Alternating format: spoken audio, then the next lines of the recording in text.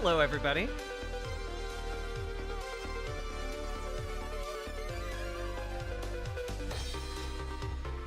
How we doing? Hey, Trans Girl Jade. Hey, Matatiahu. Hello, Neuron. Hello, Roro. Hello, Kairyu. Hello, Gamer G.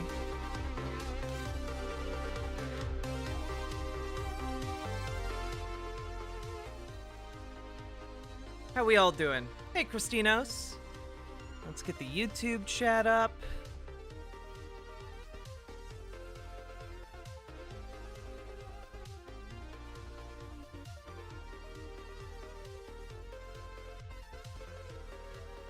Doing the things, mommy? Hell yeah.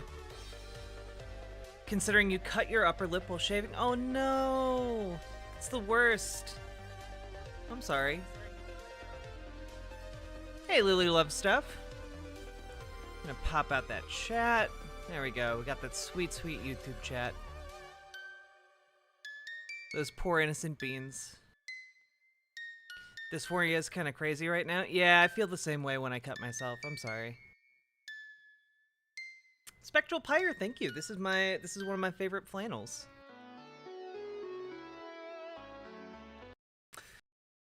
Oh.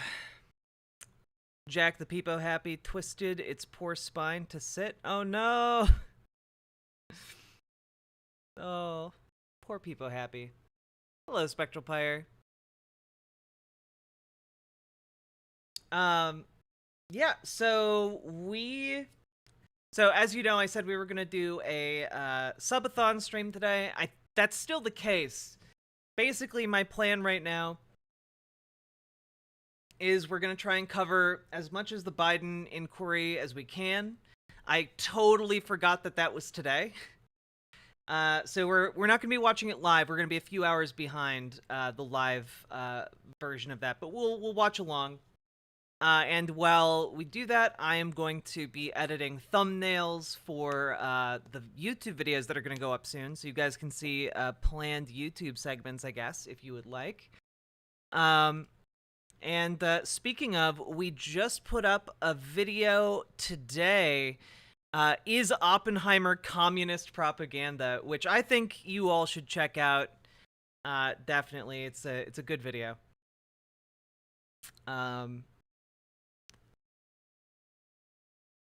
And, yeah.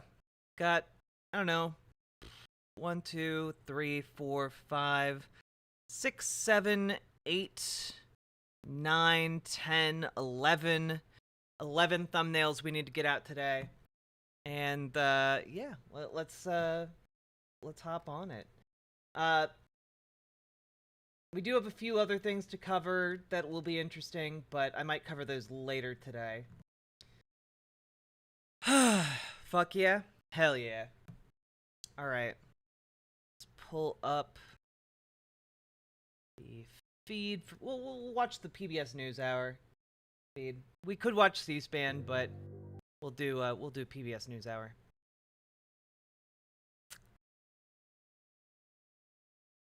And yeah, it's gonna be a much smaller stream, just because I'm not streaming during my usual hours.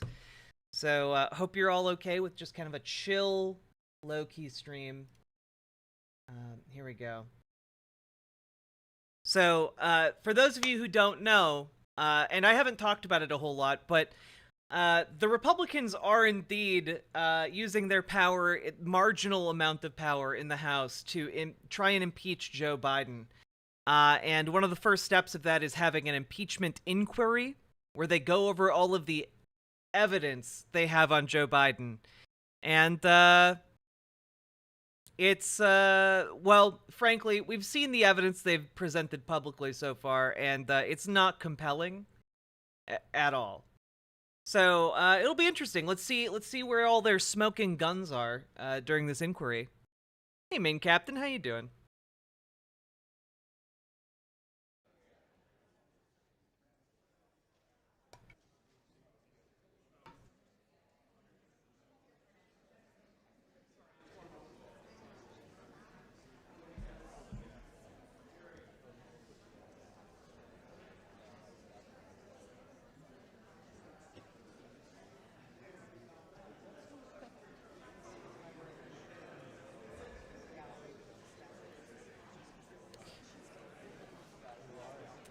The next video I'm going to be editing a thumbnail for is the Crystal Ball Kyle Kalinske Brianna Joy Gray debate, so that should be fun.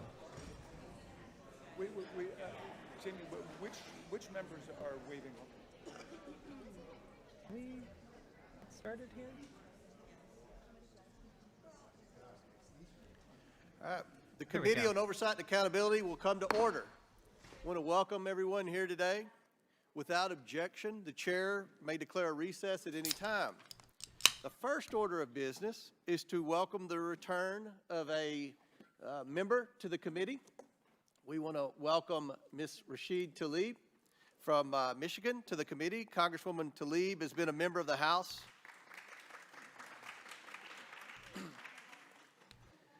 Congresswoman Tlaib has been a member of the House since 2019, and before that, she served 15 years in the Michigan House of Representatives. Ms. Tlaib is a familiar face to this committee, as she spent her first 2 terms on the Oversight Committee. Congresswoman Tlaib replaces Congresswoman Ballant of Vermont, and I want to welcome back Congresswoman Tlaib. I now recognize Ranking Member Raskin to welcome Congresswoman Tlaib. Well, thank you, Chairman Comer, for that very warm welcome extended to our colleague, Rashida Tlaib, the favorite daughter of Michigan and a veteran of this committee, and we're so thrilled and delighted that she's back to join us.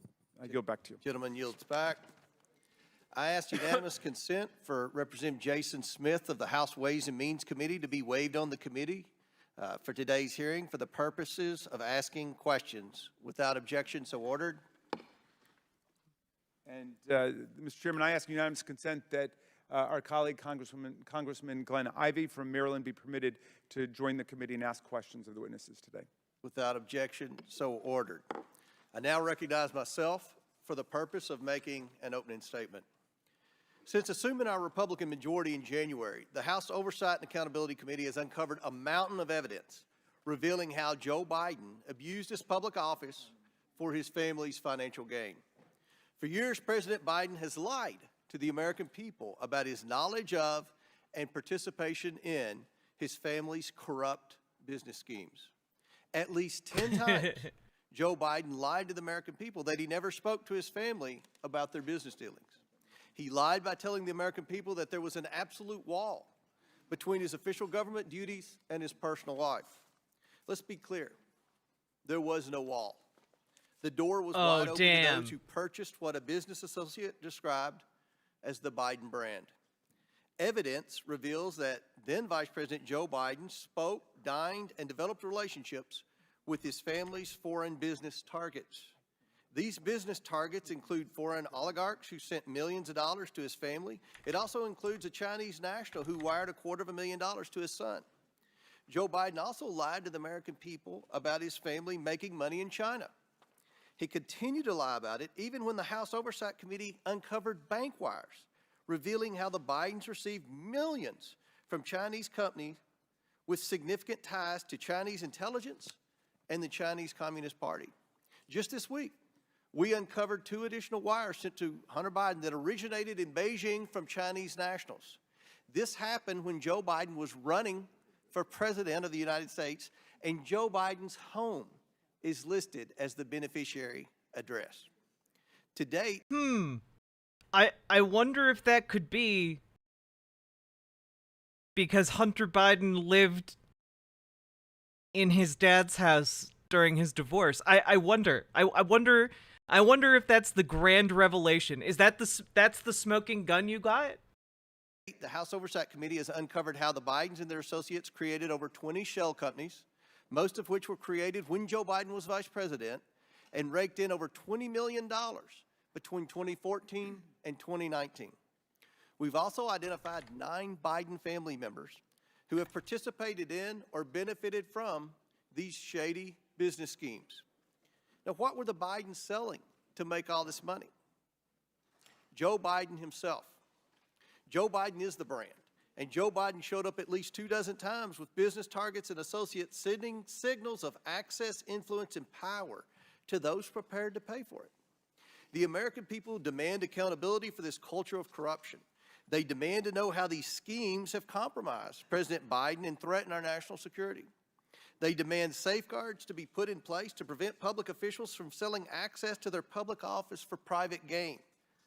Under the leadership Man, it's so rich to hear this from Republicans after Donald Trump literally appointed like his entire family to work with him in the White House, and we know that they personally benefited to the tune of like hundreds of thousands, if not millions of dollars. Hell, we know that the Saudis inexplicably. By the way, again, when we're talking about the Saudi investment in Jared Kushner's investment firm, even investment analysts and experts within the Saudi Arabian government were like, why are we investing in this guy's investment firm that has no other investors, is like brand new, and has demonstrated no return on investment? And Crown Prince Mohammed bin Salman was just like, we're throwing $2 billion in there. Deal with it. Weirdly, nothing ever. Weirdly, James Comer not super interested in the profiteering Trump's kids did off of this. They're gonna shut down the government, aren't they? Oh yeah, 100%. They're doing this instead of actually, keeping the government operational. Again, Republicans don't want the government to work, so it's kind of in their wheelhouse to just close the government and all of its services. leadership of Speaker Kevin McCarthy, House Republicans have now opened an impeachment inquiry into President Joe Biden. By opening an impeachment inquiry, our investigation is now focused on whether President Biden engaged in impeachable offenses under the U.S. Constitution. It empowers Congress, elected by the people, to continue providing the answers, transparency, and accountability that the American people demand and deserve. In recent history, Democrats inflicted much damage on the credibility of congressional investigations by peddling the Russian collusion hoax. But that multiple people went to prison for lying about. This committee, under this majority, will not pursue such witch hunts based on manufactured allegations, innuendo, and no real evidence.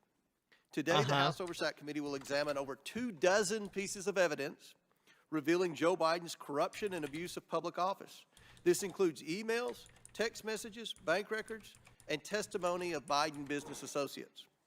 We will hear from legal and financial experts about this evidence and crimes that may have been committed as Joe Biden was sold around the world. The House Oversight Committee, along with the committees on the Judiciary... Joe Biden sold himself around the world, that hussy. That slut, Joe Biden. Ways and Means will continue to follow the money and the evidence to provide accountability so that Americans know their public offices are not for sale. I now yield to Jason Smith, the chairman of the House Ways and Means Committee, for his opening statement. Thank you, Chairman Comer. Yesterday, the Ways and Means Committee released new documents showing President Biden was not just aware of his son's business dealings, but he was connected to them. In a newly released message to a Chinese business executive, Hunter Biden mentions preserving the, quote, keys to my family's only asset. That asset, Joe Biden. New evidence. Dude, this is the guy who reporters talked to yesterday, and he didn't even know the timeline of events. And he's one of the people overseeing this impeachment hearing. This is insane. This guy couldn't even tell you whether or not Joe Biden was a candidate for office during the allegation he was explicitly tapped to talk about to the press. Amazing. It's released in response to questions raised by members of the committee on both sides when Gary Shapley and Joseph Ziegler, the two IRS whistleblowers, testified in July, paints a disturbing picture of a revolving door between Joe Biden's office and Hunter Biden's business partners. According to a worksheet provided by IRS whistleblower Ziegler, then Vice President Biden's April 2014 official visit to Ukraine occurred only days after a series of White House meetings with Hunter Biden and his business associates regarding Ukraine. Shortly after Joe Biden returned stateside, the Ukrainian company Burisma announced Hunter Biden's appointment to its board. New evidence provided shows Hunter Biden using his father's position to gain favor with billionaire Miguel Alemán, including having Joe Biden host them at the White House in February of 2014 at the vice president's residence alongside Mexican billionaire Carlos Slim in November of 2015.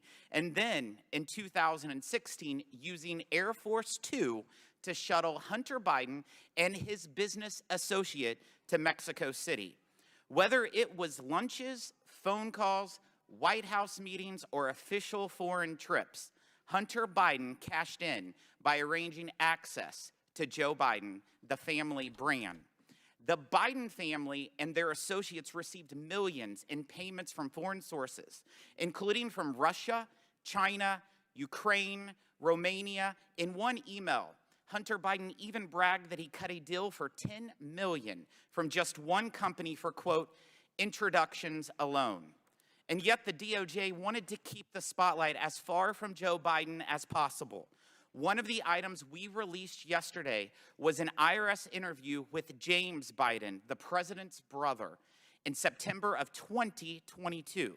The agency was barred in the interview from asking him about Joe Biden and about whether Joe Biden was involved in Hunter Biden's deal with a Chinese energy company. And when Hunter Biden had his tax liability of over $2 million mysteriously paid for by a Democrat Party donor named Kevin Morris, who he barely knew, something IRS investigators saw as a possible campaign finance violation, Assistant U.S. Attorney Leslie Wolf said she did not want any of the agents to look into the allegation. On the board are notes Agent Shapley took from that meeting. He notes that Wolf told investigators that she was not, quote, personally interested in pursuing it.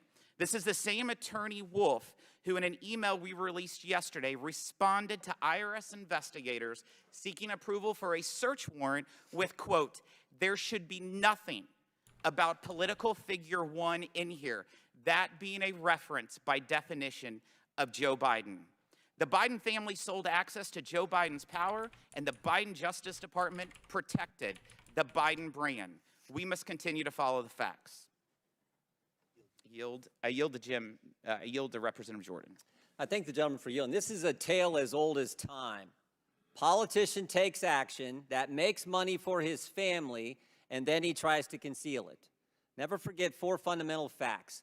Hunter Biden gets put on the board of Burisma, gets paid a lot of money. Hunter Biden's not qualified, fact number 2, to sit on the board. Not my words, his Dark words. Canuck, He said how he got you on the doing? board because of the brand, because of the Hey, name. Beata. Fact number 3, the executives at Burisma asked Hunter Biden to weigh in and help them with the pressure they are under from the prosecutor in Ukraine. Fact number 4, Joe Biden goes to Ukraine on December 9th, 2015, gives the speech attacking the prosecutor that starts the process of getting that guy fired. Those facts, by the way, are consistent with what the confidential human source told the FBI, and the FBI recorded in the 1023 form, the same form that the Justice Department didn't want to let this committee see. And all those facts, all of that was further confirmed yesterday with the information that the Ways and Means Committee released from the whistleblowers Shapley and Ziegler. Here's a communication from Hunter Biden to an executive with Burisma. Devin and I do feel comfortable with Blue Star strategies and the ability of Sally and Karen to deliver. Hunter Biden put Burisma in touch with Blue Star Strategies. What were they going to deliver? Well, that was in a communication released yesterday as well. U.S. officials in Ukraine and in the United States need to express support for Burisma and Nikolai Zlochevsky to the highest level decision makers, the President of Ukraine, the President's Chief of Staff, and the Prosecutor General. That's what they were going to deliver. And were they successful? The Interior Minister confirmed that Zlochevsky is no longer wanted. We won in less than a year communications between the folks at Blue Star and Eric Sherwin, who was Hunter Biden's business partner.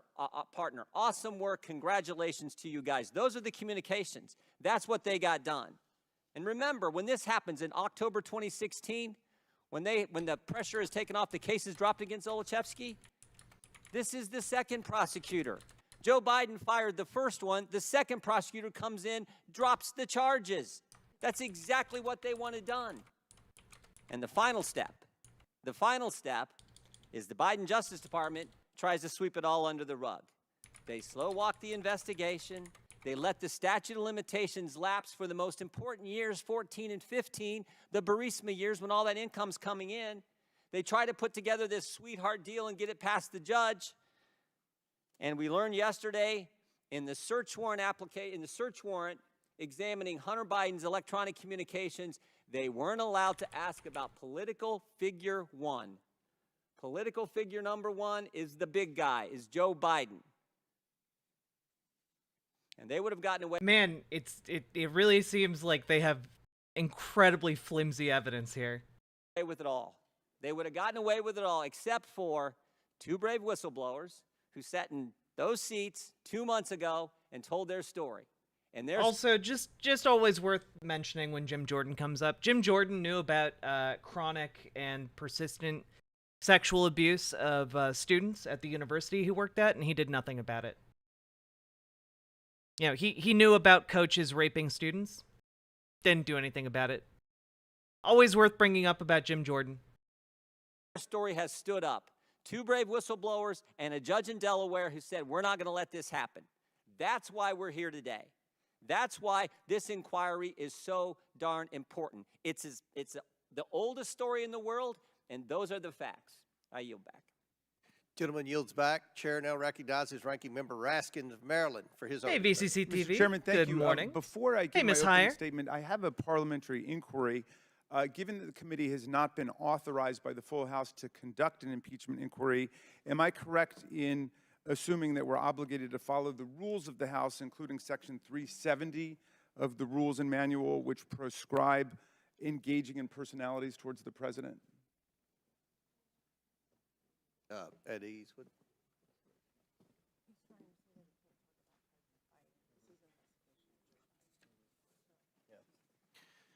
Well, considering this is an investigation of Joe Biden, I assume that his name's going to come up. Right, but the House has not authorized us as an impeachment inquiry, so we're just operating with the general rules. And I think saying that the President lied is considered engaging in a personality. In fact,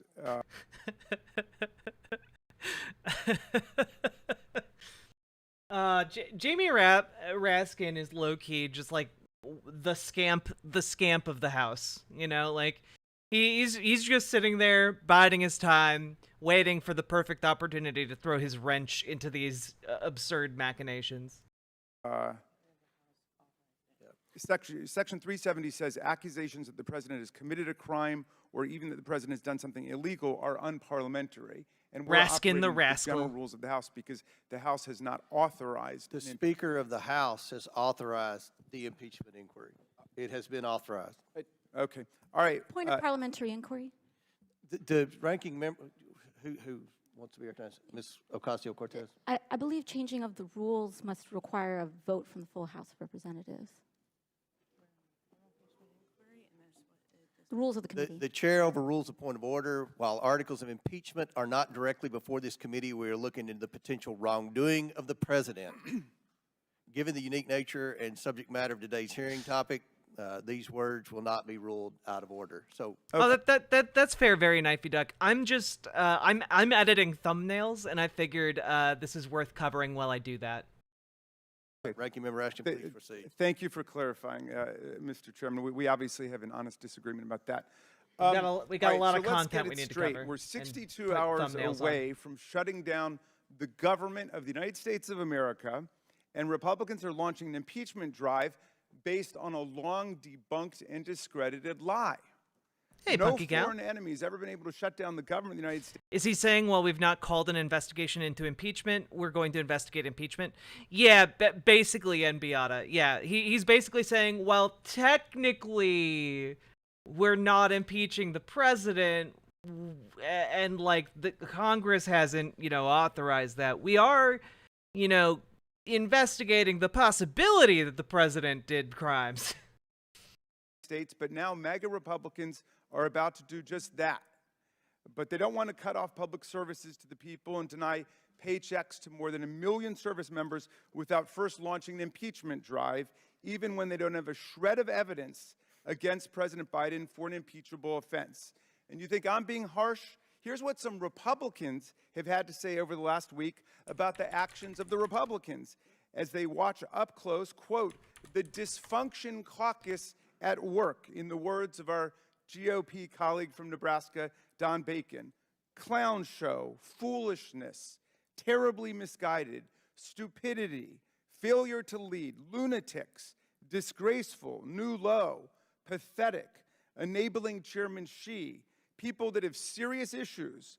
Those folks don't have a plan, show just how broken they are, and individuals that just want to burn the whole place down. Now, if I said any of these things, they'd probably take my words down, but these are Republicans talking about Republicans. So let's be clear, this isn't partisan warfare America's seeing today.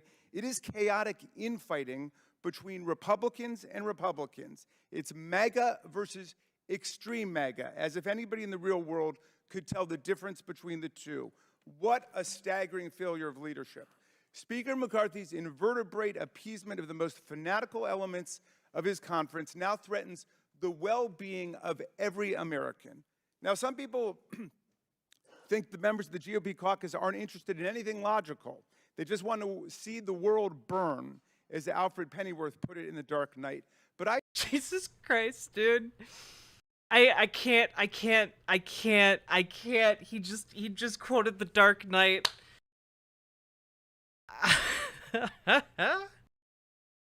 see a method in the madness. A week ago, Donald Trump posted a comment saying that a government shutdown, quote, is the last chance to defund these political prosecutions against me and other patriots. You get it? To delay justice, Donald Trump would cut off paychecks to a couple million service members and federal workers and furlough more than 1 million workers and pay them later for having not worked. They would halt food assistance to millions of moms and kids and keep NIH in my district from enrolling any more patients in life and death clinical research trials. Trump's convinced that if we shut the government down, his 4 criminal prosecutions on 91 different felony and misdemeanor charges will be defunded and delayed long enough to keep him from having to go before a jury of his peers before the 2024 election. And like flying monkeys on a mission for the Wicked Witch of the West, Trump's followers in the House now carry his messages out to the world: shut down the government, shut down the prosecutions. But the cult master has another command for his followers, which brings us here today. On August 27th, he posted this edict: either impeach the bum or fade into oblivion. They did it to us. Of course, the standard for impeachment is not whether they did it to us, but whether the president committed treason or bribery or other high crimes and misdemeanors. But the Constitution's irrelevant to them. What counts is what Donald Trump wants. As Republican Representative Ken Buck, a Freedom Caucus member, told CNN the other day, President Trump has gone on his social media account and said we should be impeaching President Biden. Kevin McCarthy said we have an impeachment inquiry. You draw the conclusion, directly or indirectly, this impeachment inquiry was a result of President Trump's pressure. So we move from a Trump-ordered government shutdown to a Trump-ordered impeachment process, and yet back in the reality-based world, the majority sits completely empty-handed with no evidence of any presidential wrongdoing, no... I mean, he's right. He's right. Like, Jamie Raskin here is unequivocally correct, you know? They got nothing. This is a huge waste of time while the government is barreling towards a shutdown. Smoking gun, no smoke. In fact, we have had to slide awkwardly into a House impeachment process without the benefit of the floor vote that Speaker McCarthy insisted was absolutely imperative and necessary when Donald Trump was impeached. In fact, they went to the Department of Justice and they got an OLC opinion saying, quote, no committee may undertake the momentous move from legislative oversight to impeachment without the delegation by the full House of such authority. OLC opinion, January 19th, 2020. And that's why the House voted in the case of Donald Trump, but that's exactly what has not happened here because they don't have the votes, because dozens of Republicans recognize what a futile and absurd process this is. Now, The title of the hearing is "The Basis for an Impeachment Inquiry of President Joseph Biden." And yet, they present us no basis at all today, even after 8 months of investigation. They've invited 3 witnesses to testify. Not one of them is an eyewitness to a presidential crime of any kind. Not one of them is a direct fact witness about any of the events related to Ukraine and Burisma. Not one of them has participated in the 8 months of investigation Oh, hey, Central in which our Scrutinizer. distinguished chairman has publicly boasted that he received 100% of everything he asked for. And I quote, "Every subpoena that I've signed as chairman of the House Oversight Committee over the last 5 months, we've gotten 100% of what we've requested, whether it's with the FBI, with the banks, or with Treasury." That means we are the real witnesses here. In fact, the committee has received 12,000 pages of bank records. Here they are, right in front of us, printed double-sided. And not a single page shows a dime going to President Joe Biden. We've received 2,000 pages of SARS reports the chairman subpoenaed. We've held hearings and conducted interviews with everybody from Hunter Biden's business partners to a federal agent assigned to that investigation, and still we found no evidence of wrongdoing by President Biden. If the Republicans had a smoking gun or even a dripping water pistol, they would be presenting it today, but they've got nothing He is correct. He is unequivocally correct. on Joe Biden. All they can do is return to the thoroughly demolished lie that Rudy Giuliani and Donald Trump launched 5 years ago. The Burisma conspiracy theory, a fairy tale so preposterous that one of its main authors, Lev Parnas, has now disowned and repudiated it. This is the theory that Vice President Biden, global anti-corruption groups, and most Western governments targeted Ukraine Prosecutor General Shokin for removal because he was threatening the Burisma Corporation, whose board Hunter Biden served on. Trump synthesized the lie in his August 27th post about President Biden, saying, look, the guy got bribed. He paid people off, and he wouldn't give $1 billion to Ukraine unless they, quote, got rid of the prosecutor. Trump's story is the opposite of the truth. When Biden was VP, he worked as a key player in the Obama administration and global community's efforts to combat corruption in Ukraine. In late 2015, as part of a coordinated global effort, Biden called for the removal of Viktor Hey, Circuit Shokin, Overlord. a corrupt Ukrainian prosecutor general who did nothing about corruption in Ukraine. Wait, does Jamie Raskin has cancer? I somehow didn't know that. Hey, Paladin Lost. Yeah, you got breakfast, Jack, today. While I edit stuff for the YouTube. Other than to participate in it, rather than assist British authorities who were actually investigating Burisma and its owner, Shokin consistently frustrated their efforts.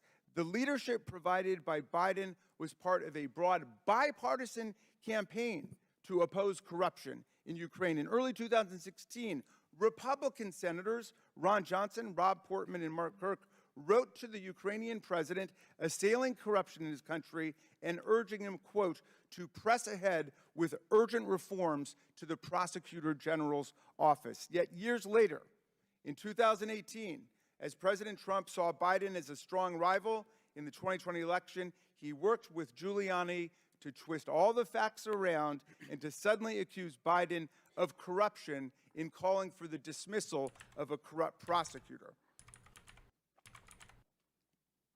A few months ago, Chairman Comer and the committee received an insider's account of the plan to concoct and spread this lie from an extraordinary letter Okay, sent yes, to us I was by wondering Lev about Parnas, that. who was Rudy Giuliani's right-hand What a man. badass. Giuliani and Parnas searched high and low to find anyone who would endorse their contortions about Biden. Their failing crusade culminated in the infamous phone call that then President Trump made to Ukrainian President Zelensky, in which Trump threatened to withhold hundreds of millions of dollars in economic, strategic, and military security assistance to Ukraine unless Zelensky embraced their ridiculous fabrication and falsely advertised to the world that Ukraine was investigating Joe Biden. This shakedown became the basis for the first House impeachment of President Trump. Giuliani's big lie has been thoroughly debunked by multiple sources. As Congressman Buck, a former chief of the criminal division of the U.S. Attorney's Office in Colorado and a member of the House Freedom Caucus said, and I quote, "There is in fact no evidence that Shokin was engaged in an investigation of Burisma or that Joe Biden's role in his firing was in any way connected to Burisma." He continued, "What's missing..." Republicans tried to prevent him from wearing a headpiece to conceal his hair falling out. That's so cool, man. That's so cool. You know, I do not understand how Republicans can look at like the pettiness and like just low-level evil of their party and be like, ah, yes, that's good. Yes, let's humiliate this guy who has cancer because he is our political enemy. Like, again, this is not something Democrats would ever do. It's just petty Republican evil, you know? Despite years of investigation, is the smoking gun that connects Joe Biden to his never-do-well son's corruption. It's scandalous to use impeachment to establish a counterfeit moral equivalence between President Biden, an honorable public servant who has never been indicted or convicted of anything in his career of more than 50 years in public life, and Donald Trump, a twice-impeached president who's recently been... Wait, they unanimously passed the Anti-Fetterman Hoodie Act of 2023? That's really fucking funny. The amount of Republicans losing their shit over John Fetterman wearing, like, a hoodie and, like, basketball shorts is honestly incredible. Found. Like our country is barreling towards a shutdown where, like, vital government goods and services are going to be, like, unavailable. And they're wasting time over whether or not sitting members of Congress can wear shorts. In court to have sexually abused and defamed a woman and fraudulently inflated the value of his real estate properties while facing 91 criminal charges in 4 separate indictments on everything from conspiring to overthrow an election and defraud the American people to making criminal hush money payoffs to stealing classified... Also, just real quick, editing some thumbnails, and I forgot how terrifying "Hi, I'm Mary Mary" was until I made this thumbnail. That's terrifying. Anyway, check out that video. It's dropping on Sunday. Government documents and hiding them while obstructing justice. Impeachment is the people's final weapon of constitutional self-defense against a president who behaves like a king and violates the public trust by committing treason, bribery, Hey, Lakshmi, or other how you high doing? crimes and misdemeanors Splurky. equivalent to them. It is reserved for extraordinary public offenses like inciting a violent insurrection against the American government and trying to overthrow our presidential election. That offense in 2021, whose related crimes have resulted in hundreds of criminal convictions and hundreds more being prosecuted, led to Donald Trump's second impeachment in the House on a massive bipartisan vote of 232 to 197 and a similarly lopsided bipartisan vote of 57 to 43 in the Senate. I wonder how many of my esteemed Republican colleagues here who all voted against impeaching Donald Trump, if they were in the House at that point, can reconcile their votes against impeaching Trump for the grave crime of inciting a violent insurrection against the government with their calls supporting impeachment of Joe Biden for allegedly committing a high crime and misdemeanor that has not even been defined yet, much less proven. Mr. Chairman, if this dysfunction caucus is going to insist on going forward, we must receive the testimony of Rudy Giuliani and Lev Parnas, the insiders who know the origins of the lie upon which this sham impeachment is based and who work to spread it. We know that Mr. Parnas is ready and willing to testify, and as a former U.S. Attorney and Mayor, Mr. Giuliani will surely agree to enlighten us on everything. Pursuant to Clause 2K6 of Rule 11, I move that the committee subpoena Rudy Giuliani and Lev Parnas to come and testify in these hearings. And I would... Let's go, bud. Let's go. How willing are you guys to hoist yourselves on your own petard? Let's go. I'd like to ask for a vote on that or debate, as you would please, Mr. Chairman.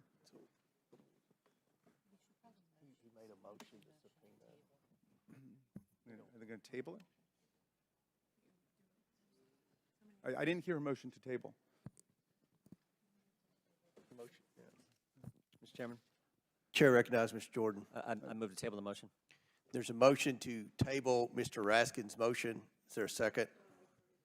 I'd like to ask for a recorded vote on that, Mr. Chairman. This is on the subpoena of the two key figures, Rudy Giuliani and Lev Parnas. Key figures for what? But in your theory about why President Biden should be impeached, I think This they're is going to peddling be an discredited informative lies. hearing for you, Mr. Raskins, because we were going to present evidence. What evidence? There's no evidence witnesses. Well, just, there are no fact just witnesses. sit back and let the American people see the hearing, and let the American people decide. All right. Now, look, right. you've got Now, just sit back, buddy. You getting some bees in your britches over the lack of evidence that we have. But we can just filibuster this entire time and not present anything. All right? All right, we'll have some circumstantial evidence and we'll claim that is indeed a smoking gun, okay? All right, buddy? You just sit back and drink this bullshit like all of our constituents do. Mm-hmm. gone over your time. We're going to have a There's a motion Parliament- to we're going to table go on by the the floor. rules here. Okay. Okay? Motion to And I'm glad you brought the box of bank statements. If we had a box of all the foreign money the Bidens took, it would have reached to the ceiling. yeah. So let's just A have point this of hearing. parliamentary Let's inquiry. no, listen. Everybody's going to get 5 minutes. I'm going to present the witnesses. Everyone's going to get a chance. 5 minutes. I let the ranking member go way over time in his opening statement, but we are going to abide by the 5 minutes. There's We a have motion to table on the 47 There's a floor. motion There's on a the floor. motion on the floor. Roll call. Clerk will There's a call- non-debatable motion on the floor. The, Dude, James Comer doesn't even know how to run this thing. Dude, now, you all gave me a giant guidebook on how to run this thing, and I did not read it. I did not. Now you have to do what I tell you to, so sit down and you listen to this heaping pile of horse shit. on the motion table. Right. Will the clerk, we don't even have a clerk. Okay. Will the clerk get prepared for the roll call? Mr. Raskins made a motion, and then Mr. Jordan made a motion to table, and was seconded. So the vote will now be on the motion to table Mr. Raskins' Wait, when motion was to this? This was subpoena earlier today. Rudy Giuliani. And Lev We're- Parnas. it's actually still going on, but we're about like 3 hours behind, so because I got a late start. My bad. And Les Parnoff. All right. Will the clerk take the roll?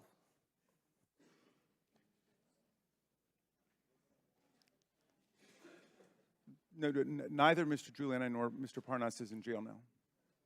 Nate?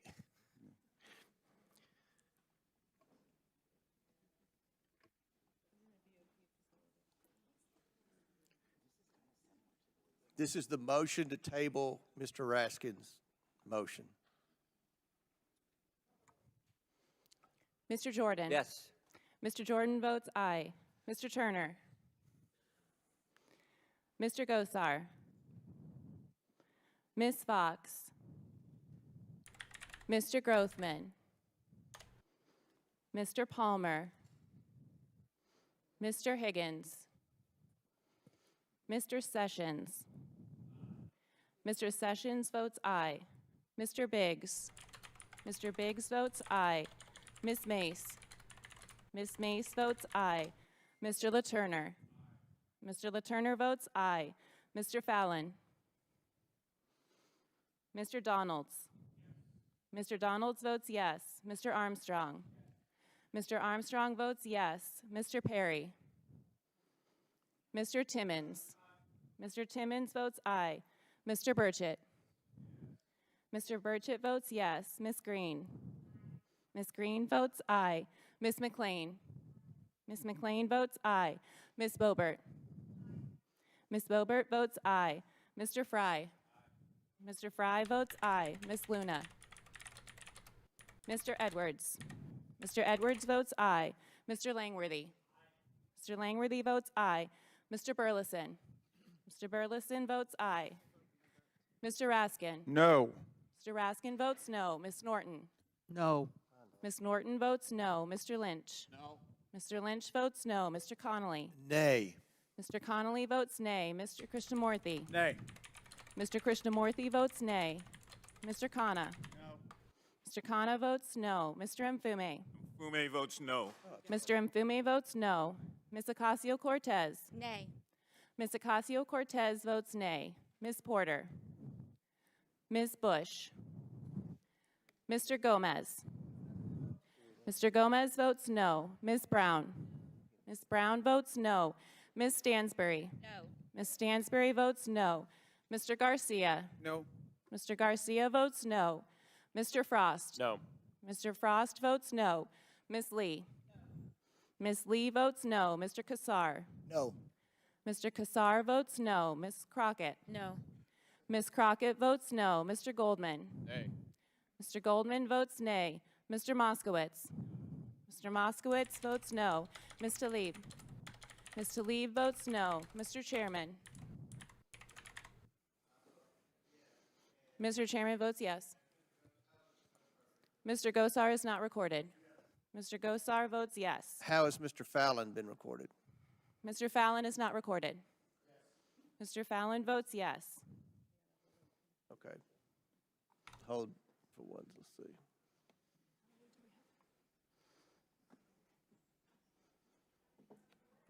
Regular order, Mr. Chairman. Mr. Chairman, a request Can we for vote regular order. nah? We're seeking regular order, Mr. Chairman. No, that's not formal enough, Little Morphine Annie. Nah We is have the members equivalent en route of to basketball vote. shorts. How is Mr. Palmer recorded? Mr. Palmer is not yet recorded. Mr. Palmer votes aye.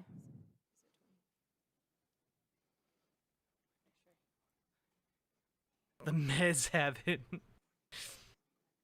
Y'all are funny. Hey, boiled peanuts. How you doing?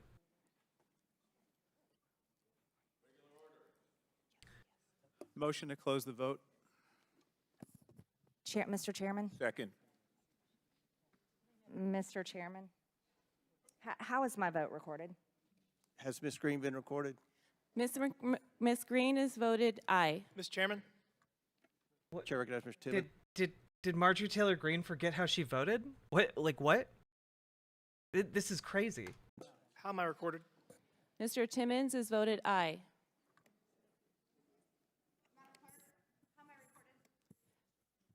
Ms. Boebert has voted aye. Mr. Chairman? Mr. Chairman? Yes. Chair recognizes Mr. Fallon. How am I recorded? Mr. Fallon is voted aye. Mr. Chairman, parliamentary inquiry. Mr. With Chairman, it- there was a motion to close the vote, and it was properly seconded. There is, will the clerk call the roll? They're just wasting time. 100%. Mr. Chairman, on this vote, the ayes are 20, the nays are 19. The motion passes to table the Raskin's motion. Now, I'm pleased to welcome an expert panel of witnesses who each bring experience Boebert and and, expertise to today's hearing. Marjorie I'd Taylor first Greene like are to there. welcome Professor Jonathan Turley, who is the What are they Shapiro voting on? Chair for Public Interest. They're voting on whether or not they should have a formal vote to call Rudy Giuliani and some other guy in to testify. This is a clusterfuck. Law at George Washington University Law School. Professor Turley is a nationally recognized legal scholar who has published work in areas ranging from constitutional law to legal theory. Next, we have Ms. Eileen O'Connor, who is a former Assistant Attorney General at the United States Department of Justice Tax Division. Sorry. As former Assistant Attorney General for DOJ Tax for 6 years, Ms. O'Connor supervised DOJ litigation of civil, criminal, trial, and appellate tax cases. Next, we have Mr. Bruce Dubinsky, who is the founder of Dubinsky Consulting, a forensic accountant. Mr. Dubinsky has accumulated over 40 years of financial, investigative, and dispute consulting experience, served as an expert witness over 100 times, and has testified in over 80 trials including trials involving criminal and civil financial fraud. Lastly, we have Professor Michael Gearhart, who serves as the Burton Craig Distinguished Professor at the University of North Carolina, Chapel Hill. Professor Gearhart has been a law professor for more than 30 years. He's the author of 7 books and has written more than 100 law review articles and dozens of op-eds in the nation's leading news publication. Pursuant to Committee Rule 9G, the witnesses will please stand and raise the right hand. Do you all solemnly swear or affirm that the testimony you are about to give is the truth, the whole truth, and nothing but the truth, so help you God? Let the record show that the witnesses all answered in the affirmative. Thank you all. You may be seated. We appreciate you all being here today and look forward to your testimony. Let me remind the witnesses we have read your written statements and they will appear in full in the hearing record. Please limit your oral statements to 5 minutes. As a reminder, please press the button on the microphone in front of you so that it is on and the members can hear you. When you begin to speak, the light in front of you will turn green. After 4 minutes, the light will turn yellow. When the red light comes on, your 5 minutes is expired, and we would ask that you please wrap up your testimony. I now recognize Professor Turley to begin his opening statement. Thank you, Chairman Comer, Ranking Member Raskin, members of the committee. It's an honor to appear before you today to talk about what is undoubtedly the most weighty constitutional decision that you have under Article 1, other than the declaration of war, and that is the potential impeachment of a President of the United States. It was roughly 25 years ago that I appeared in the impeachment proceedings with other experts in the impeachment of President William Clinton. It was 4 years ago that I appeared in the impeachment proceedings for... God, they're literally just dragging out people from the Clinton impeachment for this. This is wild, dude. President Donald Trump. And then it was just 3 years ago that another impeachment occurred without any hearings at all. The shortening intervals between impeachments should be a cause of concern and circumspection for all the members on both sides. And I want to emphasize what it is that we're here today for. This is a question of an impeachment inquiry. It is not a vote on articles of impeachment. In fact, I do not believe that the current evidence would support articles of impeachment. That is something that an inquiry has to establish. But I also do believe that the House has passed the threshold for an impeachment inquiry into the conduct of President Biden. Having said that, I want to just address 3 inescapable facts that led me to that conclusion. First, President Biden has indeed spoken falsely about these foreign deals. The Washington Post and other newspapers have noted that some of his past comments are demonstrably untrue. Second, President Biden was the focus of a multi-million-dollar influence peddling scheme. And then finally, President Biden may have benefited from millions of dollars as a part of that scheme. Now, those facts should not be taken out of context. They're merely allegations, and they should not become presumptions of impeachable conduct. Wow, that's really crazy that their first witness, who they call, is literally saying, Now, don't use this as an excuse to impeach Biden. Don't do it. Oh, you silly gooses. Indeed, as I've said in past impeachments, self-dealing is a difficult issue under the impeachment clause. The framers sought to avoid ambiguous standards. That's one of the reasons that perfidy was rejected. While it may not sit well with many, President Biden and other presidents can be dishonest, can even lie to the American people, and that would not constitute an impeachable offense. Indeed, most presidents have lied to the American people. That's why I've not liked any president since James Madison. Now, dishonesty alone is not impeachable. What a weird thing to throw in there. He literally doesn't like any president outside of the 4th president of the United States. You like Lincoln? You don't like Lincoln? Okay, bud. Okay, bud. Teachable. And so what I lay out in my testimony are what I call guardrails or best practices. Those are designed to protect this process. Frankly, a number of the things I lay out benefit President Biden, as I say in my testimony. Because presidential impeachment shouldn't be a closed question, it shouldn't be a rush to judgment, and you should avoid the type of confirmation bias that can occur in this process. This is, as people say, a political process, but it is also a constitutional process. Influence peddling is a form of corruption. The United States has signed treaties to combat this form of corruption around the world.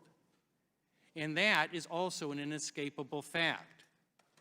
We need to find answers as to some of these questions. I'm running out of time, so I'd like to make one last observation, if I may. These are constitutional moments that demand the best from each of us to transcend the politics and passions of our time. It calls for something that's difficult. It calls for solemnity and clarity from members. We have become a nation addicted to rage, and we can fuel that. This body is a powerful teacher, as Brandeis said, and you can teach that, or you can teach a respect for this process. It begins here and now. We can disagree with each other without hating each other. These are important issues, and I think they're close issues. And I think some of these issues really do gravitate in favor of the president. So I would simply say that this is a moment where members and citizens can stand together without prejudging the evidence. And I thank you for the honor of appearing before you today. Thank you, Professor Turley. Ms. O'Connor. Mr. Chairman, Ranking Member, members of the committee, the chairman invited me to share my thoughts on the conduct of the tax investigation. We're addicted to rage. I can't believe you'd say that. Into Hunter Biden. I make my comments on my own behalf as a private citizen and not on behalf of any person with whom or group with which I might be or have been affiliated. When I learned that experienced IRS special agents had felt compelled to report to Congress about the obstruction of their criminal tax investigation, I felt compelled, too, to share my understanding of how things are supposed to work with people who have no reason to appreciate how disturbing the whistleblower's allegations are. Without context and a frame of reference, it's difficult to know sometimes how seriously to take things. In an October 2022 meeting of the Hunter Biden prosecution team, U.S. Attorney Weiss admitted it was not his decision whether to bring charges the investigation had proven should be brought. This directly contradicted Attorney General Garland's sworn testimony 6 months earlier. This was the final straw. After more than 3 years of having his investigation stymied, but nonetheless having proven substantial criminal charges, Supervisory Special Agent Shapley realized he had to come forward. In fact, he had come forward before, internally within the IRS, using the procedures developed for that purpose. He had complained up his chain of command as early as June 2020 about the obstruction he was encountering, but there had been no response. Once Shapley had taken steps to come forward to Congress, Special Agent Joseph Ziegler did the same. It was not the whistleblower's testimony, however, but what followed that compelled me to write. My first Wall Street Journal article was called "Throw Hunter Biden's Plea Deal in the Trash." Given the substance of the whistleblower's testimony, the plea deal Weiss had worked out with Biden was a miscarriage of justice. After that commentary was published, I heard from many people who were similarly appalled at the unfolding injustice. Many were knowledgeable and experienced tax professionals. Perhaps the most commonly commented on aspect of the handling of the Hunter Biden matter was that Weiss had permitted the statute of limitations to expire on prosecuting provable offenses. This was appalling. It is not significant that the plea agreement, it is not insignificant that the plea agreement was announced on June 20. Let's review what came just before. On August 19, it became known that IRS employees were going to let Congress know about the obstruction they were encountering. Later, Shapley and Ziegler sat for hours of sworn and subscribed testimony with the House Ways and Means Committee staff. It was expected that the committee would make the testimony public. It did, on June 22. U.S. Attorney Weiss, with his June 20 announcement of a plea deal, beat the publication of the whistleblower's testimony by the skin of his teeth, 2 days. If the whistleblowers had not come forward, would Weiss have brought any charges at all? My second Wall Street Journal commentary was published on July 25. It was called "You'd Go to Prison for What Biden Did." Given what Shapley and Ziegler testified they had proven, and the charges the tax division reportedly had authorized, the plea deal represented serious injustice, not only to law enforcement, but also to people who have been caught up in this system and have suffered the consequences the law provides. I received a great deal of positive feedback on this commentary, too. People understand that for laws to be respected, they must be enforced. The nature of any investigation is the following of leads. That didn't happen here. This team was not permitted to search the guest house of Joe Biden's Delaware mansion and Hunter Biden's storage facility in Virginia, to interview family members and business associates, to examine Hunter Biden's abandoned laptop. By November 2019, the FBI had confirmed the devices were Hunter's and the contents were authentic. But the Hunter Biden investigation must not be viewed in isolation, rather as part of a broad landscape of corruption. Don't forget that a full year after that, in October 2020, FBI officials were telling Twitter that the laptop was Russian disinformation. The whistleblowers tell us that the tax investigation of Hunter Biden was an offshoot of an investigation already underway into an online pornography platform. That is how investigations develop. Agents follow wherever the leads take them, and when they take them in the direction of a new investigation, they open one.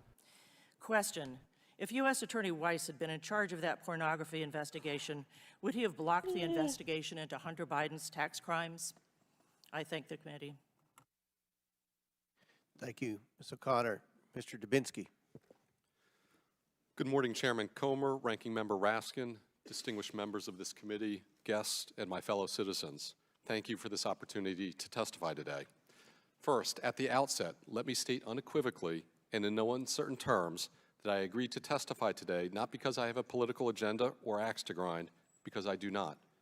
Rather, I agreed to testify in this proceeding in order to help this committee and the American people gain a better understanding of how frauds are committed, how complex business arrangements— Look, I'm just waiting until they hold up a picture of Hunter's hog in the middle of Congress, okay? That's what we're all waiting for. Sometimes using limited liability companies, sometimes those being shell companies, are used in frauds, and how money is moved by fraudsters to facilitate the conduct of illicit activity. Let me be clear, I am not prejudging the facts that have emerged to date with regard to the Biden family and associates businesses and the money they received that had its origins from foreign sources. I am not here today to even suggest that there was corruption, fraud, or any wrongdoing. In my opinion, more information needs to be gathered and assessed before I would make such an assessment. I'm here today to lend my expertise to answer questions that this committee may have while they advance this investigation and gather more facts about the business dealings surrounding the Biden family and associates businesses. Throughout my 40-year career as a certified public accountant, a forensic accountant, and a certified fraud examiner, I've worked tirelessly to uncover the truth when it comes to cases involving allegations of fraud, corruption, and wrongdoing. I've investigated some of the world's largest frauds, including have investigated and testified in the criminal case for the United States Department of Justice on the Bernie Madoff Ponzi, the world's largest Ponzi. I've worked on cases like the Enron case, the International Brotherhood of Teamsters election corruption cases, as well as some of the United States' largest cases of tax fraud, to name a few. As the age-old proverb goes, where there's smoke, there's fire. As a fraud investigator, when I see smoke, I immediately look for the fire. The critical question facing the American people today is whether behind the smokescreen clouding the Biden family and associates businesses, was there or is there a fire? And if there was or is a fire, how big is that fire? Why were members of the Biden family and close business associates receiving millions of dollars of payments from foreign entities and individuals? What services, if any, were being provided? What was the substance of the alleged services being provided? Was the money being paid for a fair amount commensurate with those services? Were political favors being traded and disguised as services? These are the questions that, as a forensic accountant, I routinely am asked to answer when I'm hired to investigate allegations of corruption and fraud. There's a great deal of evidence that has been collected to date by this committee and others trying to answer these very questions.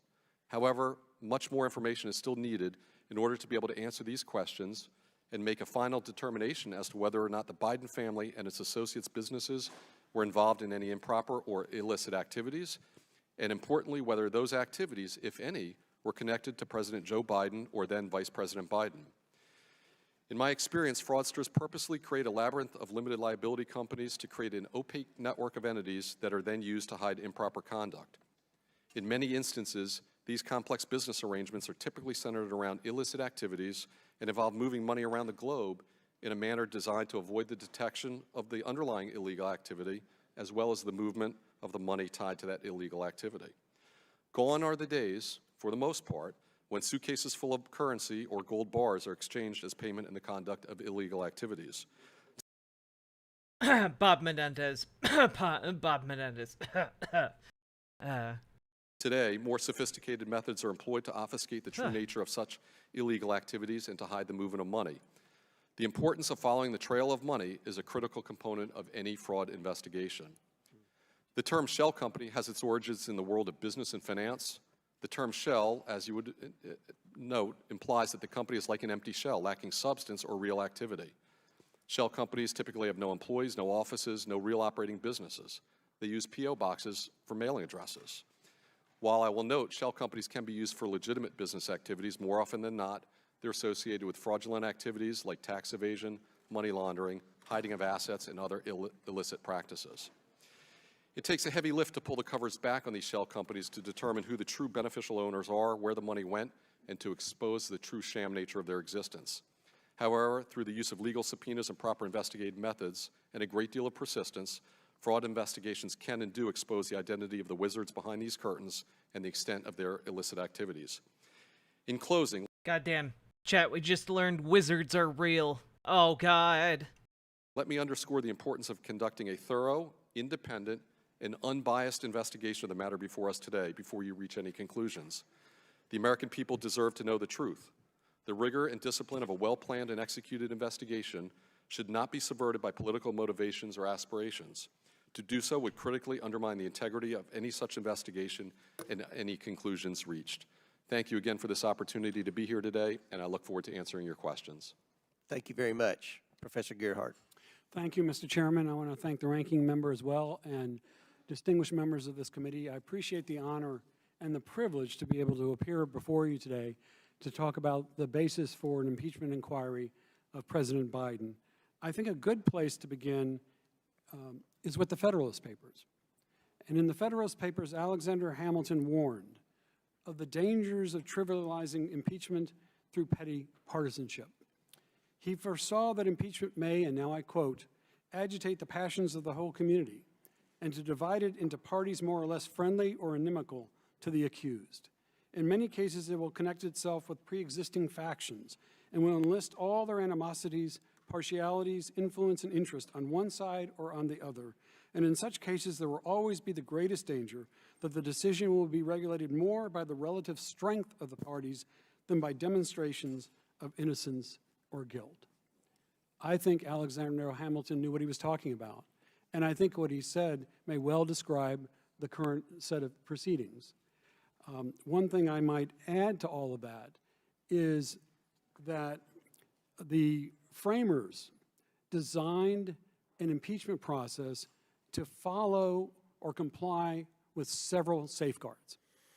And it's important that we keep these safeguards in mind as these proceedings go on. The first is the necessity for credible evidence of the commission of treason, bribery, and other high crimes and misdemeanors. There is not, at least not that I've yet heard, such credible evidence. Damn, I can't believe they brought these people. They chose these people to bring on. They chose these people to testify. They're like, yeah, there's nothing here. If we tell you guys there's something here, we might be liable for perjury. I'm sorry, guys. Let me give you an example of what I fear is similar to the current proceedings. Hunter Biden is arrested for speeding in a car owned by his father, and the police go after the father. I don't think that's how the law should work. I don't think that's how impeachment should work. I respect members of this committee enormously. Believe me, I'm just a law professor and citizen. and I come here with great awe when I speak to an important body like this. But I listened to Congressman Jordan, whom I respect a great deal, when he said there are 4 facts. Hunter Biden was on the board of Burisma. Hunter Biden was not qualified. So far, by the way, nothing about President Biden. Third, there were executives who asked Hunter Biden for help. Again, not yet any proof about any kind of complicity of President Biden. And lastly, Joe Biden gave a speech. If that's what exists as a basis for this inquiry, it is not sufficient. I say that with all respect, and I think that that is part of the problem, I think, and many Americans think, may exist with respect to these proceedings. A second safeguard is the Fifth Amendment Due Process Clause. It requires fundamental fairness. And I think in these proceedings, something has happened to President Biden that was said to have happened to President Trump in 2019. And that is, the burden has flipped to President Biden to prove his innocence. Any further serious Brett. investigation Yeah, just is being editing done thumbnails and to covering this ensure that impeachment hearing. Mr. Biden has to prove his innocence rather than the committee being able to. Speaking of, I think like this is a decent thumbnail, right? For the we covered Jesse Singal like calling into the majority report. I'm just trying to like put together decent thumbnails. I think this is all right, right? Maybe I'll add a little bit more editing flair to it, but getting owned by your own witness at your shit show inquiry isn't great. No, but it is very funny. It is very funny. Connect the dots in a convincing and persuasive way. It's not me you have to persuade. It's the American people whose trust you deserve and whose trust you have to maintain. A third principle is judicial review. And here I would just remind the committee about the Supreme Court's decision in Trump versus Mazars. The court said about this committee that, in fact, it has to conduct an investigation for a legitimate purpose. A fishing expedition is not a legitimate purpose. Moreover, the court in Trump versus Mazars said that it is not a legitimate purpose for the House or House committee to be conducting the function of law enforcement. And I heard many references here to criminal misbehavior, to whether or not somebody should be thrown in jail, criticisms of a prosecutor, Mr. Weiss. Man, they are, this guy's roasting like them. An attempt to really substitute. Neuron, I need to do like a photo shoot to get my face on thumbnails, you know? I need to feel a little bit more confident. For the proper legitimate proceedings of the House. Do like a fisheye Two other lens? safeguards real quickly. One is that these proceedings should be based on principle, not partisanship. And I fear that what we're hearing today, which can be traced all the way back to 2019, and accusations made against Mr. Biden as far back as then, are really driven by partisan animus. More than they Yeah, I'm are by also principle. dysphoric. And a final safeguard is for the House, the full House, to authorize an impeachment inquiry. That does not come from me. That comes from Speaker McCarthy. He said there should be the full House's approval. It also comes from Mr. Trump's Justice Department, who said there must be a committee must be authorized by the full House. That has not happened here. My concern is with the Constitution. That's what my devotion is to. And I hope all of us understand that there's nothing more serious than honoring our Constitution and following the design the framers gave us. Thank you. Gentleman's time has expired. I do want to state the fact in 2019, the D.C. District Court judge ruled a vote of the full House was not required to commence an impeachment inquiry. Now we're going to begin the question and answer. He's definitely not mad about what happened earlier from Jamie Raskin. Phase. We have Definitely not 47 mad. members here today that are going to ask questions, so we're going to abide by the 5 minutes. I will begin, followed by Ranking Member Raskins. This week, the Oversight Committee issued another bank subpoena targeting specific wires originating from Beijing. Most of our bank subpoenas have been for Biden family associates' accounts, resulting in thousands of pages of bank records. We've identified these bank accounts based on suspicious activity reports filed with the Treasury Department after being flagged by the banks. The bank records obtained this week showed that on August 2nd, 2019, Jonathan Lee and Miss Tang Ling in Beijing sent Hunter Biden $250,000, listing Joe Biden's home address in Wilmington, Delaware. The wire stated it was for a personal investment. A second wire showed that on July 26, 2019, Miss Wang Xin sent $10,000 listing Joe Biden's home address in Wilmington, Delaware. The $10,000 wire said it was a Okay, but like you know wire transfers don't work that way.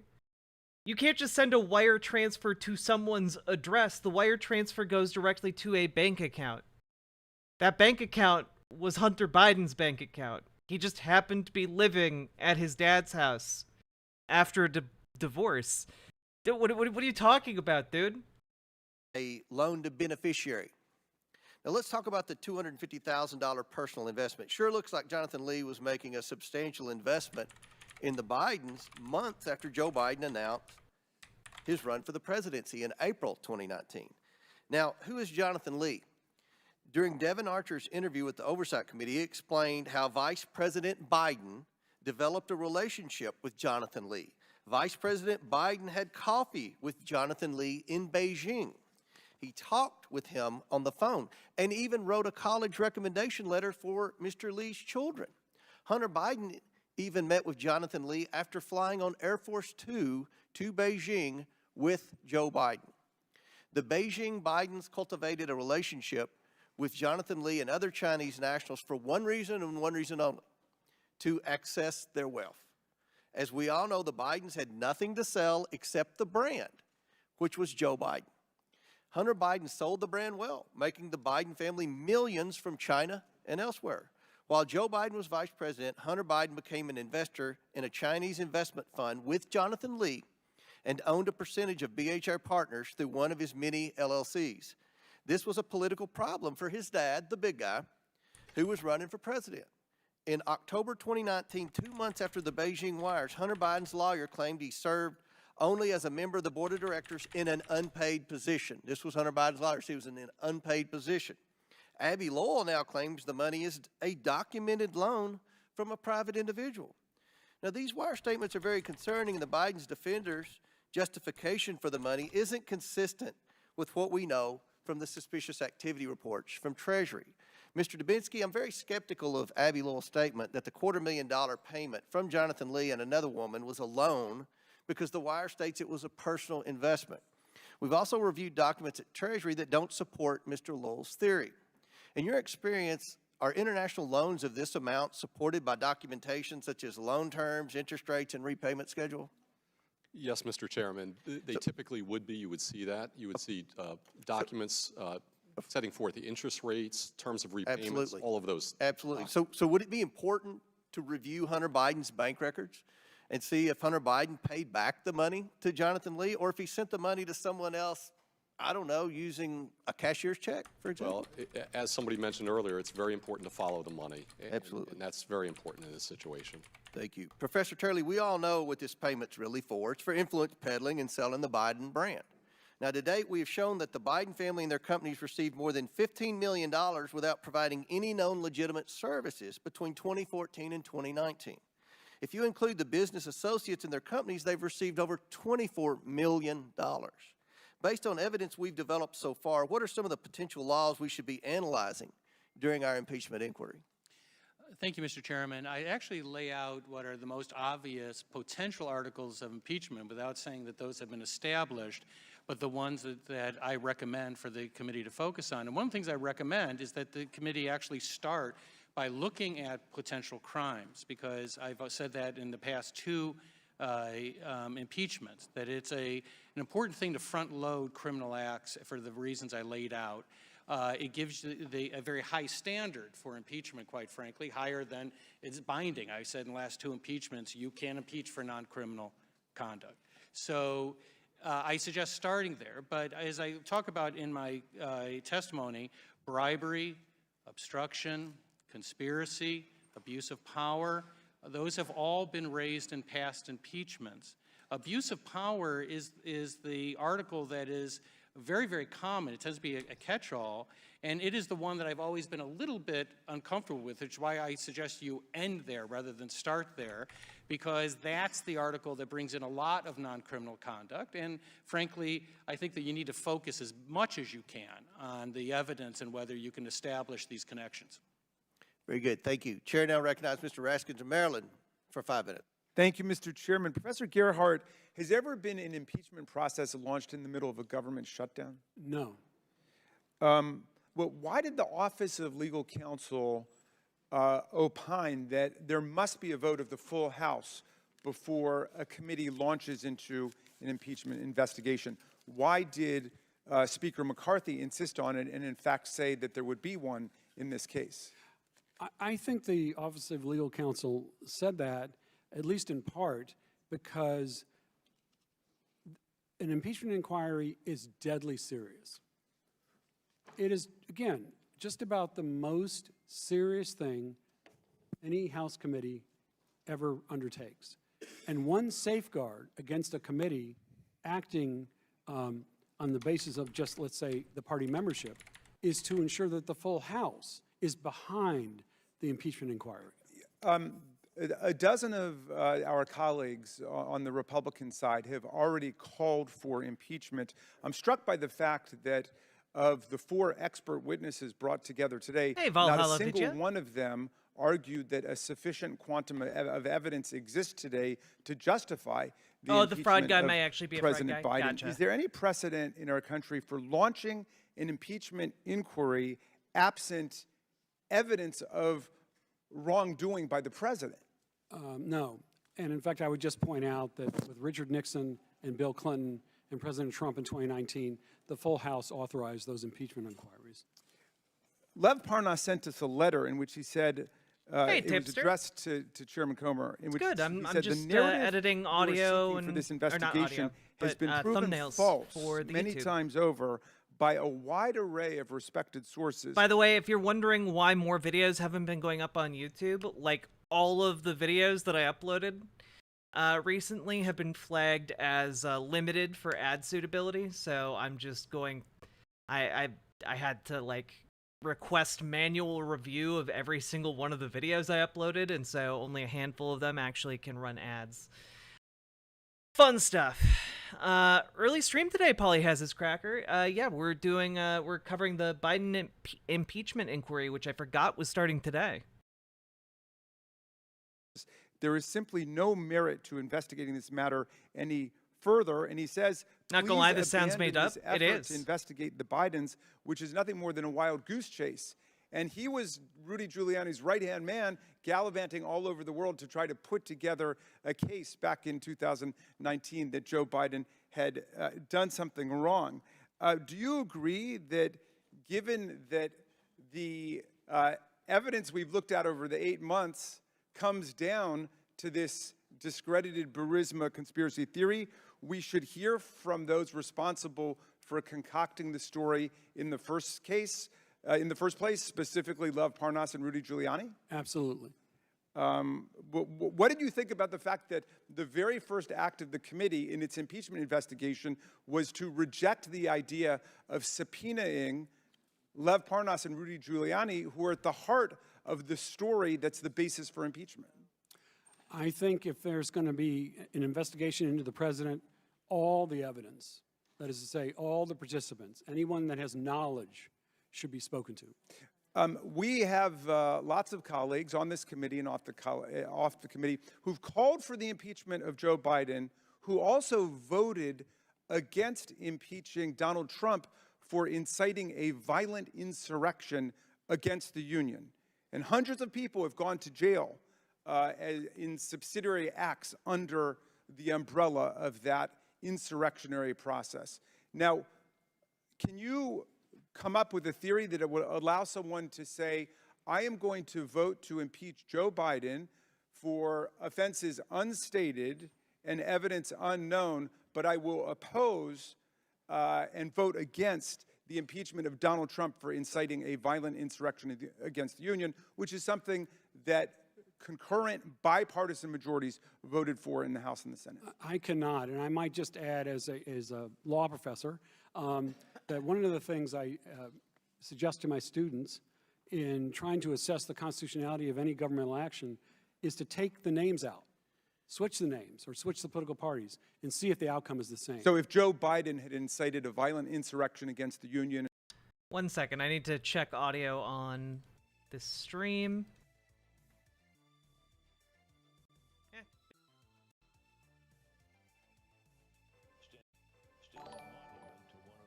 Paladin? Hey, have lunch on me. And said you go and fight. Well, don't mind if I do. Thank you very, very much. America's 40th commander-in-chief. He railed against big government. Thank you so Salmon much. Moose!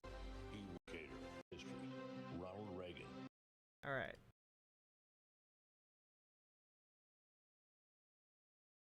I'm gonna start this here.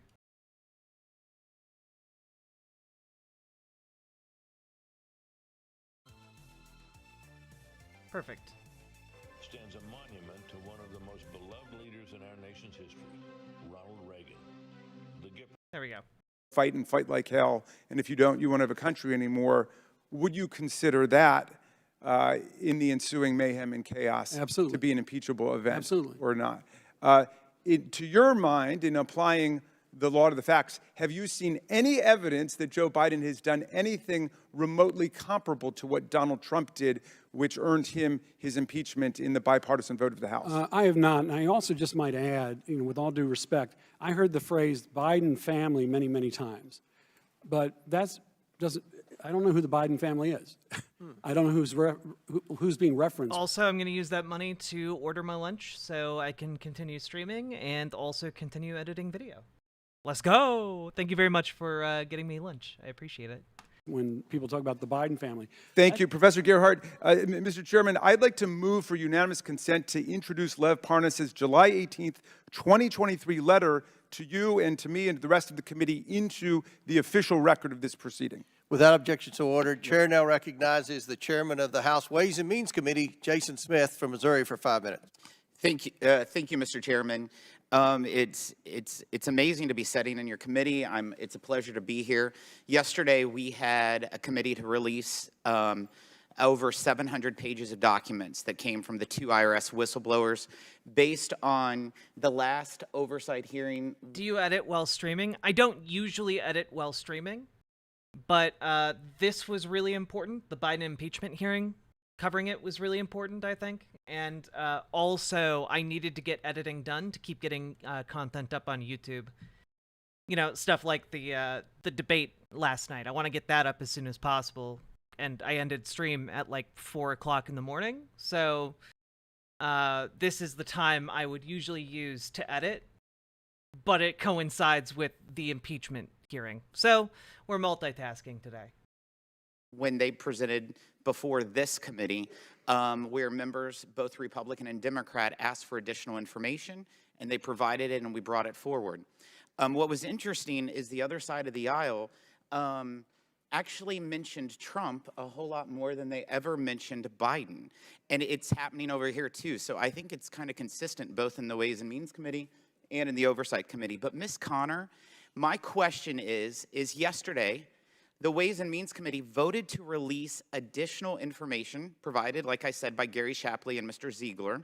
One of the documents shows that Assistant U.S. Attorney Leslie Wolf ordered investigators not to pursue leads into possible campaign finance violations. We know that over $2 million of Hunter Biden's tax liabilities. The surfs got struck for the debate coverage. I mean, I'll upload the video, and usually they'll tell me if there's copyright before I publicly post the video. Were paid off by a big Democrat Party donor and Hollywood lawyer who's named Kevin Morris. James Biden, the president's brother, told investigators he did not know how Hunter Biden even knew this individual, but was later asked to thank him for the payment, quote, on behalf of the family. The Biden family. The family. So how would such payments that essentially pushed under the rug the president's son's tax problems, at least for 1 year, be considered a campaign finance violation on part of the Biden campaign? Thank you for the question. I have no idea. I thought you were going to ask me, why would Leslie Wolf say, don't look into that? And I think the answer to that probably is that if it's a campaign contribution, then it implicates political person number one. And that apparently is a big barrier that had been created throughout this entire investigation. And as far as it being a campaign contribution, that $2 million actually was intended to satisfy the liabilities for 2 years of Hunter Biden's late filed and unpaid taxes. Is it unusual for an assistant prosecutor to say, don't look at this individual, this person's off? Well, again, if I just upload the video to the YouTube channel, YouTube will scan it for copyright infringement, and I'm not going to get dinged if it's not a public video. Limits? As I mentioned in my opening statement, that is how investigations develop. The agents follow the leads wherever they take them. And in this case, a legitimate investigation was being done of money that was being paid, and for the assistant U.S. attorney who is orchestrating the investigation to say, don't look at that anymore, I think the reason is related to another instruction of hers that she didn't want to get public integrity involved. And that tells us that she was looking beyond Hunter Biden and into a person whose activities would be subject to public integrity at DOJ. One thing that I want to ask, since you worked tax division for DOJ, if Kevin Morris gave a gift of $2 million to help pay off Hunter Biden's debts, who has to report that on their taxes? Does Mr. Morris have to report it, or does Hunter Biden? Well, as I understand it, the parties are claiming that it's a loan and that Hunter Biden will pay it back between 2025 and 2027. Would that have to be reported on any tax records? If it's a loan, no, but I haven't seen any of the documentation of that loan. And that is one, I'm sure Mr. Dubinsky can tell you that calling something a loan is one way to claim that it's not taxable income. So hypothetically, this could be a crime, but, you know, I haven't seen any evidence that it's a crime. But it could be a crime, maybe. One quick question. You know, we uncovered yesterday that the Biden family and associates received... One can imagine it might be a crime. Over $20 million from 23 different countries that they had business ties to or communications with. And they also had over 20 shell LLCs where they would transfer money in and out. If you were still sitting in your office in DOJ's tax division, would this web of entities and activities concern you? I would make sure that my prosecutors were concerned about it. Thank you. Thank you. Chair now recognizes Ms. Norton from the District of Columbia. Thank you, Mr. Chairman. Professor Gerhardt, pleased to have you with us today. In your testimony, you referenced Alexander Hamilton's warning about the dangers of trivializing impeachment through petty partisanship. Let me ask you... I do really love that they just have a laptop precariously perched here to remind everyone that the Republicans are shutting down the government. Mr. Gerhardt, do you think that initiating an impeachment inquiry against President Biden without any evidence of wrongdoing by the president meets any basic standard of proof? Not credible proof at all, in my opinion. And in fact, I think one thing to keep in mind about a hearing like this or any kind of anything that calls itself an impeachment inquiry is the critical importance of building public trust. And that gets built in part on the basis of credible evidence. Well, Professor Gerhardt, what is the risk to our Constitution and even for the rule of law if impeachments are initiated without any evidence of wrongdoing by a president? They trivialize impeachment, they trivialize the Constitution, and they ride roughshod over the rule of law. Nothing good comes from abusing a power, whether it's done by a president or by Congress. Professor Gerhardt, do you believe that initiating an They also just don't respect non-binary people. Well, let's see. Sorry, I just need to find the right place to end this segment. Do good political organizing work. You know, he was. It belongs to you. Tim Scott did 9/11 trutherism to strike. As I pointed out earlier, DeSantis really did get lucky, and I mean wildly. It's kind of nailed in the previous debate as a Chat GPT candidate. He's basically the ideal Republican, but he has no actual conviction. He's just saying what he knows will rally up the base, and frankly, that's proven a strength to him. But it's not going to be enough for him to actually win the election at all. I've been better, but I'm good, just hanging around. Yeah, today was a rough day for non-binary people. I'm sorry. We talked about it a little bit earlier in the stream, but yeah, the Brianna Wu stuff is gross as hell. A rough day. Full conviction. He's just saying what he knows will rally up the base, and we have so many things to talk about for him to actually win the election at all. Excellent. Done. Impeachment inquiry without any evidence of wrongdoing by president is consistent with the view that impeachment is a grave and solemn duty. Impeachment is a grave and solemn duty, all the more reason why all evidence, for example, relating to Burisma, ought to be heard and considered. That would actually add credibility to what the committee's doing. I would be remiss if I did not add that it is incredible that we are holding this sham hearing 2 days before the government will shut down. Instead of this hearing, we could be discussing how to fund the government, or we could discuss my bill to exempt from federal government shutdowns the federal and independent agencies that are exclusively or primarily federally funded but have jurisdiction over local D.C. civil and criminal justice matters. Or we could be discussing how we are going to provide back pay to federal contract workers if Republicans unfortunately do push us into a shutdown. Instead, we are holding this sham hearing.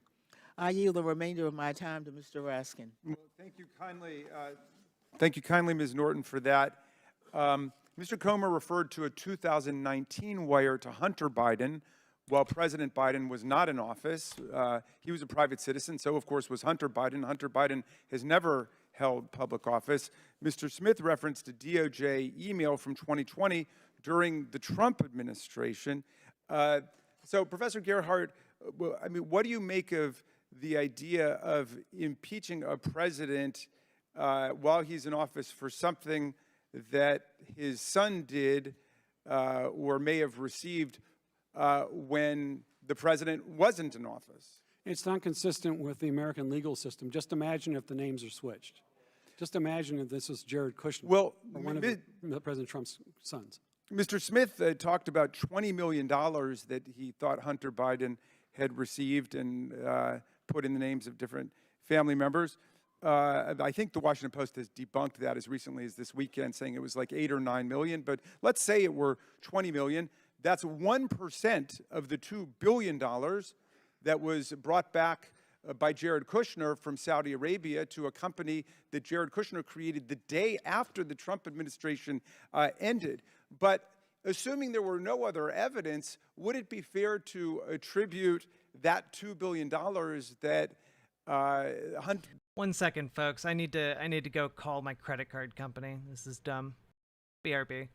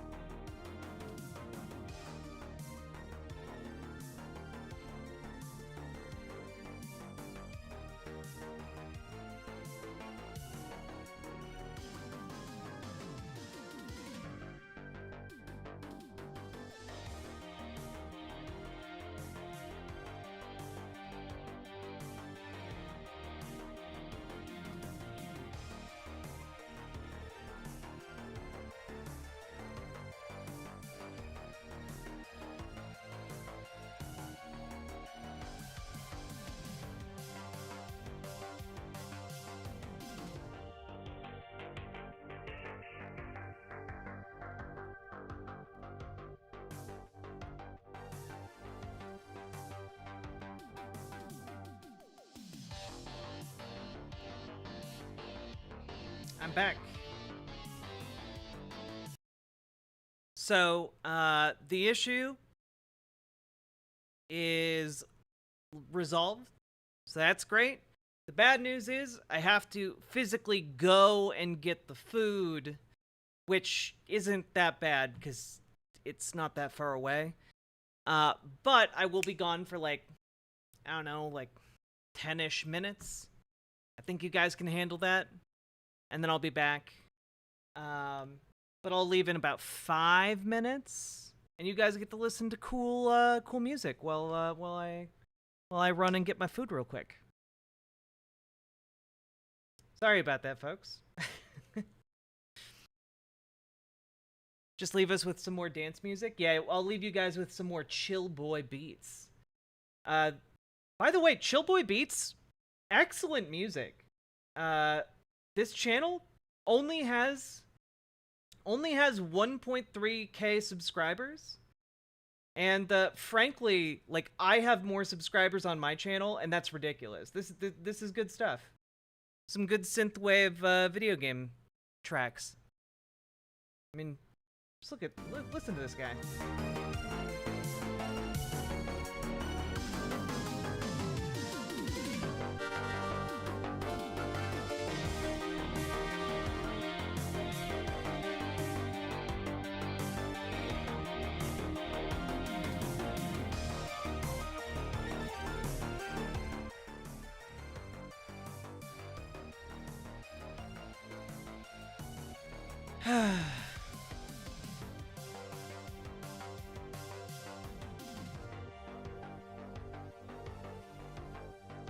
Okay, sorry. Here we go. That Jared Kushner pocketed with the $25 million management fee every year that Jared Kushner pocketed. Would it be fair to attribute all of that to Donald Trump because it's his son-in-law? No, not without any evidence actually showing the president knew it. Yeah. So, or approved it. Because the principle of American law is that people are responsible for their own conduct and not the conduct of their adult children. Is that right? That's correct. Thank you, and to the gentlelady for yielding, and I yield back. Chair now recognizes the chairman of the House Judiciary Committee, Mr. Jordan from Ohio. Thank you. Professor Gerhardt, it wasn't just a speech.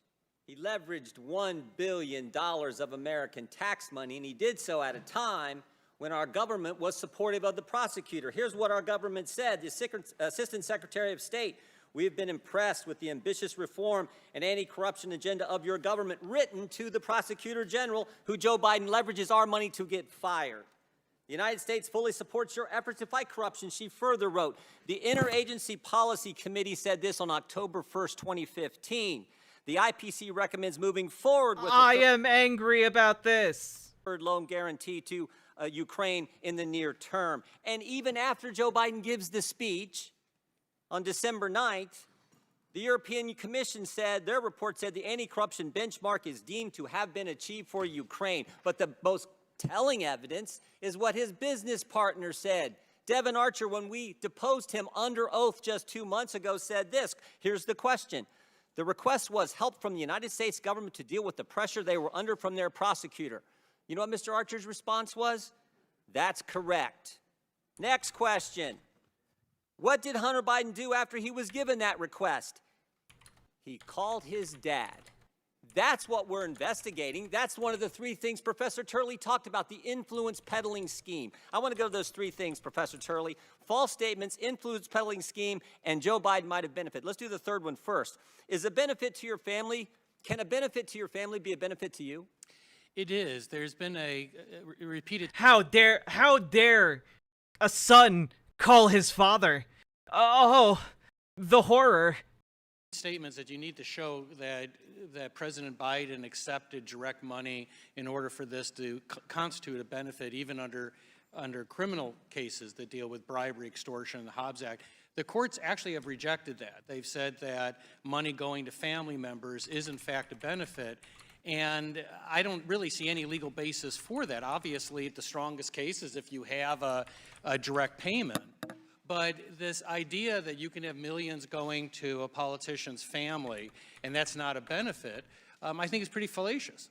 Yeah, how about the false claims thing? In your written testimony, you said, to the extent that the president has used the White House, I think this is a little broader, To the extent the president used the White House staff to maintain false claims or resist disclosures, it can fit into the type of Nixonian abuse of power model. We know all kinds of false statements have been made by the White House. Joe Biden's made them. He said it was a lousy question when they asked him, have you ever been involved, talked to any one of your son's business partners? We know that was false. Ron Klain said, the president's confident his son didn't break the law. Press Secretary Jen Psaki said, never spoke to his son about his overseas business dealings. What do you think about all those false statements from the White House in this abuse of power issue? Well, the involvement of White House staff and executive branch staff has been really one of the tripwires that we saw in Nixon, to some extent even in Clinton. The degree to which you enlist support for a false narrative or to obstruct Congress can go into things like abuse of power. One of the things that I suggested is that if you look at past impeachment inquiries, and once again, this is an inquiry to find evidence, you're not voting on articles of impeachment, those which, thank God, because you have nothing. allegations tend to develop last, and you look at what you have found. Yeah. How about the Attorney General? I'm concerned about statements he made. March 1st, 2023, in front of the Senate, he was asked a question about Mr. Weiss's investigation. He said this in response to Senator Grassley. Mr. Weiss has full authority to bring cases in other jurisdictions if he feels it's necessary. Last week, the Attorney General told us that Weiss had the authority because I promised him he would have the authority if he asked it.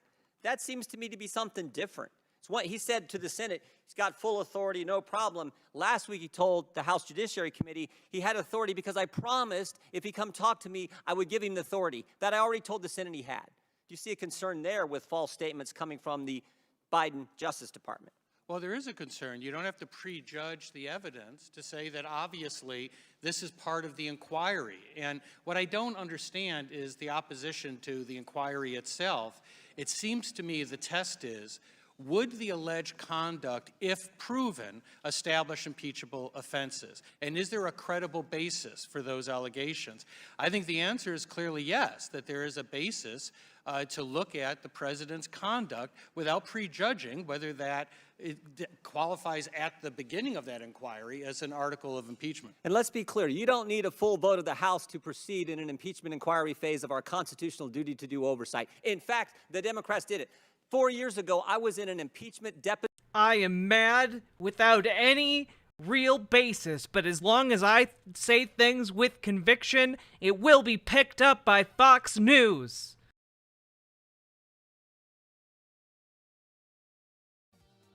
Also, just have to find start of this segment.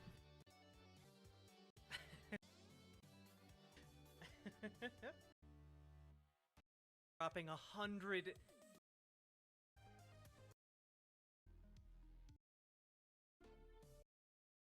The strap is here, Nindreen, absolutely. I can't believe Nindreen dropped that many subs. People.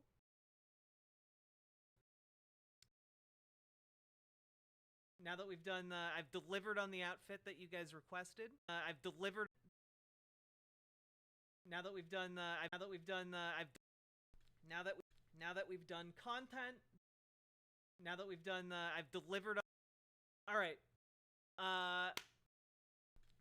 Now that we've done content, it's time. We are going to find out what Donald Trump was up to. It's time.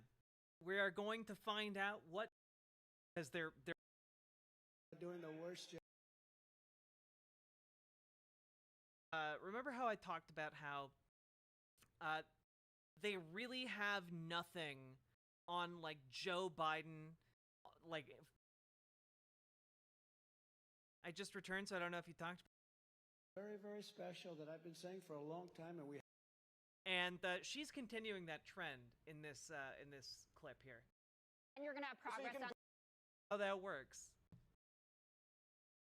Process of pulling out of Afghanistan to base like their indictment on for Joe Biden. Remember how I resumed it?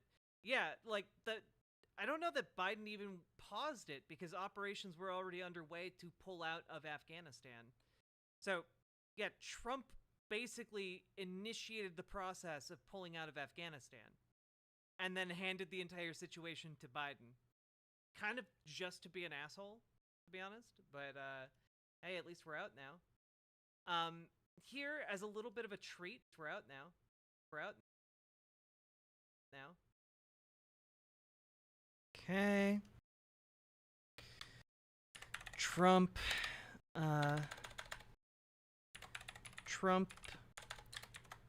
gives anti-union speech to fake union members.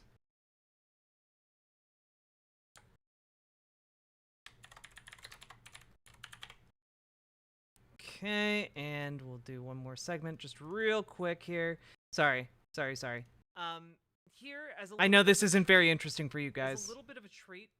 Remember how now Can't have an impeachment. numbers are just being a cock tease recently because we're sitting at 9,100 and hitting a like on the stream before you go. If you, that's not how that works.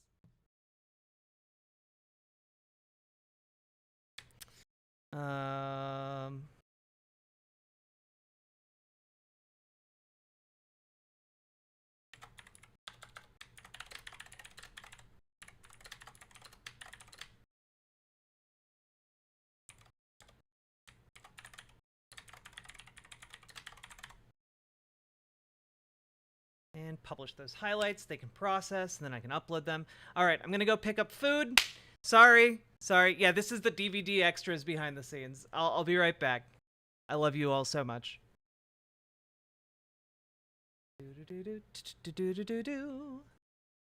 Oh, actually, I have another like 5 minutes. Never mind. We're gonna continue. More content for the content gods. Position run by Adam Schiff in the bunker in the basement of the Capitol, and I went to the floor. So I'm in an. Oh yeah. Sorry, Gay Fesh. We're doing like a chill stream where I'm also editing segments from past streams and making thumbnails for YouTube, and we're covering the impeachment hearings. Sorry to freak you out. Impeachment deposition, and I went to the floor to vote on opening an impeachment inquiry. They did the same darn thing because you have that authority as a Congresswoman. The Speaker of the House makes that designation. The Speaker, Nancy Pelosi, did in fact initiate the impeachment. In some cases, then you have a later vote. I've said in my testimony, I consider that the best practice to have a vote of the House. But the court that was referenced earlier looked at this and said that the Constitution does not require resolution. Actually said if you look at all the impeachments, often there wasn't a resolution. That doesn't mean it's not a good practice. But the Constitution itself does not require such a resolution. Thank you. Gentlemen, time's expired. Chair now recognizes Mr. Lynch from Massachusetts for 5 minutes. Thank you, Mr. Chairman. First of all, I do want to agree with the chairman that the witnesses we have here today do bring an awful lot of experience and expertise to the issue. But what they don't bring is facts, right? They don't bring evidence. None of you are able to really elucidate or illustrate actions by the President with respect to this inquiry. Ms. O'Connor, I do want to ask one clarification. You mentioned in your oral testimony that you had written a commentary entitled, "You'd Go to Prison for What Biden Did." That was, you'd go to prison for what Hunter Biden did. Isn't that? That's exactly right. I was cutting down words to stay within my 5 but minutes. you realize, yeah. That's an important word, though, that you left out, though, It right? is, I regret it. So the article, just for the record, and I'd like to enter into the record unanimous consent. Without objection, so ordered. The article, Ms. O'Connor, is you'd go to prison for what Hunter Biden did. I think that's an important word. Yeah. Okay. It is. Thank yes. you. I did not delete it intentionally. Only in reclaiming my service time. of time. Reclaiming my time. I'm sure. I'm sure you're just a very, very honest actor. So when I walked into this hearing room, my first question was, where's Rudy? Where's Rudy? Where's Rudy Giuliani? You know, this is supposed to be an inquiry on the facts against the president for potentially an impeachment, articles of impeachment. And the one person who was an agent of President Trump was sent sent to Ukraine to dig up some dirt, find some dirt on Joe Biden. Just like he said to the election officials in Georgia, find me 11,780 votes. Find me some dirt on Joe Biden. And we don't have him here. We're not allowed to ask him questions. Professor Gerhardt, would it not be helpful to have a factual witness here who was, and let me just read from, this is an excerpt of the call between Mr. Trump and President Zelensky. He says, Rudy very much knows what's happening, and he is a very capable guy. If you could speak to him, that would be great. The other thing, there's a lot of talk about Biden's son, that Biden stopped the prosecution, and a lot of people want to find out about that. So whatever you can do with the Attorney General and Rudy would be great. And then, so he's actually placing Rudy Giuliani in Ukraine with the imprimatur of authority for the president. Wouldn't that be a useful witness to? It seems obvious that he should be brought before the committee. Yeah, you would think so. What we have here is a lot of allegations. I've heard about, emails from Hunter Biden from China. Hunter Biden cashed in, the IRS interview with James Biden. And I hear a lot about the Biden family. But look, this was an impeachment inquiry about President Biden. And I would try to discern what the allegations are for the president, because they're non-existent at this point. Is there a reason? The other question is, why hasn't Rudy Giuliani, if he's such a key witness and was on the ground on this and had direct authority from the president, why isn't he here? And I think, and Professor Gerhardt, maybe you could elucidate on this, Rudy Giuliani also lost 60 cases. He brought 60 cases across the United States with respect to the big lie, and he was a midwife for the big lie. He brought 60 cases and lost them all for lack of evidence. So that, I believe, hurts his credibility, does it not? It does. His credibility has been hurt in a number of different ways, yeah. Right. He also made allegations against Dominion voting machines. And now he's being sued by them because he falsely declared that those machines were unfairly helping President Biden. Isn't that right? That's right. Wouldn't that also lead to a drop in credibility on behalf of Mr. Giuliani's testimony? I mean, I agree with you, and I would just add that because Mr. Giuliani is the lawyer, he has to abide by and comply with the rules of professional conduct, and he's in trouble because he hasn't. All right. Gentlemen, My time has expired. I yield back. Gentlemen, time's expired. Chair now recognizes the chairman of the House Intelligence Committee, Mr. Turner from Ohio. Professor Turley, thank you so much for the materials that you provided to this committee. Your legal analysis is first off, incredible in its historic foundations, but also its legal descriptions of the aspects of how do you conduct an impeachment investigation, what are the standards for an impeachment investigation, and taking, as you relate in that memo, some of the public facts that you're aware of and comparing them to congressional authority and oversight responsibilities. I think it really does help the overall discussion, and I think it gives validity to the need for this committee to move forward on an investigation as you look to historically what's happened before.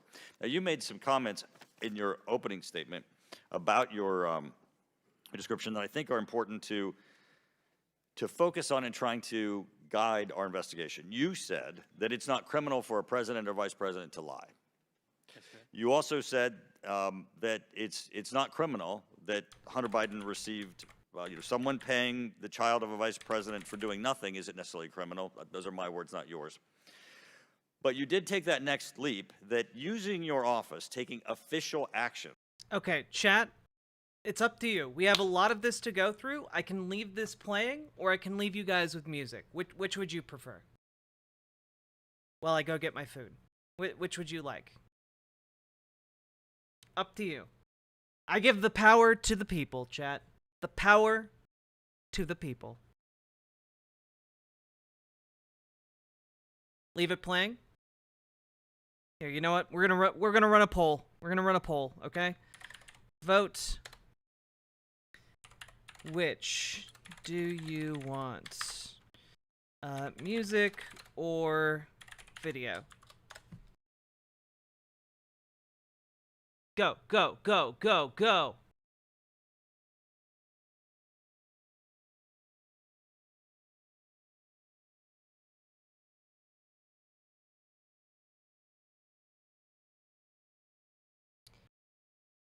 Well, this isn't very, okay. It's not very helpful if you give me a 50-50, all right?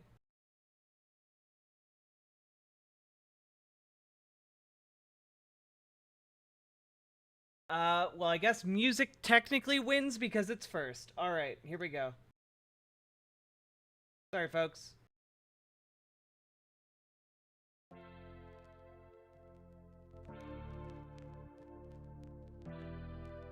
This is just like when Brexit happened, yeah.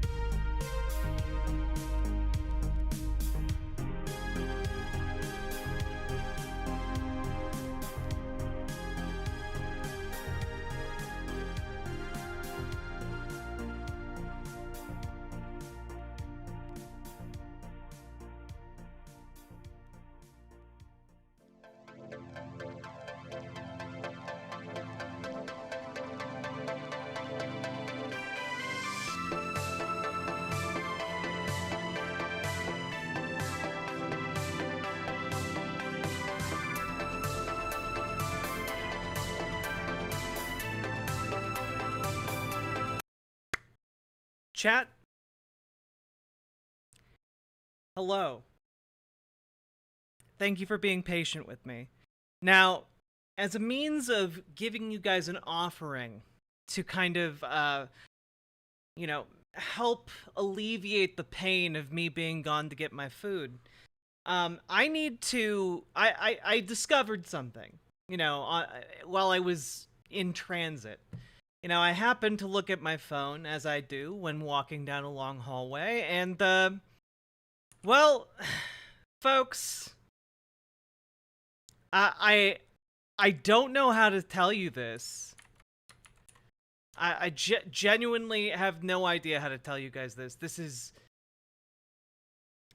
frankly, kind of crazy.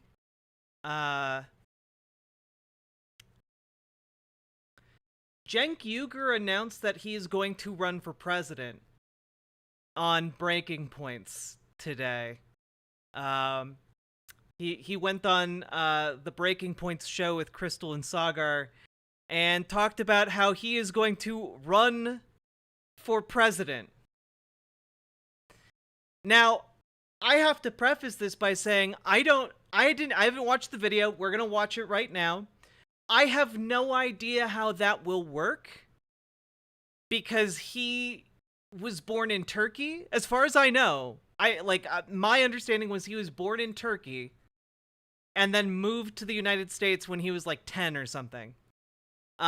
Which means you can't become president. You have to be, I believe one of the requirements for being president is that you are born in the United States. What party? I don't know. I just saw he announced that he's running for president. Here we go. An auspicious day here at Breaking Points. We have a very special guest joining us in studio, Cenk Uygur. He is the creator of The Young Turks and also author of the brand new book that we have here, How Progressives Are Going to Take Over the Country and America is Going to Love It. Oh, I skipped the main title, which is Justice is Coming. So, indeed. All right, yes. There we go. Justice is here right now. All right. Yes, you have arrived. Justice has arrived. It's great to see you, Cenk. Thank you so Good to much for see you joining guys. us. I know you went through some lengths with the red eye and all that to be able to get here, and we're really grateful. No problem. Thank you. So before we get into the book, any big hot takes from the debate last night? Is Doug Burgum going to surge into 0.6% of the vote? What do you think? Well, I actually kind of like Doug Burgum. I thought he made some practical points, had actually done some things in his life, and he was the only one that was actually trying to be substantive. Okay, having said that, no, he will not surge to 0.6. So look, I've got a similar take as a lot of folks do. It was a mess, and it looked like the kids' table. They're constantly talking over each other. Yeah. They're running for second. Although I thought DeSantis was a little strong last night, stronger than he normally is, with weird smile and all. Yeah. I thought he was a little better than the first debate. And he got the most opinion. speaking time. Yeah. True.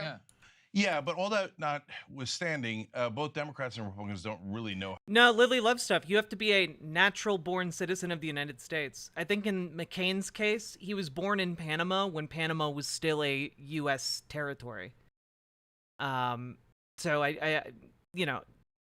there is a requirement to be a natural-born citizen of the United States, and as far as I know, that's still in effect in 2023. How to hit Donald Trump. Chris Christie's the closest. At least he's aggressive and not shy about it, not scared. Yeah. He's the only person in either party not scared of Trump.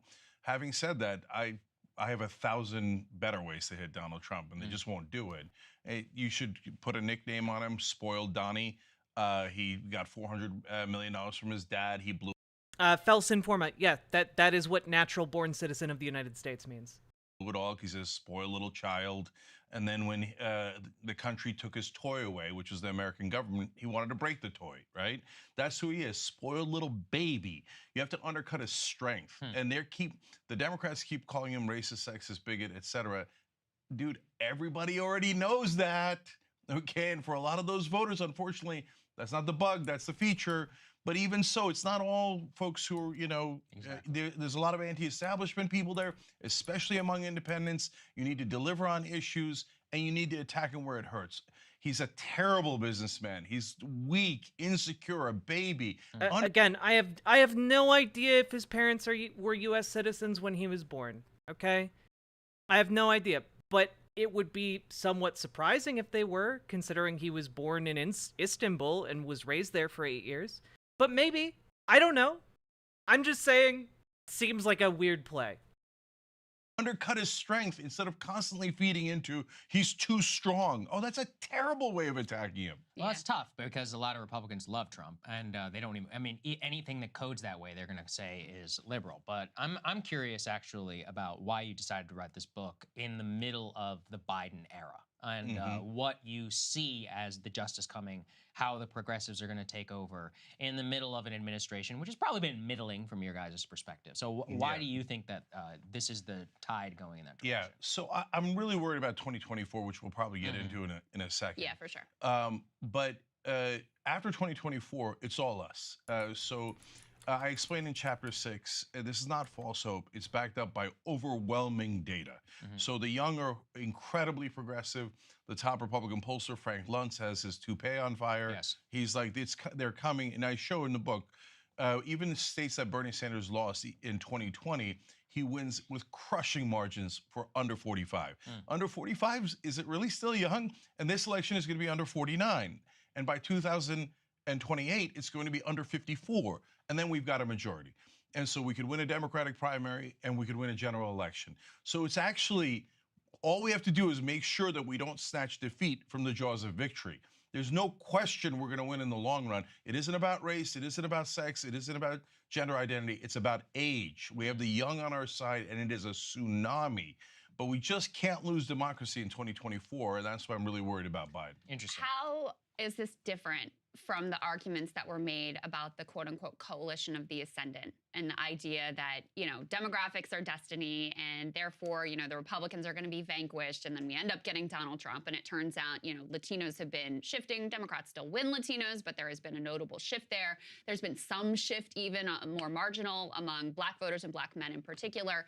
So isn't it a little bit too triumphant to assume that these demographic groups that support progressive values and tend to support Democrats right now are just going to continue to vote in the same way that they have historically? Yeah, so those are great questions. So there's a couple of very important differences. So first of all, Democrats took those minority demographics for granted. Yeah, okay. So just looking into it a little bit, 2009, there was Ankeny v. Governor, and the Indiana Court of Appeals reaffirmed that persons born within the borders of the United States are natural-born citizens, regardless of the citizenship of their parents.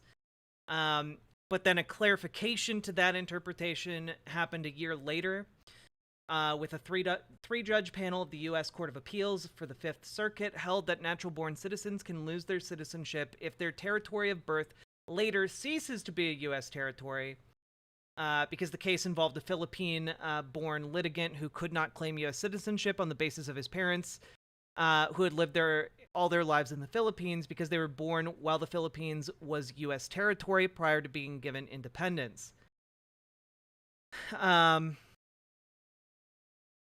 Yeah, so birth in a territory, which is, again, why John McCain, the clarification around John McCain listed, military base as, a valid, place to be born and still be a U.S. citizen. It's pretty messy.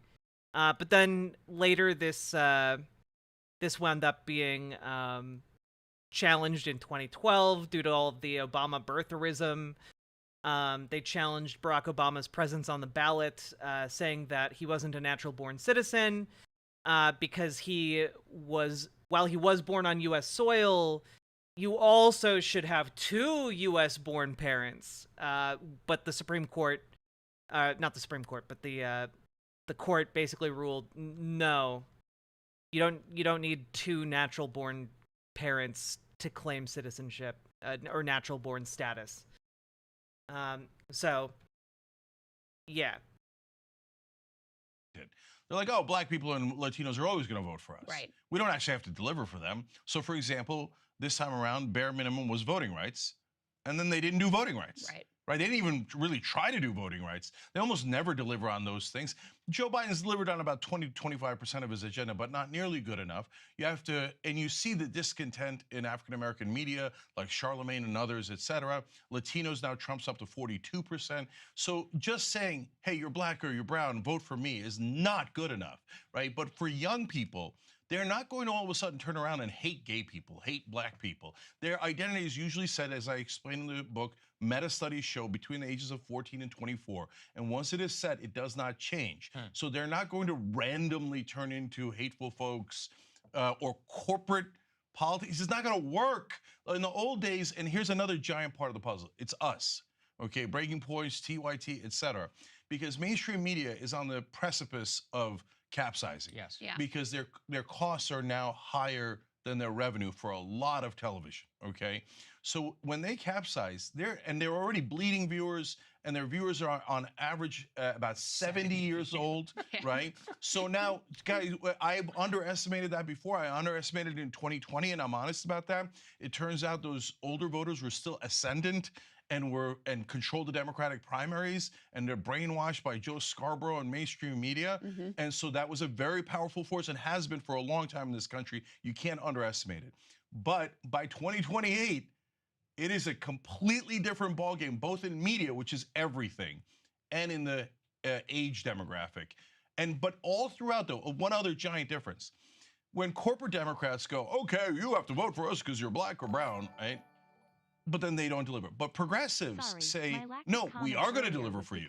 We're going to deliver on paid family leave, higher It's okay, minimum Kyrie. wage, Think for the three relieving gifted tier student 1 debt, subs. public option, Medicare for all, you name it. We actually mean it. So who's our standard bearer? Has been for a long time, is Bernie Sanders. And everybody knows, whether you like him or not, whether you agree with him or not, he's probably the most honest man in American politics in our lifetime. I think even the right wing knows that, and definitely independents know that. I'm not saying Bernie's going to run again, but our standard bearer He's is not, honest, and the other dude. guys have Trump and corporatists. So they're not going to win the young doing that. Yeah, let's get into that. And that's why it's interesting. You've been talking a little bit about Joe Biden. Let's put this tweet up there on the screen. Now, for example, you say Biden is losing by 10 points in this poll. Even if it's half wrong, it's still an epic disaster. The Democrat has to win the popular vote by 5 to win the Electoral College. Right now, Biden is 15 points behind where he needs to be. Wake up. Now, you mentioned Bernie Sanders. I believe Bernie is, what is he, 82, 83? Probably, in my opinion, he Josephine shouldn't run, Lucian. at that point. So you talked about standard bearers, but there doesn't... from an outsider's perspective, I don't see a standard. To be 100%, Joe Biden's polling right now is terrible. However, I think a lot of this is going to shift against Trump due to like his legal woes, just constant legal woes. That being said, it's not great to see his polling like this, but also the overperformance of Democrats in the midterms really indicates that like the polling right now is not good. Like the polling isn't terribly accurate, and hasn't been for like the last couple years, last few years even, through the 2020 election. So I'm not saying don't trust polling. All I'm saying is take this one catastrophic poll with a grain of salt. I think Joe Biden is probably taking these into account, and again, the election is over a year away. I think there are going to be some big things getting pulled out. I'm willing to bet that Joe Biden is going to pull something with student loan debt, debt relief, in the coming months. It would not be surprising at all. So we'll see what happens. Standard bearer in the progressive movement. I've seen a lot of fracturing. There's a lot of fighting going on. There's a lot of different theories of change and all that. So how if you want to mount a challenge to Biden, what does it look like? Give us some actual names of what that would be, and then the fights that would ensue within that. Yeah, so first of all, I agree with you. Bernie's got age issues as Biden and Trump does. And not only that, I love Bernie, but he just doesn't like to fight. He doesn't like to fight other Democrats. He doesn't have a killer instinct. Yeah, and you can't win if you don't fight, right? You got to make your own case. That's the same problem Biden has. He just never makes his own case. So, look, guys, what's going to happen is but not all student debt qualifies for save payment plans, and also, again, the save payment plan doesn't necessarily forgive debt unless you have unpaid debt after 10 years, which is not the same as immediate debt forgiveness like a lot of people were expecting. Like it's not it's not as flashy or interesting, and then you also have to contend with people being deeply unhappy that they have to resume making loan payments on astronomical amounts of money. That, frankly, they don't have the faith in the government that they're not going to have to repay all of that. The student loan payments have been so murky and like constantly changing that like the faith that the SAVE plan is going to stick around and like actually have a meaningful impact is low.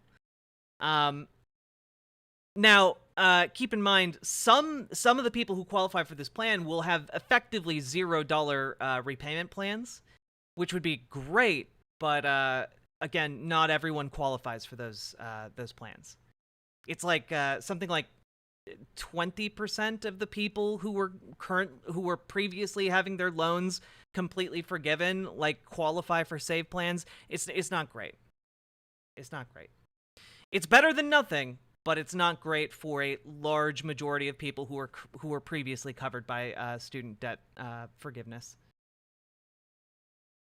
One strong populist progressive is going to rise, and they're going to capture the country with lightning speed. Interesting. So right now, do we have that? Not really. And so why do I say that? Well, look, you know, if you want to be the strong leader, you got to step up.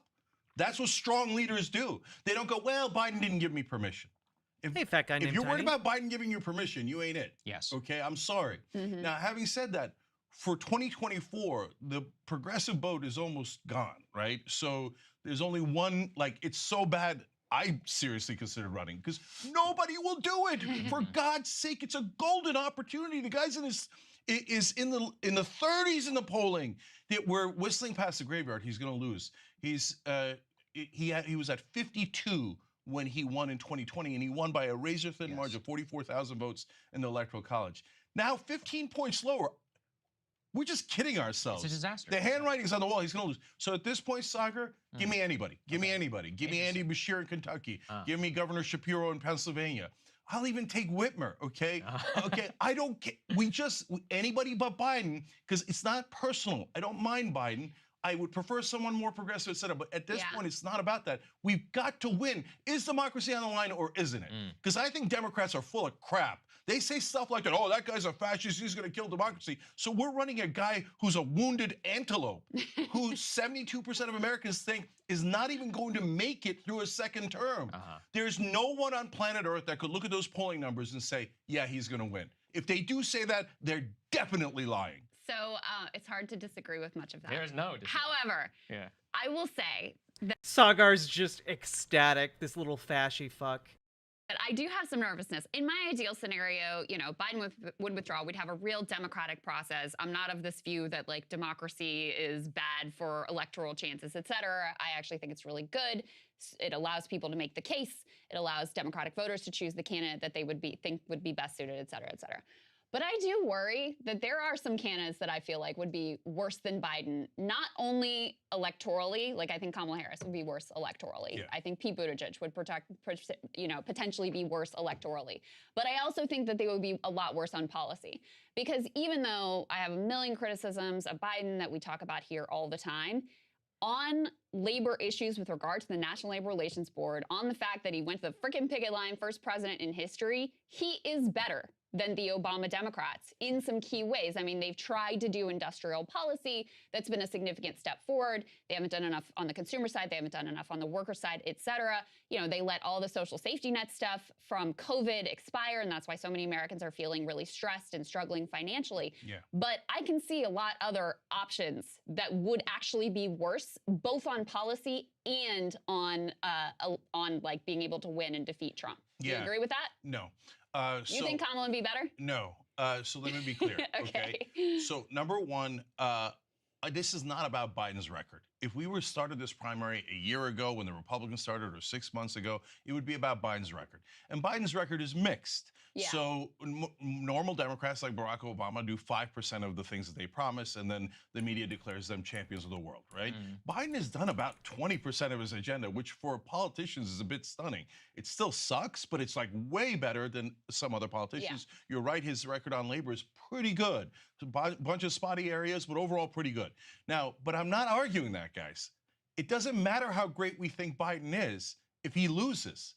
So look, an incumbent under 50 points, the old rule, everybody in Washington knows this, cannot win or does not win. An incumbent under 40 points, it's unprecedented. Jimmy Carter. I've never seen it in my lifetime. It's not going to happen.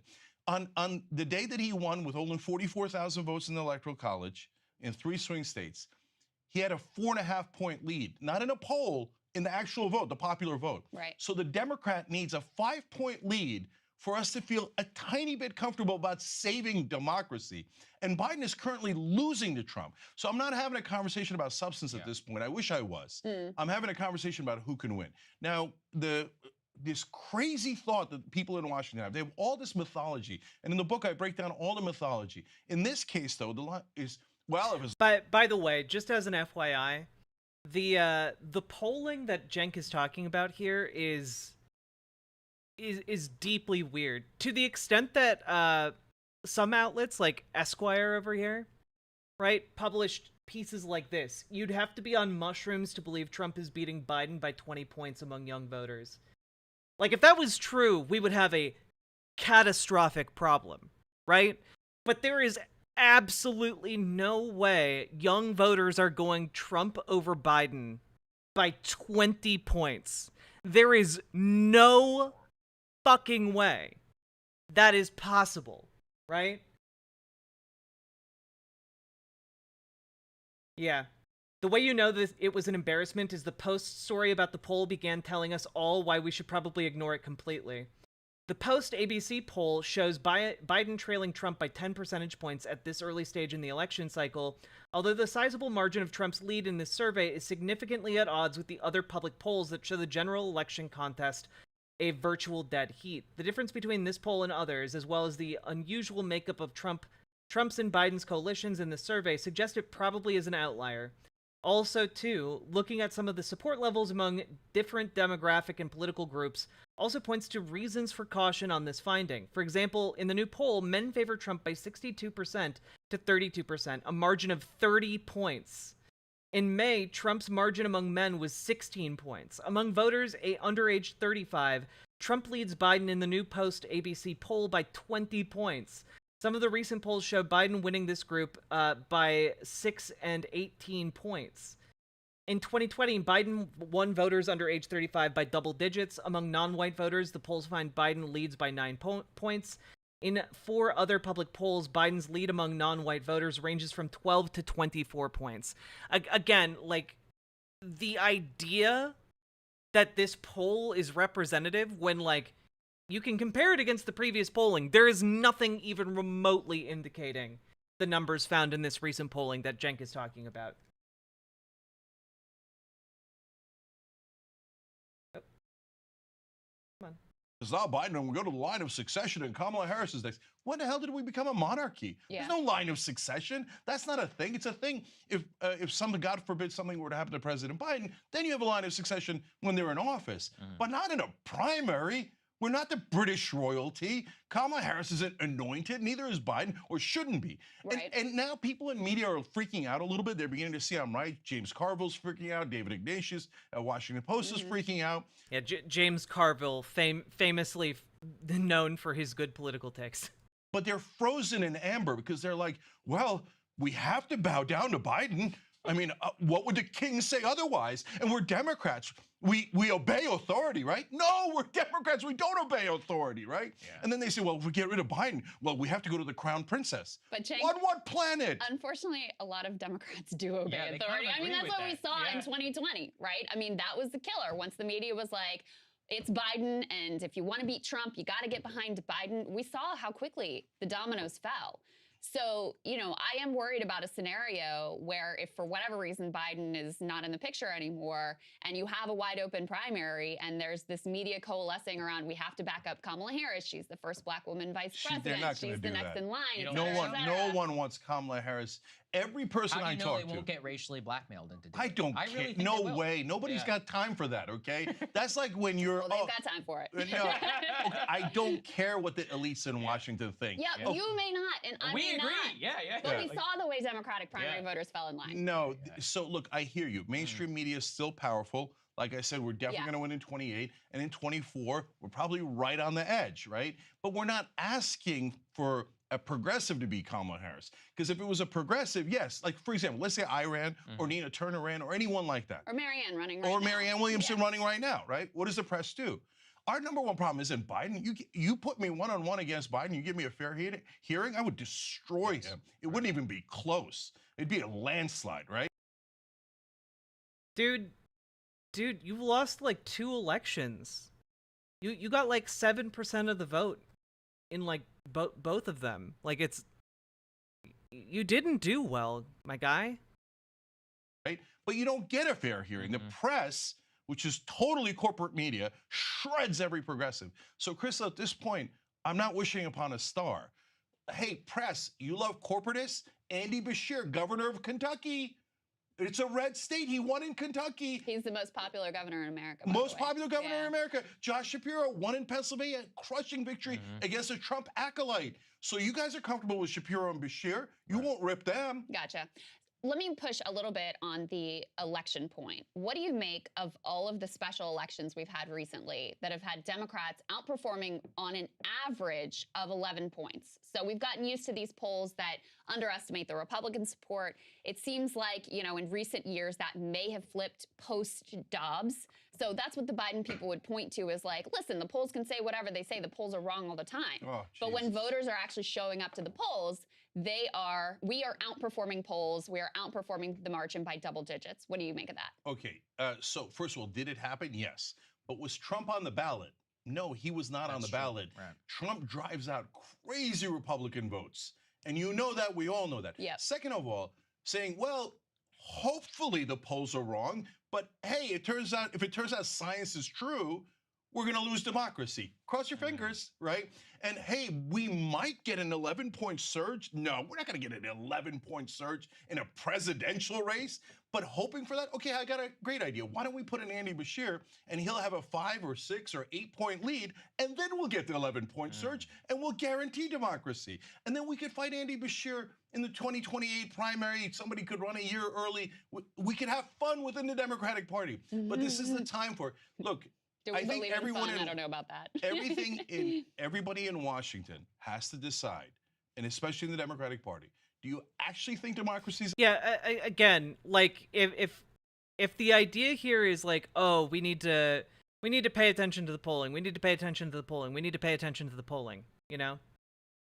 Again, a lot of the recent polling favors Biden. Like it just does. There was a poll that came out from YouGov for The Economist just a couple days ago. It had Biden up by 5 points. Now, if the argument is, oh well, you need to win by 15 points, well then yeah, that is arguing for better campaigning in the year we have left. We do not have the it's all great to sit around and be like, oh man, I wish we had someone who wasn't Biden. But we don't. We just don't have another candidate right now. So we have the candidate we have. What do we do about it?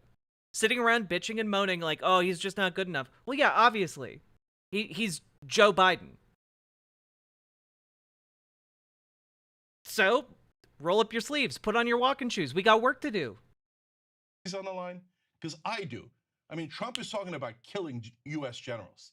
The guy's a monster, a total maniac. He's talking about imprisoning his political opponents. He tried a coup last time. Fake electors, everything. This guy's definitely a dictator wannabe. Apparently, I'm the only person who thinks that. Because other Democrats are like, well, that's true. But on the other hand, we don't want to be impolite to Joe Biden. Joe Biden has a legacy to protect. He needs to be a two-term president to fluff his ego. Let's note for the record that Joe Biden is incredibly selfish. If I was in the 30s and I thought democracy was on the line, I would definitely step aside. Yeah, the actions don't match up with the rhetoric. My do last they? question. By the way, the polling that has Trump up in a lot of the recent polling shows what would happen if Cornel West took like 6% of the vote, or shows what would happen if Joe Manchin and Cornel West also ran in the general election. And like, yeah, if you're splitting the vote 3 ways, yeah, Trump is going to have a massive advantage there. If you're splitting the Democratic vote that many times, yeah, it's gonna favor Trump. Yeah. Question for you. Your governor, Governor Newsom, he was all over Fox News last night. The man is making a play. What do you think of him as a candidate? Because clearly he wants it. He wants it right now. He's the only one you're talking about stepping up. He's probably gone the most as anyone. What do you think? Do you think he should run against Biden? What do you think he should? I mean, Newsom isn't going to run against Biden. Newsom is very clearly setting himself up to run in 2028. Should do. Well, he's not going to because he's a corporate Democrat. Yeah. So if he ran against Biden, I'm not a fan of Gavin Newsom, Yeah, but I would hold my nose. Okay. And at least he's young, he's dynamic, Right. he's out there fighting the fight. I'm trying to win here, guys. We got to win. So now, having said that, Gavin is not going to run against him because he's a corporatist. So the corporate Democrats obey authority. So when Biden says, my ego is more important than democracy, Gavin Newsom says, yes, sir, of course, sir, absolutely, sir. I'll do whatever you want, sir, just as long as I'm not impolite, sir. Washington media, please don't yell at me. Please don't yell at me. Make me president in 2028. I mean, if we have elections, but who cares about democracy? Okay. Democrats, stop being so selfish and ridiculous. Do you think we have to win or don't you? If you think we have to win, Biden is not going to get a 5-point lead. He doesn't even campaign. Where the hell is he? Where's Joe Biden? I'm asking, where the hell is he? He's right here. He's not Yeah, far away. yeah, in the White House. Nodding off, taking a nap. Fundraisers, and he I mean, this is a weird thing to say, especially right after Joe Biden went and walked a picket line as the first president in history to stand with striking workers. That's a weird thing to say. You know, where is he? I mean, he's making his appearances. He should he be campaigning more? Absolutely. Should he be delivering more on his agenda? Absolutely. But like to say like, oh, where is he? This is a weird time to point that out in particular. What he did make an appearance on the picket line, which I literally Joe Biden saying to a reporter, these workers deserve more than a 40% wage increase. Like, I mean, come on, dude. much appreciate. My last question for you, Cenk, is like, how hopeful are you that we could end up with someone other than Joe Biden as nominee? Like, do you think, because you say, yeah, I mean, because you say, listen, Gavin Newsom's not going to run against him. That goes for every one of the corporate Democrats. I mean, Gavin Newsom is the one making the most, like doing the most right now. And it's very clear he's not going to jump in this race against Joe. So do you think there's a chance? Crystal, we are definitely in a unsolvable riddle. Yeah. Because the corporate Democrats say, I will not disobey. I will always bow my head. Right. And the progressives say, well, I can't run. The mainstream media will destroy me. They'll destroy my life. They'll destroy my career, et cetera, right? Right. So how do we get past that? That's why I'm desperate enough to think maybe I should do it. And I'll tell you why. Because let's say there's somebody like me gets in the race. Yeah. The Democratic voters are dying for an alternative. They keep saying in every poll, for God's sake, give us someone else. Give us someone else. If someone like me were to get to 20 points, do you have any idea how quick Newsom and Whitmer would enter the race? So are you serious? You're seriously considering it? Like, Yeah, I'm tell considering me. it. Okay. And I'll tell you why. Why hasn't it happened? RFK Jr. is at 20%. You know, Marianne's at like 10%, something like that. No, but RFK Jr., first of all, he's not a 20 anymore. He peaked at 20 for a brief moment until Democrats found out he's not a Democrat. Okay. Then he went. Then he dove down. Well, until he was caught on camera talking about Jews being behind like COVID. And Marianne got butchered by mainstream media. They made up things about crystals, etc. She was like a self-help guru for like decades. What are you talking about? They made stuff up. Her nickname in the last election cycle was Orb Mom, or Orb Mommy. Like, what are you talking about?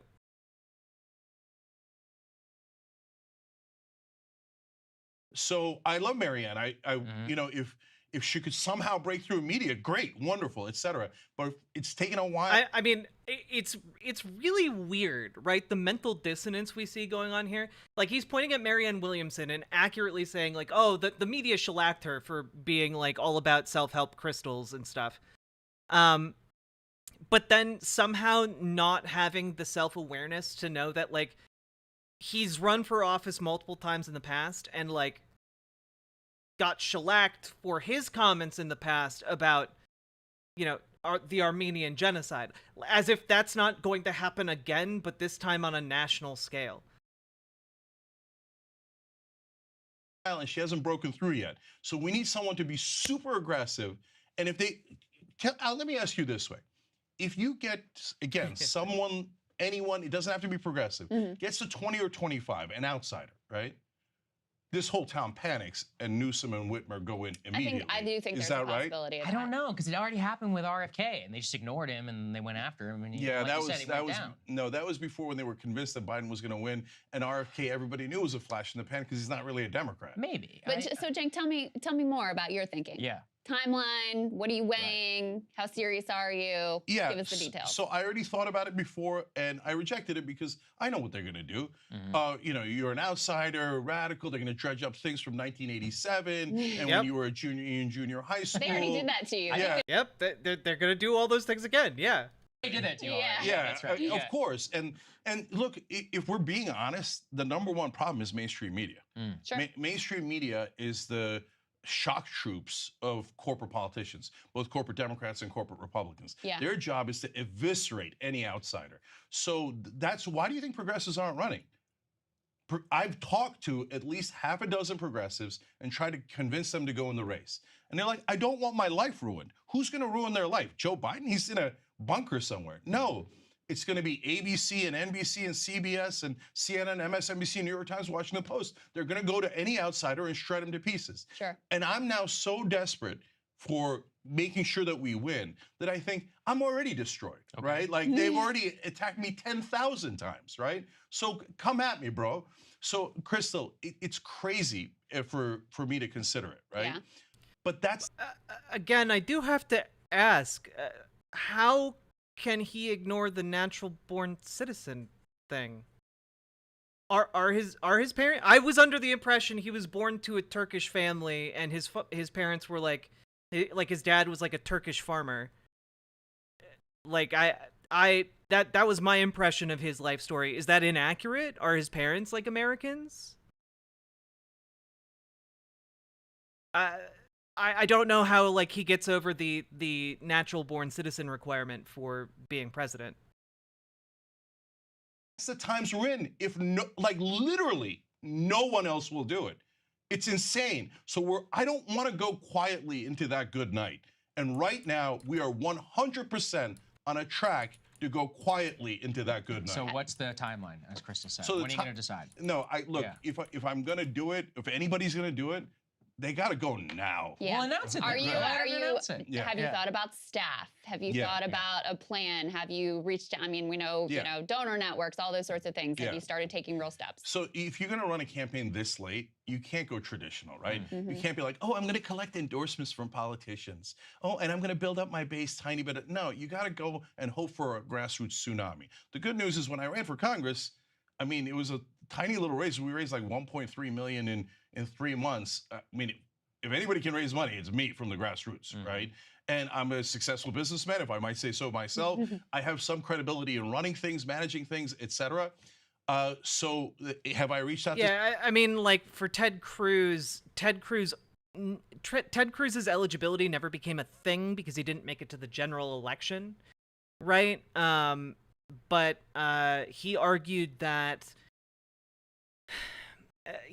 essentially that because his mom was an American citizen from Delaware, and his father was a U.S. resident, that meant that he was born to both of them. That qualifies him to be a natural-born citizen. That's his line of reasoning, and that never wound up being challenged in the courts. So, there you go. The staff I have, okay? Now, the problem is everybody thinks, well, how the hell are we going to beat these guys, right? So if I go in, it's going to be threadbare staff, threadbare website, and we're going to see, is there momentum? Because if there isn't momentum and people go, no, no, no, no, no, Biden, Biden, even if he's in the 20s, I don't care. I don't mind losing.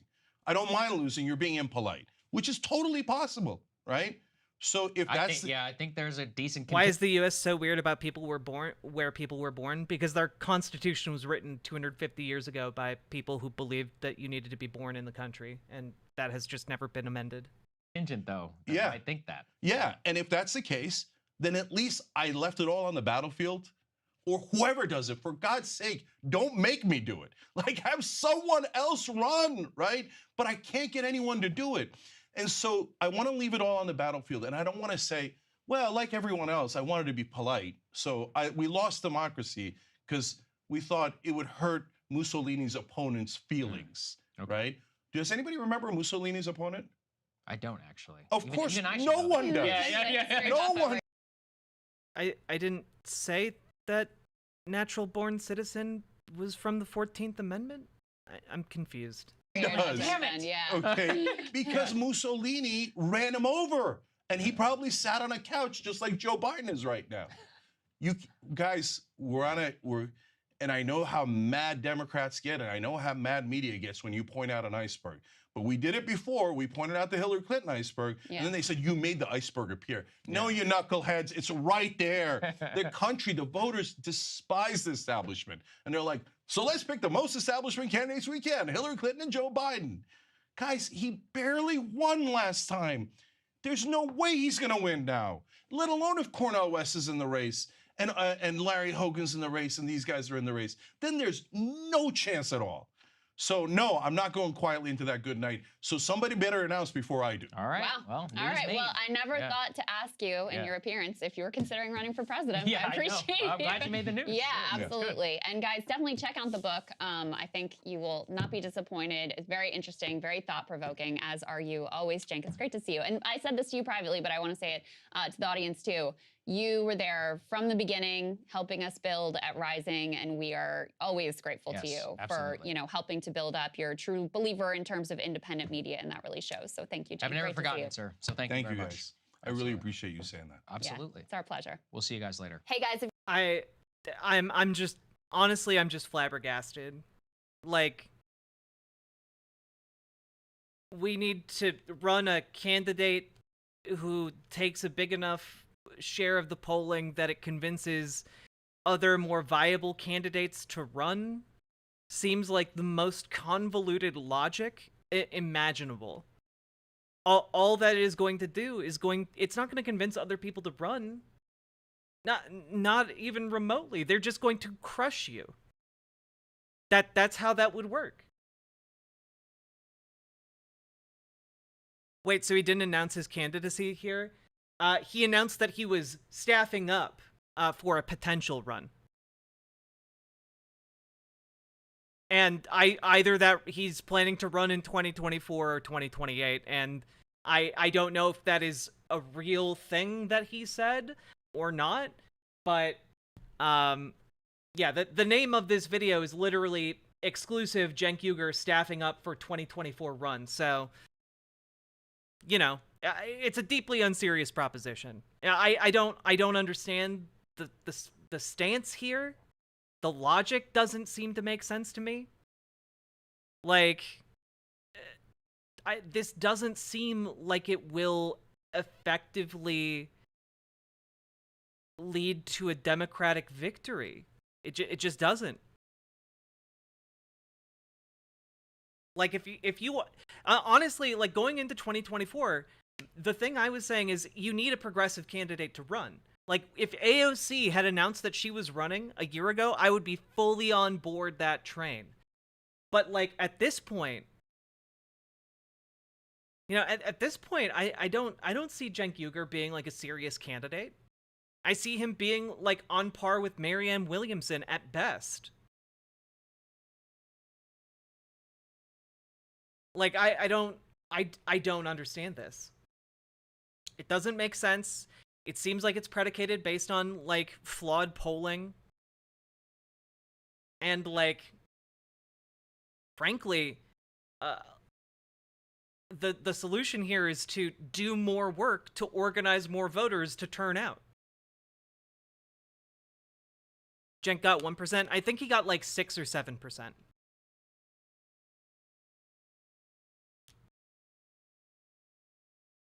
He couldn't poll half as well as Williamson. Well, true. Again, that's why I said at best he would be on par with Marianne Williamson. I don't... maybe it's a delusion of grandeur. I don't know. Like, I understand the impulse to panic in the face of, like, the fascist wave that is the Trump candidacy, but, like, the solution here is to roll up our sleeves and get to work organizing, get to work knocking on doors, get to work, like, training up to be useful in the 2024 election. The solution here is not, let's pull a candidate out of our ass at the last minute. That's not viable. And even if you did, it would just mobilize the Democratic Party to use resources on destroying you as opposed to, like, just consolidating behind Biden.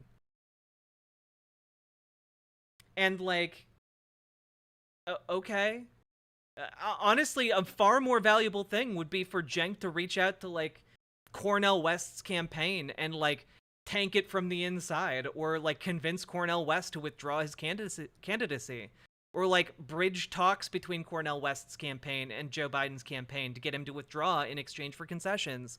Like, there are things to do here, but, like, saying, oh, I might run for president literally serves no one other than Cenk Uygur's ego.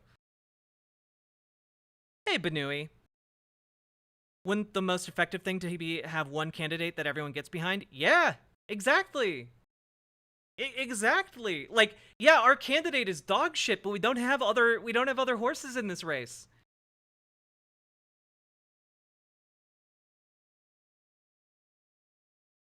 Yeah, like, I thought maybe he was talking about staffing up for the 2028 election, which would make more sense. Even, like, setting aside, like, eligibility concerns, like, 2028 would be far more sensible for him to start building up for, right?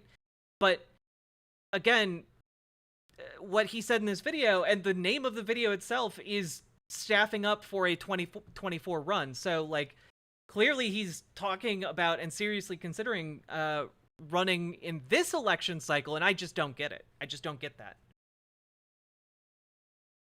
I mean, I don't know that I'd say Cenk is being very selfish. I think he's being very ego-driven, because I think what he was proposing was not running as a third-party candidate. I think he was proposing running as a Democrat in the primary, which would make more sense, but like, I don't see that being effective either, you know?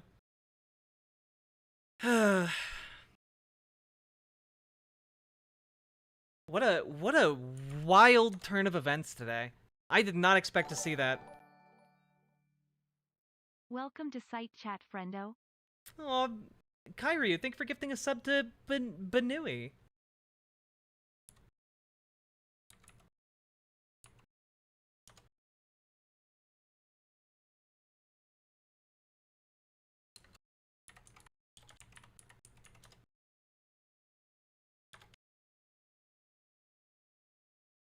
Also, Benui, are you Velvet Benui from Twitter, or no? Are you a different Benui? There's a lot of Benuis around.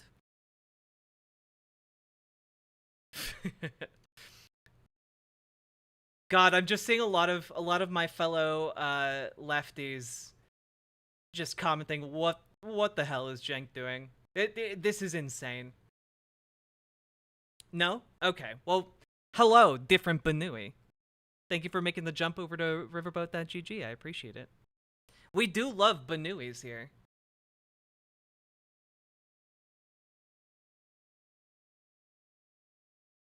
Additionally,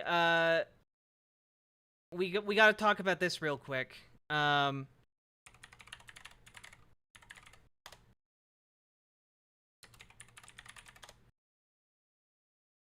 We got to talk about this real quick. All right. Washington Post over here.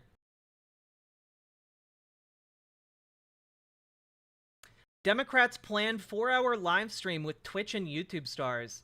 The plan is the latest outreach to young voters online by political parties. Hey, written by Taylor Lorenz. Hell yeah. Internet bestie Taylor Lorenz. We follow each other on Twitter. Pretty cool. On Friday morning, Representative Ro Khanna will kick off a 4-hour live stream from a Washington rooftop overlooking the White House with some of the biggest political Twitch and YouTube live streamers. The creators include Clara Sorrenti, known online as Keffels, Stephen Bonnell, known online as Destiny, and Ian Koczynski, known online as Vosh. The agenda says they will be discussing issues such as climate change, affordable housing, and student debt relief. So yeah, this is actually pretty big news. We got Keffels, we got we got Vosh, we got Destiny talking with Ro Khanna, and this has the potential. Again, I think we need to set aside, just ideologically set aside, that maybe you just hate some of the people I mentioned right there, right? Set that aside and just consider the fact that Ro Khanna right now with this plan is tapping into an audience of hundreds of thousands of people. Hundreds of thousands of people who are typically ignored by mainstream media outlets. You know? This is actually like a pretty insane thing. We have a sitting member of Congress reaching out to an audience that is incredible and is typically overlooked. And it is going to be it's going to be really interesting to see how this shifts the way politicians interact with kind of this not even new media. This is like new media, you know, streaming. I mean, a lot of politicians these days are still stuck on the idea of like email being a cutting edge technology. So the fact that this is happening speaks to a really great shift for the Democratic Party to reach people who would otherwise maybe be non-voters. Again, young people in America generally don't vote. So the fact that this is happening, that this outreach is moving forward, is deliberately planned to mobilize the least likely to vote generation that is most likely to vote Democrat. You know, we just need to get these people to the polls. That's the goal. We just need to get young people to the voting booth, and we can win. That's honestly the best move here. And if we can get this to be like a recurring thing, where politicians reach out to streamers, which reminds me, I do need to reply to an email. A campaign manager actually reached out to me to see if I could interview a politician, a political candidate. So we gotta respond to that and say yes. Yeah, no, this could be like a new thing, right? Yeah, I identified heavily with not voting for a long time. Yeah, we just have to motivate people to show up. That's 95% of the battle for Democrats. And yes, hopefully, not to like toot my horn or anything, but I was tangentially involved with this plan, and pretty excited to see it actually coming together, and also hoping that maybe in the future I can maybe talk to sitting members of Congress. Well, I did talk to a sitting member of Congress. I talked to Ilhan Omar, but you guys don't get to see that conversation because it was not on camera. But I don't think most people understand how screwed LGBTQIA plus and women are if Republicans win in 2024. Yeah, honestly, Simzoid, it's just a matter of getting out information to young people. Right? The idea that, like, your queer friends, they could be thrown in jail for using the wrong bathroom. Right? Your trans friends, well, they're just not going to be able to go to the hospital. You know? Republicans are going to empower religious bigots to be able to say, oh, I'm sorry, transness is against my religion. Oh, being gay is against my religion. I can't in good conscience provide you medicine or provide you medical aid or serve you. You know, like, that's what's on the ballot in 2024. And we need to make sure young people know that, because these are issues that directly affect their ability to live and be happy and, frankly, be gay. Because I know a lot of you young folks are gay as hell, and more power to you. I love seeing you happy.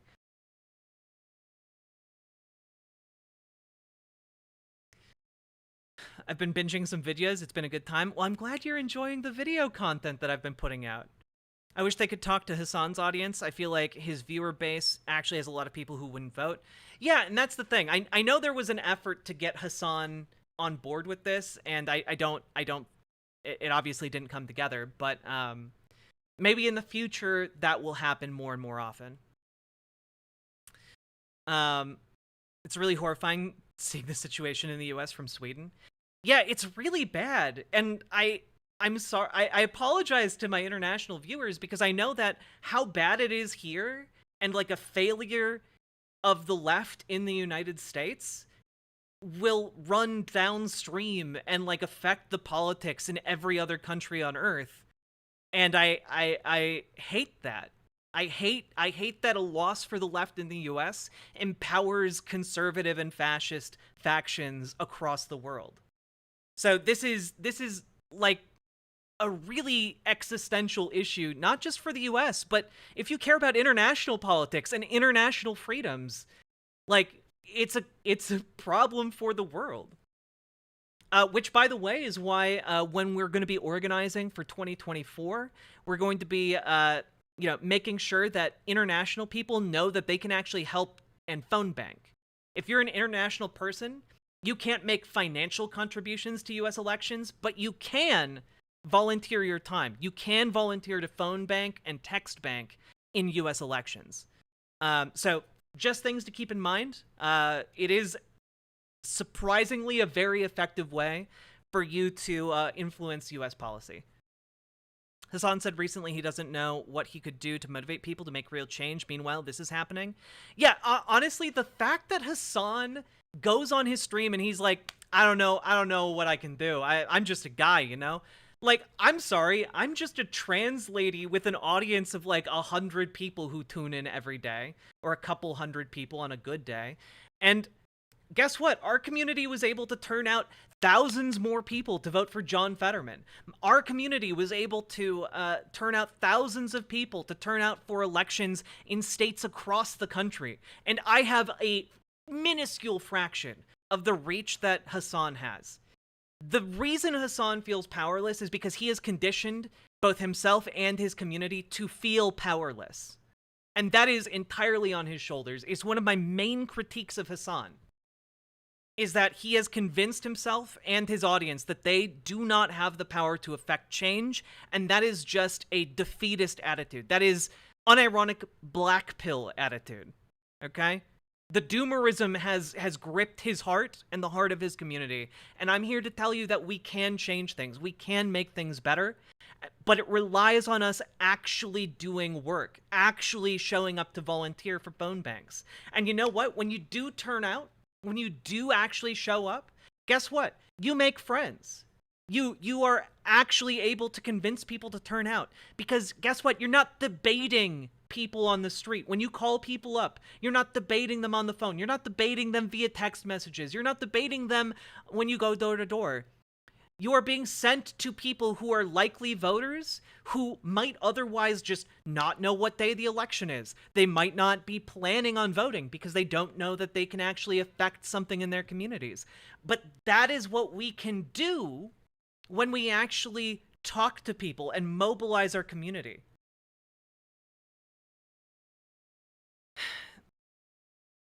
So it's frustrating, right? Because he has an audience of hundreds of thousands. I have an audience of hundreds, and still we were literally able to make the difference between whether or not John Fetterman got elected. We did that. Our community helped make that so. And it is frustrating as hell to see somebody with exponentially more power than I have just be like, but we can't really do anything. Aw. And I don't know. I wish I could, like, sit down and talk with him because, like, we have the ability to change things. And he has the power to make that so. If he just mobilized and conditioned his community to get involved in that way. So, anyway, I hope you guys will stick around with me because I am genuine. From the beginning, I've said we're going to be bigger than Hassan. I am genuine about that desire because my desire is to be bigger than Hassan, to be one of the biggest streamers on this planet, so we can do good things to change the world for the better. By relying on each other, by relying on people power and organizing together. That is the only way we defeat corporate power. Okay? That is the only way we defeat the billionaires that are at our door, slavering their jaws for whatever pittance we have left, hoping to commodify our happiness and our joy. So, I hope you guys will join me, because I intend to do a lot of organizing for 2024.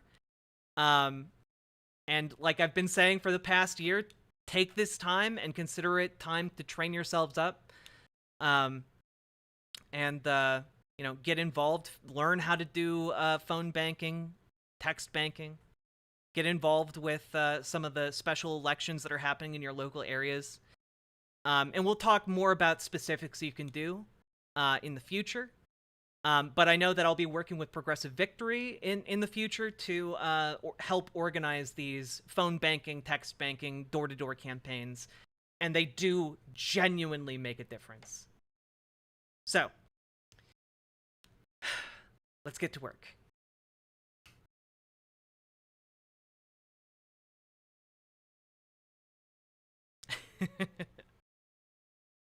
How much of it can be blamed on laziness? Hassan is just an unwillingness to do those things. Honestly, like, I don't think it can be blamed on laziness. Like, was the segment I just did a lot of work for me? No, it wasn't. I just talked at the camera for, 10 minutes out of a several hour long stream. That wasn't a lot of work on my part, I mean, Hassan might put it down to laziness, but I don't think that's fundamentally what it is. I think laziness is a byproduct of having given up.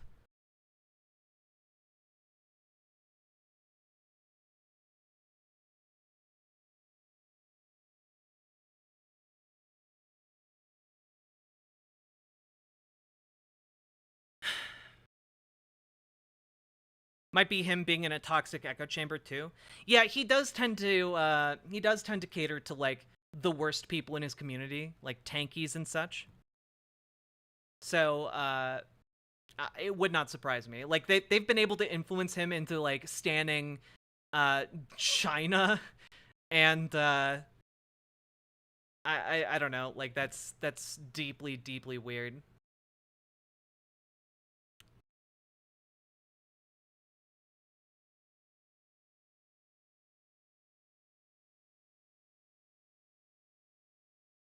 The caterpillar cannon people have moved him to being lethargic. I don't know what that means. I'll be right back. I need to turn on the air in my house. I'm really hot.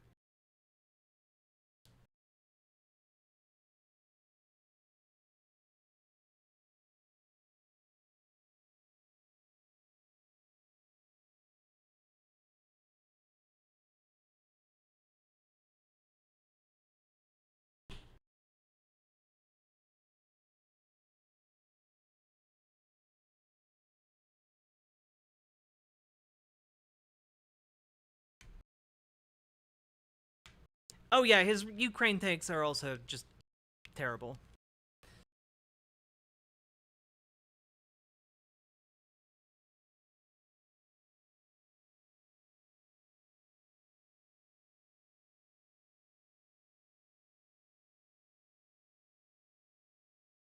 Hey, Fellini Fiend. Okay, so we had those two segments. I'm gonna go back to editing like video, and we'll continue watching the Biden impeachment hearings. Sorry, I know that was a really big, like, that was a really big diversion. Like, I left to go get food, and then we covered Cenk running for president, maybe, and then covered that. But I feel like all of that was a really, really big deal. So I'm glad we took the time to talk about it. Hopefully that wasn't too big of a distraction from this, because this is also very important, but also just kind of a funny distraction, because that's ultimately what it is. The Biden impeachment hearing. Oh yeah, I got banned from Hassan's chat for criticizing his Ukraine takes over a year ago. Yeah, those weren't his best takes. In fact, they were pretty bad. Tegma TV, thank you for the follow. I appreciate it. I saw tomorrow morning Rokana's supposed to have a stream with Vosh. Yeah, we just finished talking about that, Fellini Fiend. I just went on like a real rip-roaring talk about it. It was pretty good. Gonna cut it into a segment. To benefit individuals or third parties, to induce them to I'm also gonna eat my financially food benefit now. your family would be a crime. Would I'm it not, so Professor? hungry. It is. That's if you take a look at some of the treaties and sources that I cited, the United States has for years combated influence peddling as a prototypical form of public corruption, and much influence peddling follows that pattern.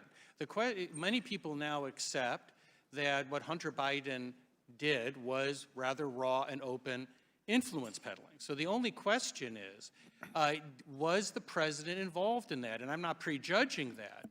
But there's an argument that now that you hear, that they were just selling the illusion of access. The fact is, you have to ask yourself one question. How do you know? Even if you accept that selling the illusion of access is not misconduct, how do you know it was an illusion? Well, and that's where I'm going to go next, because there's also another concerning aspect of President Joe Biden's actions as vice president, for which there is currently an active criminal investigation, and that is his misuse of classified documents. There has been appointed by the Department of Justice, by the Attorney General, a special prosecutor for the purposes of investigating the federal crimes that could have arisen as a result from this president's misuse of classified documents. The fact that he had them at the Penn Biden Center for Diplomacy and Global Engagement and the Wilmington, Delaware private residence of President Joe Biden, as well as other matters that might arise from it, places where there were other people. One of those other people happens to be Hunter Biden. Now, this committee, in its scope of this investigation, indicates that these classified materials are also relevant because, for example, the Oversight Committee has requested information regarding the classified materials discovered in the president's home where his son has resided during the time period relevant to the investigation and personal office. The White House has not provided this information. Obviously, his son was receiving payments from Romania, Russia, Ukraine, China. If there are in those documents, documents that relate to, for example, the prosecutor in Ukraine, or Burisma itself, or other aspects of Ukraine, or any of the parties or individuals, obviously, that were making payments to Hunter Biden, that would be relevant, wouldn't it? It would be relevant. One of the things I address in my testimony is I say that the most concerning line for me in this inquiry is pre-office conduct. And what I say is that there should be a type of rebuttable presumption against bringing in pre-office conduct, but there is precedent for it when it forms. Well, and this, he was in office at the time because he wouldn't have had access to classified documents. These are not things that he did as a private citizen. He had these documents given to him. And I want to ask you, in his scope as both senator and as vice president, there's been a lot of talk that perhaps the president inadvertently ended up with these documents. Now, first off, there's an unbelievable number of documents. He's clearly a classified document hoarder, and he clearly was mishandling them. Can't you infer intent by knowledge of the law? Here, the President Biden knows how to handle classified documents and what mishandling is. Wouldn't that be attributed to his intent? Well, that can all go to a question of establishing intent. And in all these cases, you obviously don't have a confession. I'm not too sure if the documents matter will become relevant to an impeachment inquiry. I've said earlier that the issue that concerned me about the documents is that they ended up being distributed to different sources, it appears, that they went to different locations. and there are accounts of being in the president's home. And the question is, were they divided and why? But it's not clear to me whether that would amount to an impeachable offense or not. Right, you have to make that nexus, which I Mr. Chairman, next step. I've seen some of these documents as the chairman of the Intelligence Committee. I can tell you they are of the highest level of concern and threat to national security. I think we do have to get to the bottom of why was he taking these and what was he doing with them. I'll yield back. Chair now recognizes Mr. Chairman, I Conley have a from Virginia unanimous for 5 consent minutes. motion. Mr. Chairman, unanimous consent motion. I ask unanimous consent to introduce page 131 of the transcript of Devin Archer's testimony, where the question is asked, but he did not provide the Burisma executives with actual access to his father. The access to his father was an illusion of access. Gentlemen's out of order. You'll have Right. time in your Right. 5 minutes. An Chair now illusion of recognizes access Mr. to his Conley from father Virginia other for than 5 social. minutes. Thank you, Mr. Chairman. Is it admitted? I object. The clock's ticking, Mr. Conley. What's the objection based Mr. on? Goldman's taking your time, Mr. Conley. You have it's your turn to speak. Distract, yeah, you're taking time away from me unfairly. Distract, deflect, dissemble. Hold on to those 2 words, distract and deflect, because I think this hearing's all about, look over here, not over there. So, Professor Gerhardt, I've heard concern about branding. So, shouldn't we be concerned about all those Biden towers all over the world where foreign partnerships were formed and influence was used here in the United States? I've seen these towers in Indonesia, in the Philippines, in Turkey. And without denying genocide. Programmer Paul, thank you for the $50 dono. I really, really appreciate that. Hell yeah. Thank you so much.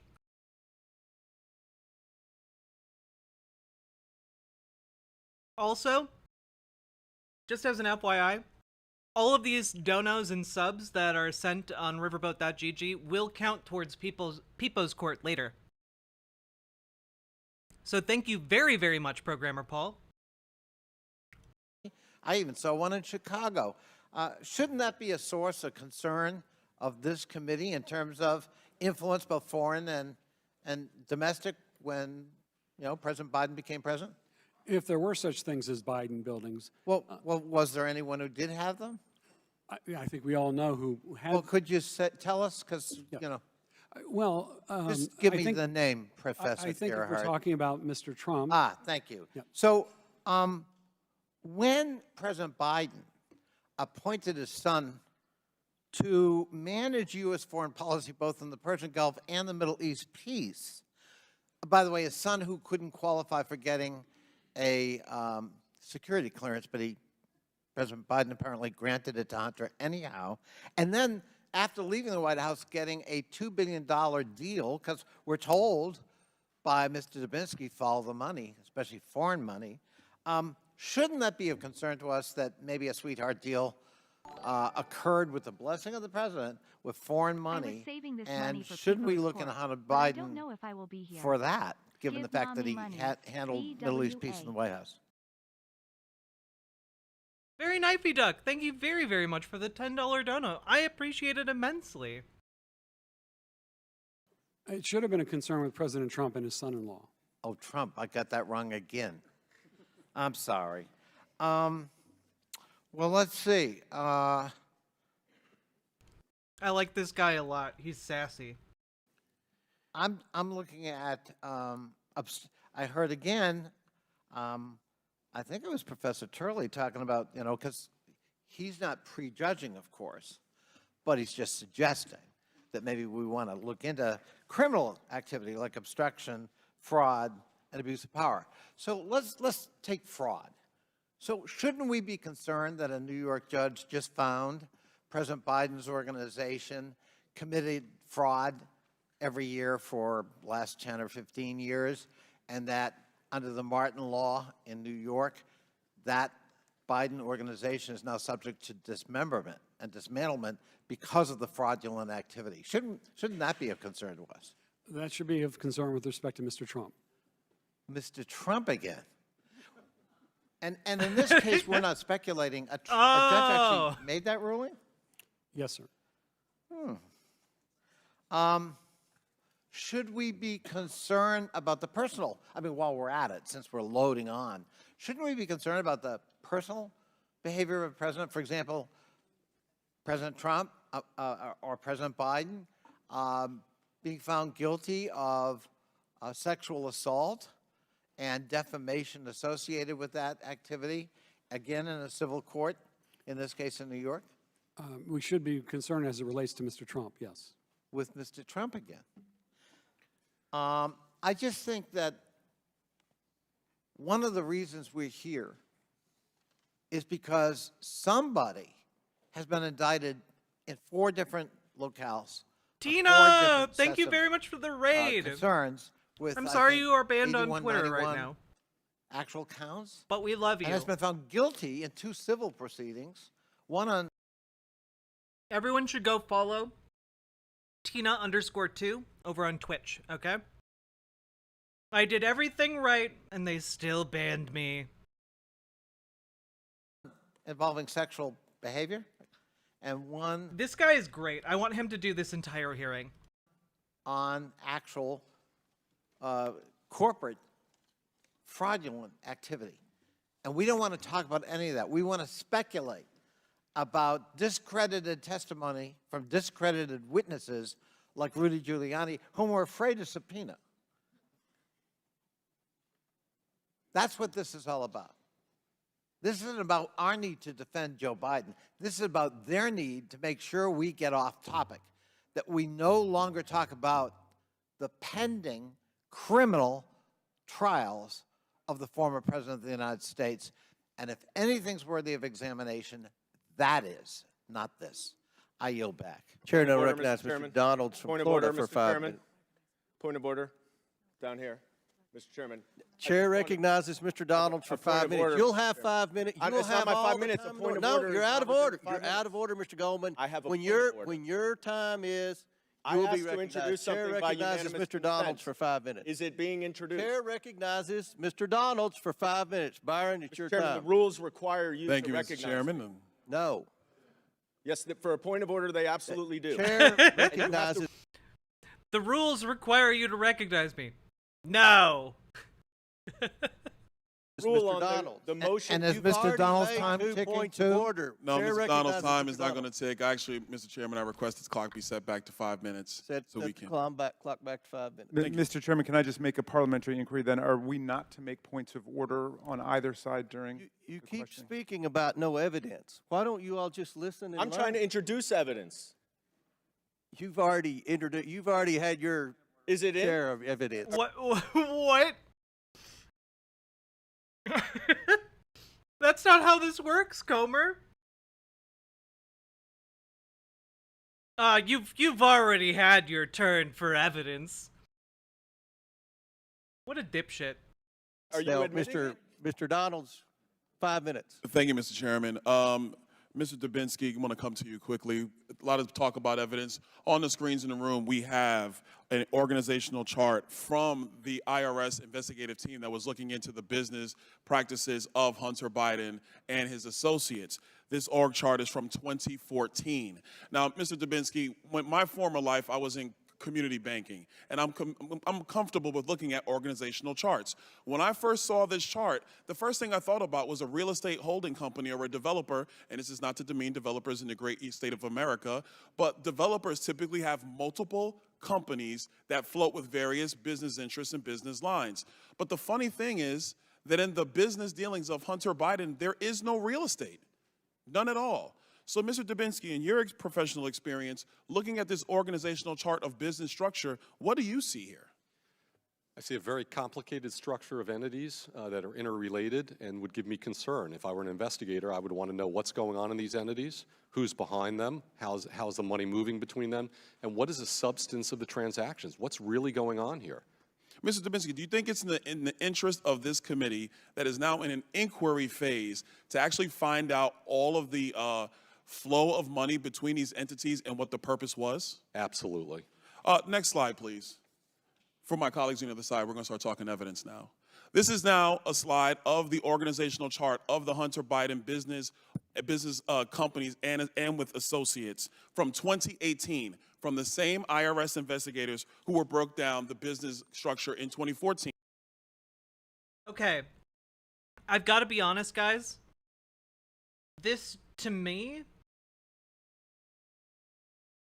just looks like a pretty typical, like, investment bro structure. Like, this is the game, like, every finance bro plays, where they shift money around between different companies. This is just what finance people do. Like, that's their job.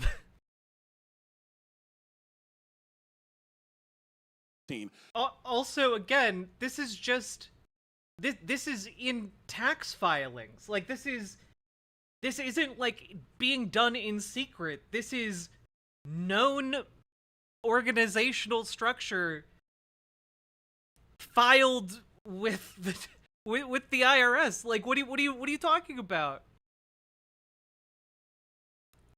Does this slide cause you the same concern, Mr. Dubinsky? Is there a bubble that says big guy?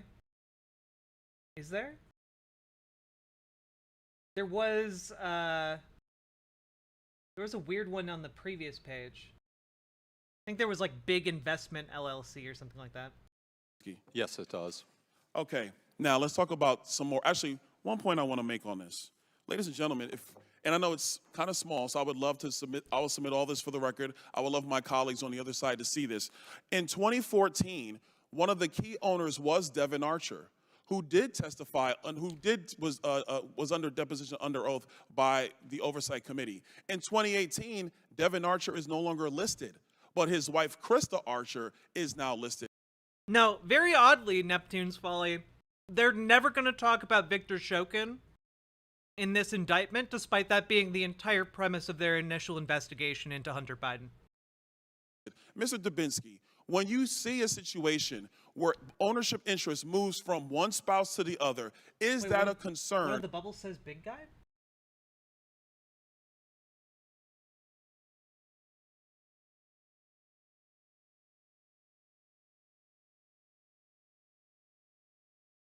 I'm not seeing it. Am I blind? Excuse me.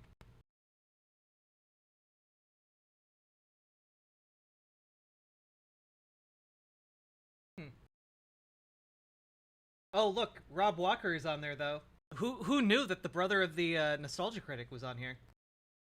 Of some level of fraud, potentially.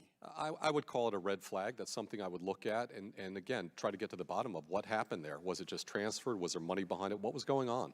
Okay, thank you. Next slide. Now, this is to a text message. This is a text message between, it's going to Naomi Biden. That's what this one is. Hold on, let me get my stuff back. There we go. Sorry. This is the WhatsApp text message between Jim Biden and Hunter Biden. In this text message, it clearly says, anyway, we can talk later, but you've been drawn into something purely for the purpose of protecting Dad. This is between Hunter Biden and Jim Biden. Last time I checked, the father of Jim Biden and Joe Biden is now passed away. So I'm assuming this is Hunter Biden saying to Jim Biden, the president's brother, that you've been brought in this for the sole purpose of protecting Dad. Miss O'Connor, do you think that this text message... But that could mean any number of things that are not criminal.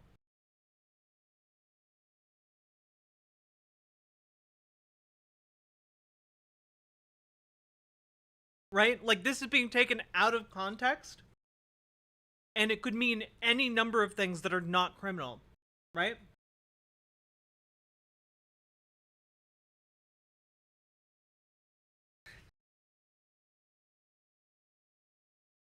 Send me text saying what you told me over the phone, please. If you no longer wish to be involved in this venture regardless of how tangentially, I need it in writing.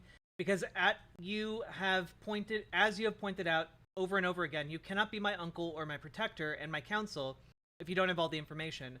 Well, this time I don't have any information at all, and these guys may or may not be something different than I thought. I promise I did everything I could to make certain of that, / that they adhered to our standards, but Jesus, this is insanely complicated. Anyway, we can talk later, but you've been drawn into something purely for the purpose of protecting Dad, and I know any of the BS money is mine ultimately. So, again, there's no context here that they're presenting that makes this make clear any criminal wrongdoing. Right? Now, what they need is to draw a full picture of what this means, or just get Hunter Biden to testify about this. Message would lead this committee to get further information about the business dealings of Hunter Biden and how that actually links to Jim Biden, the president's brother, and why they are so concerned with protecting Dad, a.k.a. Joe Biden, a.k.a. the President of the United States? Yes. Thank you. Next slide, please. Wait. But that's in 2018. That's before he became president. Or even announced that he was running for president. This is a text message between Hunter Biden and Naomi Biden. And this one is a famous one. Everybody knows this one. This is a famous one that says, I hope you all do what I did and pay for everything for this entire family for 30 years. It's really hard. But don't worry, unlike Pop, I won't make you give me half your salary. Mr. Dubinsky, if you saw a text message like this in a potential money laundering operation or a potential... I mean, again, what does this mean without additional context? Pay-for-play operation, would you be looking for information related to money going from son to father? Absolutely, without a doubt. Thank you. Next slide. Oh, this is a fun one. Ladies and gentlemen, this one is from 2018. This is about 4 months before Joe Biden launched his campaign for president of the United States, December 2018. The highlight is, I can't help but notice, but all of these text messages are between Hunter Biden and people who aren't Joe Biden. Text message between Jim Biden and Hunter Biden. Hunter Biden was in a bad way, by the way. He was really strung out. He lost a bunch of money. He needed help. Jim Biden says, this can work. You need a safe harbor. I can work with your father alone. It'll probably take several months and everybody can read the text. Ms. O'Connor, Mr. Dubinsky, if you saw a text message like this between the president's brother and the president's son, wouldn't you be concerned about them trying to give plausible deniability for the president of the United States to not have any knowledge of said business dealings? It's worth... Gentleman's time's expired, but please answer the question. It's worth investigating. Mr. Dubinsky? I would agree. I would investigate this. I yield back. Thank you, Mr. Chairman. Gentleman yields back. Before I recognize Mr. Christian Morte, Mr. Goldman, I will give you an opportunity to quickly recognize you for your point of order. I just want to make sure that page 131 of the transcript of the Devon Archer interview is entered into the record. Without objection, so ordered. Thank you. Chair recognizes Mr. Christian Morte from Illinois for 5 minutes. Thank you, Mr. Chair. Professor Turley, Hunter Biden's a private citizen, not a federal official, right? Yes, sir. A special counsel investigating Hunter Biden recently indicted him for various illegal acts. I'm sure you're aware of this indictment. I have it in my hands. But nowhere in Hunter Biden's indictment is there any allegation of Joe Biden having committed any wrongdoing, right? That's correct, sir. Not a... Damn, that's crazy, bro. That is correct. There's no evidence that has been submitted of Joe Biden doing crimes. Damn, that's crazy how that just keeps coming back up, isn't it? Not a parking ticket, not a moving violation, not a library fine, not a high crime or misdemeanor. In fact, on page 19 of your witness statement that you submitted, you said, quote, the current record does not establish any crime, let alone an impeachable offense. Now let's further explore what's been established about Joe Biden. The Hill reports Senator Marco Rubio, quote, noted that House Republicans are discussing a special impeachment inquiry to obtain evidence of criminal behavior that they have not been able to dig up through the House Oversight Committee. And Rubio warned that setting up a special impeachment counsel without strong evidence of a crime could trivialize the process. Now, sir, Senator Rubio is a Republican, right? Yes, sir. Let's talk about whether this evidence that Mr. Rubio was referring to exists. Our colleague Ken Buck, a senior member of the Judiciary Committee, said the following regarding evidence linking President Biden to an alleged crime. Quote, "That doesn't exist right now." Now, sir, Ken Buck is a Republican, correct? Yes, sir. Senator Mitt Romney of Utah said, quote, "There hasn't been any allegation this is yet, great. any conduct which reaches the constitutional standard for impeachment." And sir, Mitt Romney is a Republican as well, correct? Yes, sir. Now, let me turn to another topic here. Ms. O'Connor, here I have a poster of an entry from your professional LinkedIn account. There's your picture, and it says Law Office of Eileen J. O'Connor. We printed here what you posted roughly 1 week ago. It says, quote, "The Biden administration is promoting and enabling the invasion." That's what your post says, right? Yes, it does. And it further goes on to say, if this doesn't stop quickly, then the entire USA will be invaded with millions of military-aged men from many different countries who are ready to cause total havoc while getting Oh, so she's even more of a monster than we suspected. paid $2,200 a month in welfare to do so. Did I write that? You reposted it, and it says it is an engineered death spiral. Also, undocumented immigrants don't get paid welfare. Now, let me show you another posting that you put up on your professional May I LinkedIn respond? account. May I respond? If there is an You can impeachment respond when inquiry, I'm I done. think it should When I'm be done with my for question, the ma'am, deliberate demolition of can the you United please put States this of up? America. Ma'am, this is another posting from your professional LinkedIn account.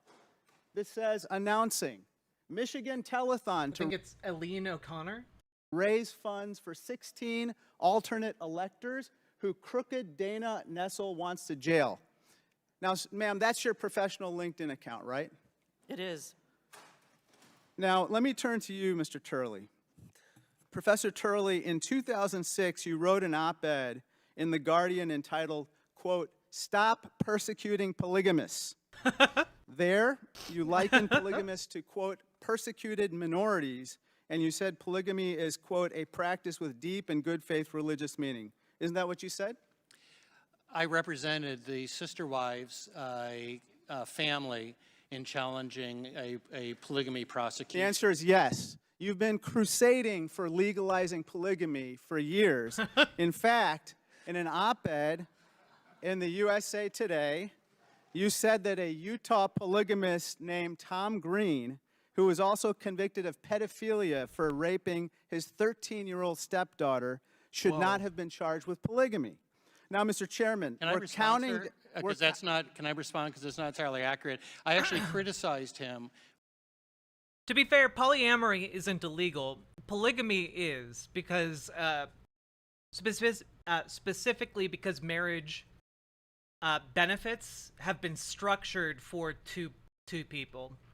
Like, changing that would require an overhaul of the entire way our government recognizes, like, all marriages, which would be difficult.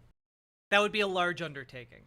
Probably should be done at some point, but that's the reason people get charged with polygamy, because it's essentially you defrauding the state and getting multiple instances of marriage benefits.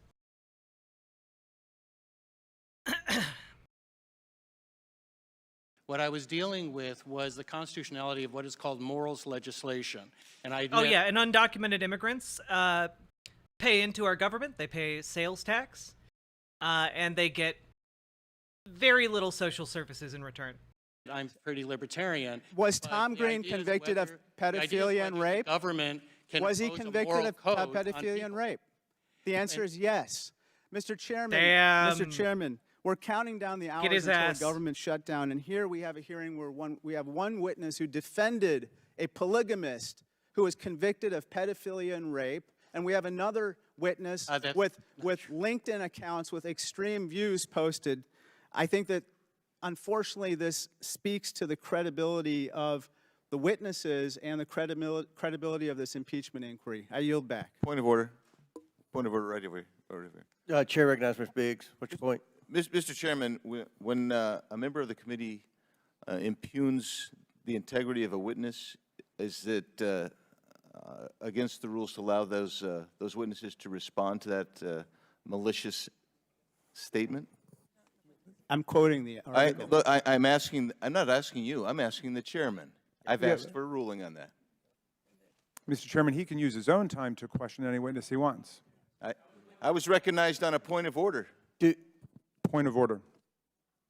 What's your point? I mean, my point is that it was I'd the ask way for a we, ruling on my have, point of order the way we've first. always proceeded. I'd Mr. ask for Chairman, a ruling on my point of order. Mr. Chairman, in I'd order ask to for a ruling rehabilitate on my point of Mr. order Chairman, first. Okay, here's the ruling. The witnesses have the opportunity to address that during a line of questioning. If Mr. Turley wants to address that during another member's line of questioning, then he's more than welcome to do that.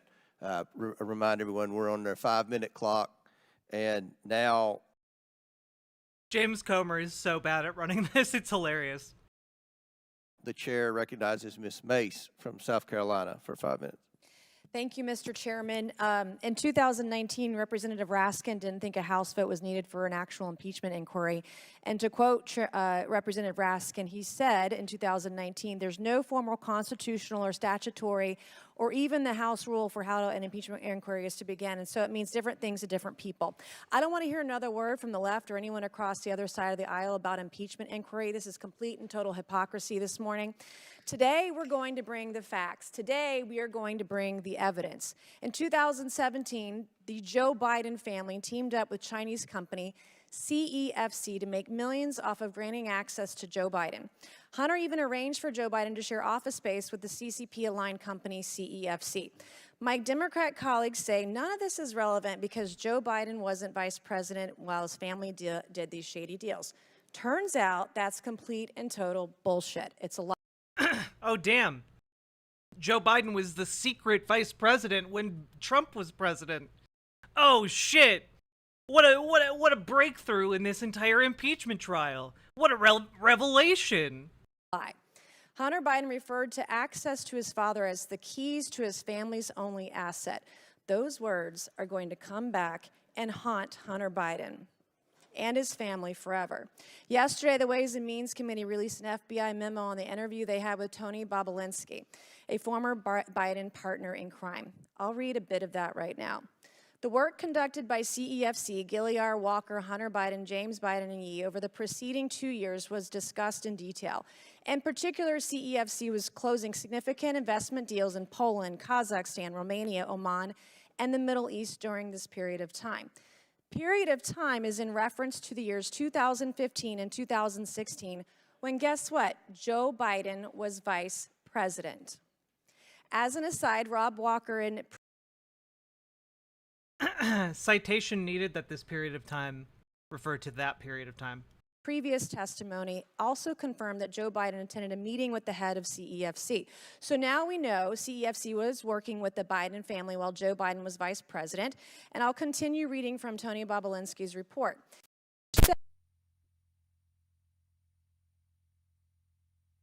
Because Joe Biden was still vice president during this time period.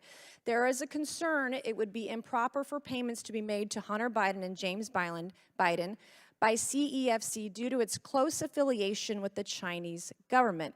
Hunter Biden and James Biden both wanted to be compensated for the assistance they had provided to CEFC's ventures. In particular, they believe CEFC owed them money for the benefits that accrued to CEFC through its use of the Biden family name to advance their business dealings. The Bidens, coincidentally, were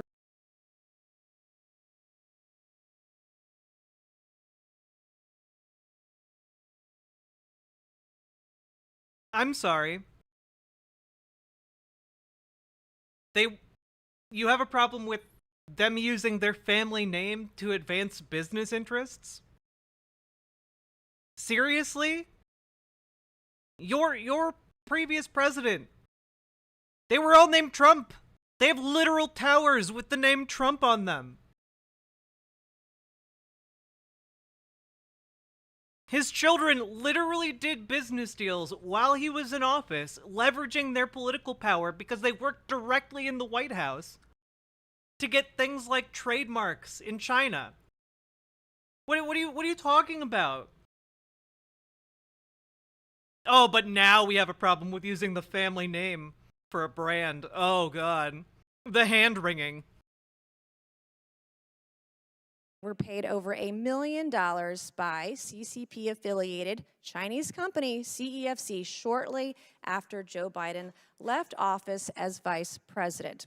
Now we know why, because it was back pay. I'm going to show another image. This is a text message between Hunter Biden and Gong Wendong, an agent of CEFC. Hunter says, "My uncle will be here with his brother," in all caps, "who would like to say hello to the chairman." He goes on, "Jim's brother, if he's coming, wants to say hello." His uncle's brother. I wonder who that could be. I can't quite figure it out. Hunter puts brother in all caps, and it doesn't take a genius to figure this out, but since I'm not always dealing with geniuses, and Washington, D.C. has been illustrated today, I'll spell it out. The brother of Hunter's uncle, Jim. Damn, it's crazy. This is in 2017, after he's out of office. Is Joe Biden. Why was Hunter so secretive about his father? I'm going to tell you why. It's because Joe Biden didn't want the American people to know he and his family were getting paid millions and millions of dollars from a company closely tied to the Chinese Communist Party. CEFC knew paying Biden family members was bad, so they covered it up. Hunter knew Joe Biden hanging out with CCP. There's literally nothing illegal about a CCP-aligned company paying Joe Biden directly. Like, they could just have given him a gift of millions of dollars. There would be nothing illegal about it. He wasn't in office. He wasn't running for office. Businessman would be a bad look, so he tried to pull a genius move on us with this whole "my uncle's brother" bullshit. We already know the president took bribes from Burisma. I also want to add, betraying your country is treason. Citation needed. We all know he took bribes from Burisma. Citation needed. You need to prove that. You haven't actually demonstrated any of the evidence for the Burisma stuff in this entire hearing. Now would be the time to present evidence that Joe Biden took bribes from Burisma, which would be pretty interesting considering what would he have taken the bribes for removing the politician, removing the prosecutor that was refusing to prosecute Burisma. Burisma just doing an epic reverse Uno on themselves, I guess, by removing the prosecutor that was loyal to them. Mr. Chairman, I ask unanimous consent to enter into the record this text message between Hunter Biden and Gong Wendong and the FBI memo regarding their interview with Tony Bobolinsky, showing Joe Biden's connections to CFC during his vice presidency. Without objection, so ordered. Professor Turley, we got 30 seconds. In your experience in reviewing cases of fraud, do people who are conducting legitimate business usually go through these efforts and hoops to keep their foreign entanglements hidden? Yes. Again, you're trying to say that Joe Biden was going through these hoops to keep his own affairs hidden, but you haven't demonstrated that. You've just been showing stuff from Hunter Biden. The issue with influence peddling is that it can, in some circumstances, be legal, but it's not something that necessarily is made public. The public does not buy into the idea that you can sell your family brand if it's influence peddling. So what happens with influence peddling is that you often have the commission of crimes that conceal it and to take steps so that it's not public. That may I'm going to get some water. I'll be right back. But it's not back. necessarily the reason in this case, but it may include the failure to pay taxes, the failure to register as a foreign agent. And part of the purpose of an inquiry is to see if there is a linkage between those acts and, more importantly, a linkage to the president. Can I briefly respond to the earlier attack? You may have additional questions. I don't want to take your time. Mr. Chairman. I'm sorry, the gentlelady's over time, Okay. but we'll work with you on that because I do think you need to respond to that ridiculous statement. Now, Chair recognizes Mr. Khanna for 5 minutes. Thank you, Mr. Chairman. Mr. Turley, you testified or in your written statement about best practices for the House, and you say that it's not legally required for the House to vote to have an impeachment inquiry, but it is a best practice. Could you explain why you think it is a best practice for the House to have that vote? Certainly. I think that what the courts have said is it's not required, as you noted, so it's not a condition for the initiation of an inquiry. I just think it is a good practice. Whether it occurs after the initiation, I think still a vote of the entire House brings the solemnity and the weight to the decision. And I do think it's one of the best practices that I suggested in my testimony. And what would it mean if the votes weren't there? I mean, hypothetically, if they had a vote and 10 or 20 people voted for it, I mean, you're a student of constitutional history. What would that say? I mean, why is it important in your view as a best practice to have majority support for something like this? I think that the public expects members to take this process seriously, and part of that is to go on the record whether you believe there's grounds for an inquiry. So I think that in terms of the best practices, that gives, I think, the weight of the House to the efforts, and so that's the reason I criticized the move of Speaker Pelosi when. And it would give you pause if there was a vote which said that the House didn't think that there should be an inquiry, right? I mean, you would give that weight as a constitutional scholar, correct? I mean, if the House as a body said that there should not be an inquiry, then clearly that has, on the merits of the inquiry, that has some weight. So it would be your recommendation to Speaker McCarthy today to bring up that vote, correct, for a House inquiry? I've always said that I thought it was a best practice. And your recommendation to him today, I mean, he's listening, I'm sure his staff are, would be bring that vote to the House floor? I always think it's a good idea to bring it to the House. And it would be your testimony, based on what you've said, that if that vote failed, that should have some real consideration in whether we go forward with this. I mean, let's put members on the vote. Because my view is they don't have the votes. I think it's going to be a very lopsided vote against it, and that's why they're not bringing it to the floor. Yeah, I can't speak to that. Let me ask you this. You also said that I do not believe that the current evidence would support articles of impeachment. And I want to be careful because you said it, you think it supports an inquiry, but not the articles of impeachment themselves. So I want to be precise in what you've said. Can you explain to the committee and the country why you believe that the current evidence does not support the articles of impeachment today?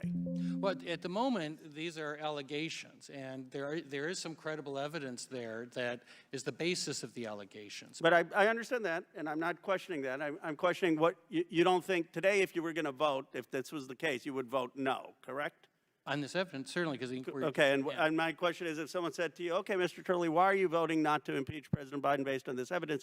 Where do you think the evidence is lacking? Where does it not rise to the level where you think it needs to be? What are the places that you think is missing? Well, I said in my testimony that the key here that the committee has to drill down on is whether they can establish a linkage with the influence peddling, which is a form of corruption, and the president, whether he had knowledge, whether he participated, whether he encouraged it. We simply don't know, and we don't even know if this was an illusion or not. Oh, to answer your question, Josephine Lucian, I was eating a burrito, a carne asada burrito. It was delicious. But you can't find the answers to that. I mean, the back end of these financial transactions, which I have read is where the committee's going, may shed light on that. But without that type of nexus, then no, I don't. And currently it's your testimony that that nexus has not been established. How are they even able to begin to justify how this shit is less far-fetched than what happened with Trump? Honestly, it's because they know that their voters live in deep, deep media bubbles. And they know that their voters aren't going to actually check the sources. And if they do check, they're going to go to like Fox News, they're going to go to Breitbart, they're going to go to far-right conservative rags, you know? Correct. No, I think that's the purpose of the inquiry. Yes, that's correct. Would you agree with, have you read Ken Buck's op-ed in the Washington Post, where he basically was one of the Republicans, which is why I think it'd be a lopsided vote against an inquiry, saying that that evidence doesn't exist? I did, and I respect members of both parties that can stand alone. He has his reasons for that. I personally think that the threshold for an inquiry has been surpassed, that you have a duty to inquire as to these allegations. But that's not presupposing what you're going to find. Just to summarize then, it's your formal recommendation to the Speaker to have a Scoia'ttolo, thank you very much for subscribing. Ciao. vote on the inquiry, and it is also your testimony today that today you would vote no on impeachment on the current evidence. Yeah, since when Speaker Pelosi took this step, I gave the same advice, that I think it's a best practice to go to the floor. Gentleman's time has expired. Chair now recognizes Ms. McLean from Michigan for 5 minutes. Thank you, Mr. Chairman. And before I start with my line of questioning, honestly, like, it's not even, they don't think that they are actually going to succeed in impeaching Joe Biden, right? Because even if they did impeach Joe Biden, like, it's going to fail in the Senate, right? There's no way it passes in the Senate.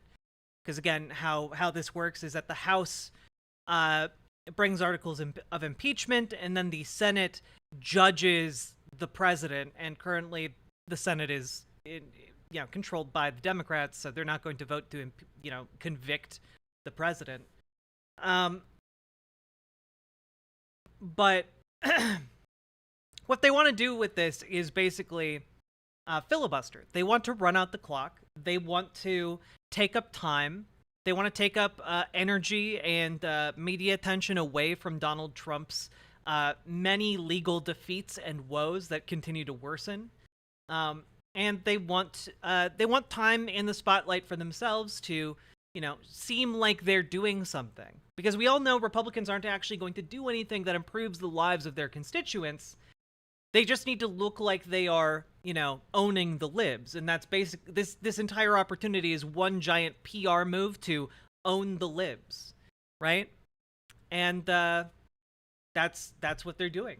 It doesn't matter to them if the entire government shuts down, because honestly, Republicans don't want the government to function anyway.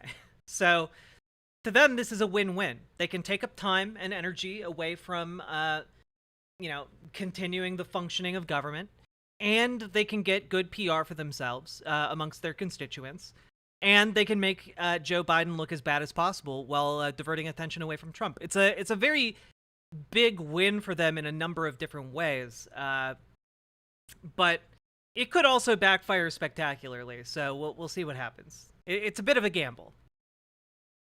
I just want to make two comments. First, to Professor Gerhardt, I love the analogy that you used about the speeding ticket with Hunter Biden. Let me also see if you would agree with this analogy. If a criminal pulls a trigger for a murder, he's guilty, right? And we can prove it.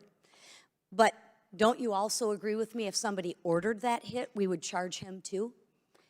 It's interesting that you don't use that analogy. That's number one. Number two, I have a reason for not using it, but yeah. Yeah, because it doesn't fit the narrative is the reason. because Number there's no two, evidence I'm amazed at, and I'm a... Yeah, it's quite interesting that she's trying to make that the analogy when there's literally no evidence that Joe Biden gave any orders to that effect whatsoever, right? Like that. That's why that guy didn't use the analogy, because there's no evidence of that. I love the fact that Trump lives rent-free in the Democrats' heads every day.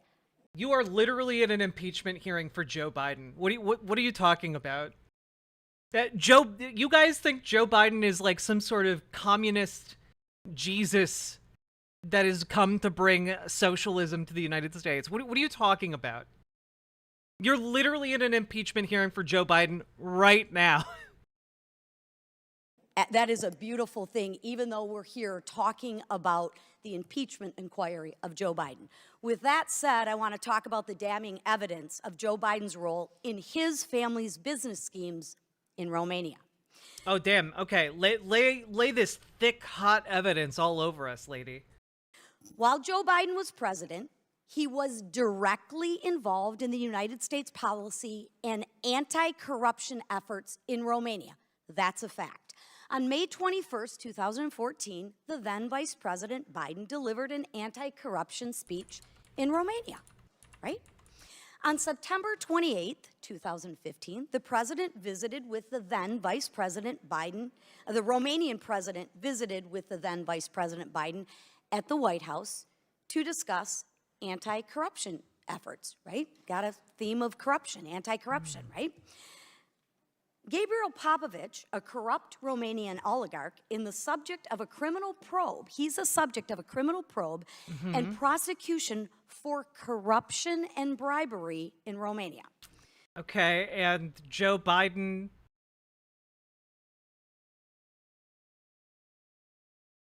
What?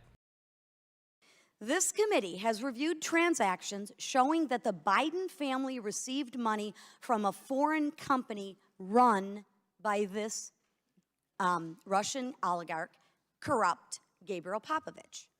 5 weeks after the Romanian president visited with Vice President Biden, Popovich begins paying Hunter Biden and his associates, Rob Walker, through his company, Bladen Enterprises. The money from Bladen Enterprises is deposited directly into Robinson Walker LLC. Now, this LLC is directly operated by Hunter's known business partner, Rob Walker. These are all facts, right, that we found through the investigation. In November 2015 and again in March 2016, Hunter Biden, who is not registered as a foreign agent under FARA, meets with the U.S. ambassador to Romania. Red flag. Then, wait, why would that be a red flag? Wait, what? He's a private citizen, and his business partner is doing business in Romania. How is that a red flag? His firm was doing business in Eastern Europe.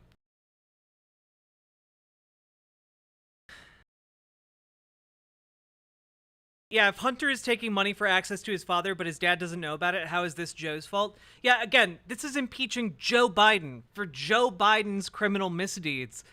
None of what is being alleged here involves Joe Biden doing anything.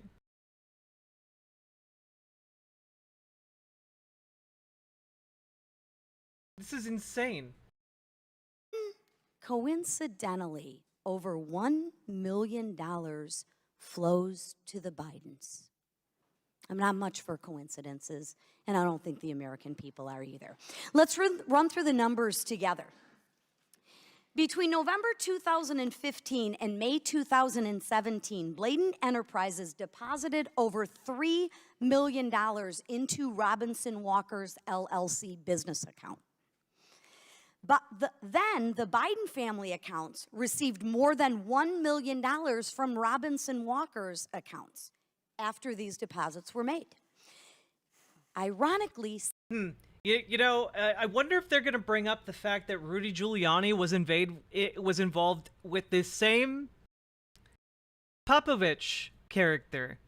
You know, they keep bringing him up. Oh, he's paying Hunter Biden. This is evidence of corruption.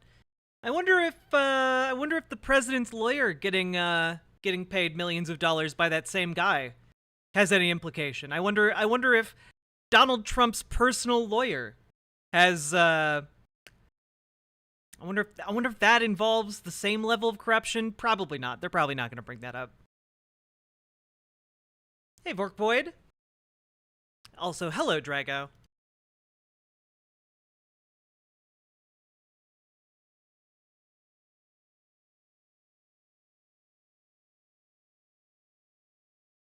Waiting for it to play. 16 of those 17 payments occurred while Joe Biden was vice president.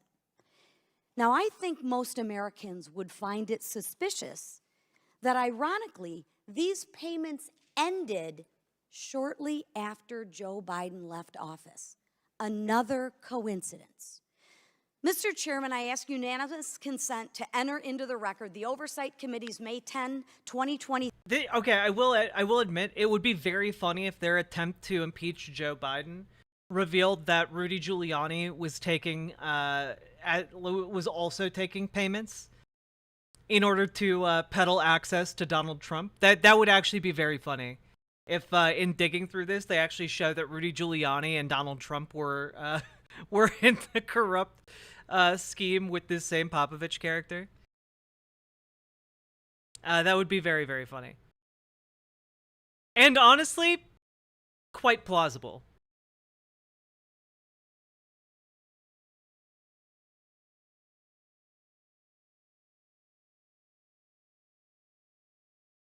Are you gonna play the video?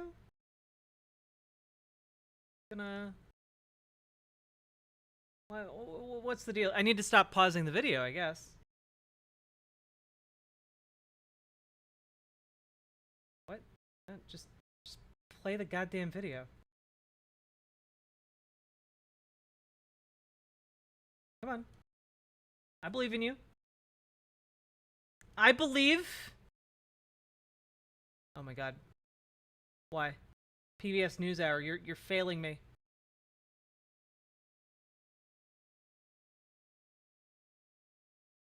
Why?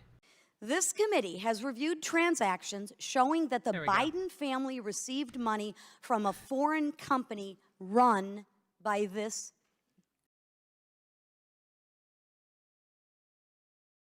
It's angry at me. Did the live stream end? Yeah, they ended the live stream, and that's why it's getting all funky. It's getting angry.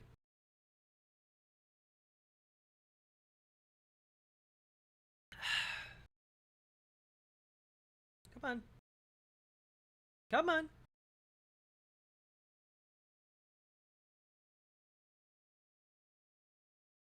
I believe in you. Come on.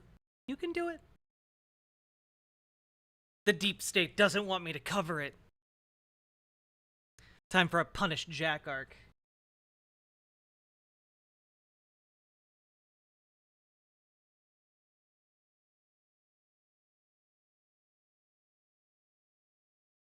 Is it just do you need to like do 140p? Is that the issue here? Like what?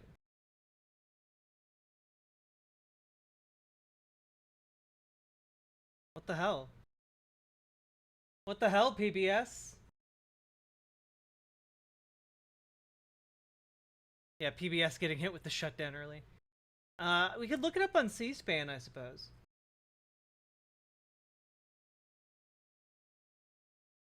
Come on. Just literally just load any part of this. Maybe,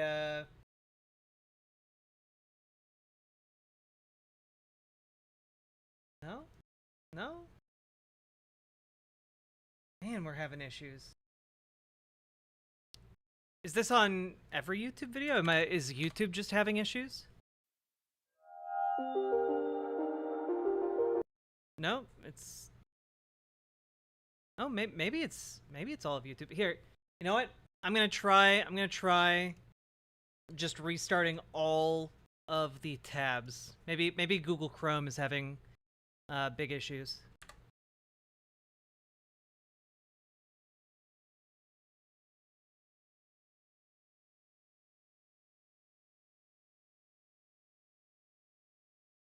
Really? You didn't even open up the... All right. An auspicious day here at Breaking Point. Oh my god. Why? No, my secrets. Okay.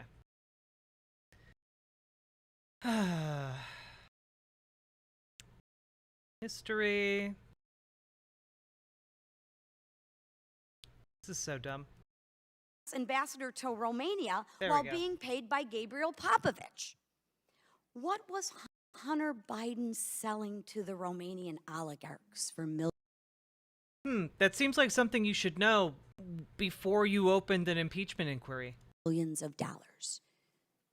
I'd still like to see a contract of that. Professor Turley, I know I'm almost out of time, but you've previously said that Hunter Biden could be charged under the Foreign Agent Registration Act. Can you explain why? Gentlelady's time's expired, but please feel free to answer the question, Mr. Turley. Much of the conduct described in these disclosures does seem to fit what we saw with the charges of Paul Manafort in terms of being a foreign agent. Some of this does appear to be that type of lobbying on the part of Hunter Biden. The failure to register as an agent, of course, helped conceal that, but that's not necessarily the motivation behind it. The question is, should he have registered as a foreign agent during the course of this conduct? And it just seems to me, looking at the Paul Manafort indictment, that there's considerable overlap in terms of the type of actions taken. Perhaps there's a two-tier justice system. With Mr. that, I Chairman, yield back. may I ask unanimous consent to enter Ms. McLean's chart into the record? Without objection, so ordered. Chair now recognizes Mr. Mafume from Maryland for 5 minutes.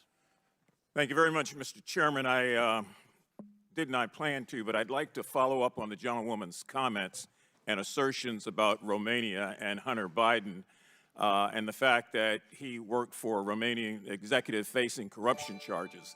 The problem with that is that Wayward Historian, thank you for gifting a sub to the KF Logan. Hello, K-Flow crew. Howdy, howdy, howdy. Welcome, Raiders. We're just covering the impeachment inquiry, this dog and pony show that's happening in Congress today. How are they to Romania? Hello, everybody. Hello, Miss Hire. Hello, can't find a name I like. Hello, Tartine... Wait. Tartine... Wait, Tart in Esme loves. I'm sorry. I don't know how to say your name. Hey, bye, Pagan Man. Hello, everybody.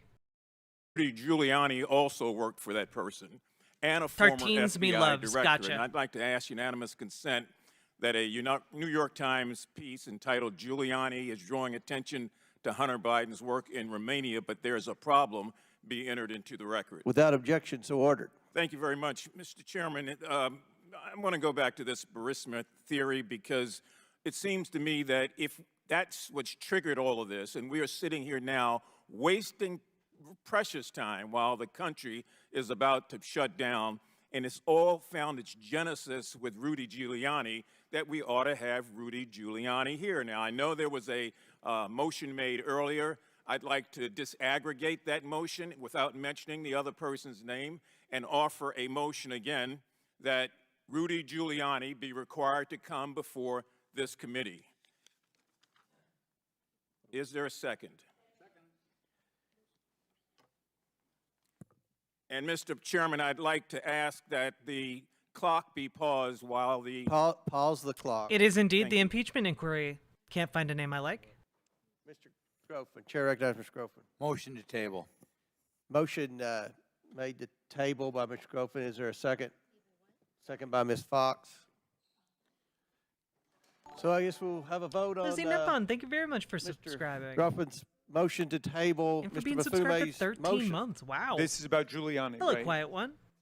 Yes. Okay. We'll do this by voice vote. All those in favor say I'd like aye. a recorded vote, Mr. Chairman. Aye. Mr. All those Chairman, I opposed, request no. recorded. No. He's requested a recorded In the vote. opinion of the chair, the motion has it. The ayes. I'd request a recorded vote now. I request a recorded vote, Mr. Chairman. Will the clerk please get ready to have a recorded vote?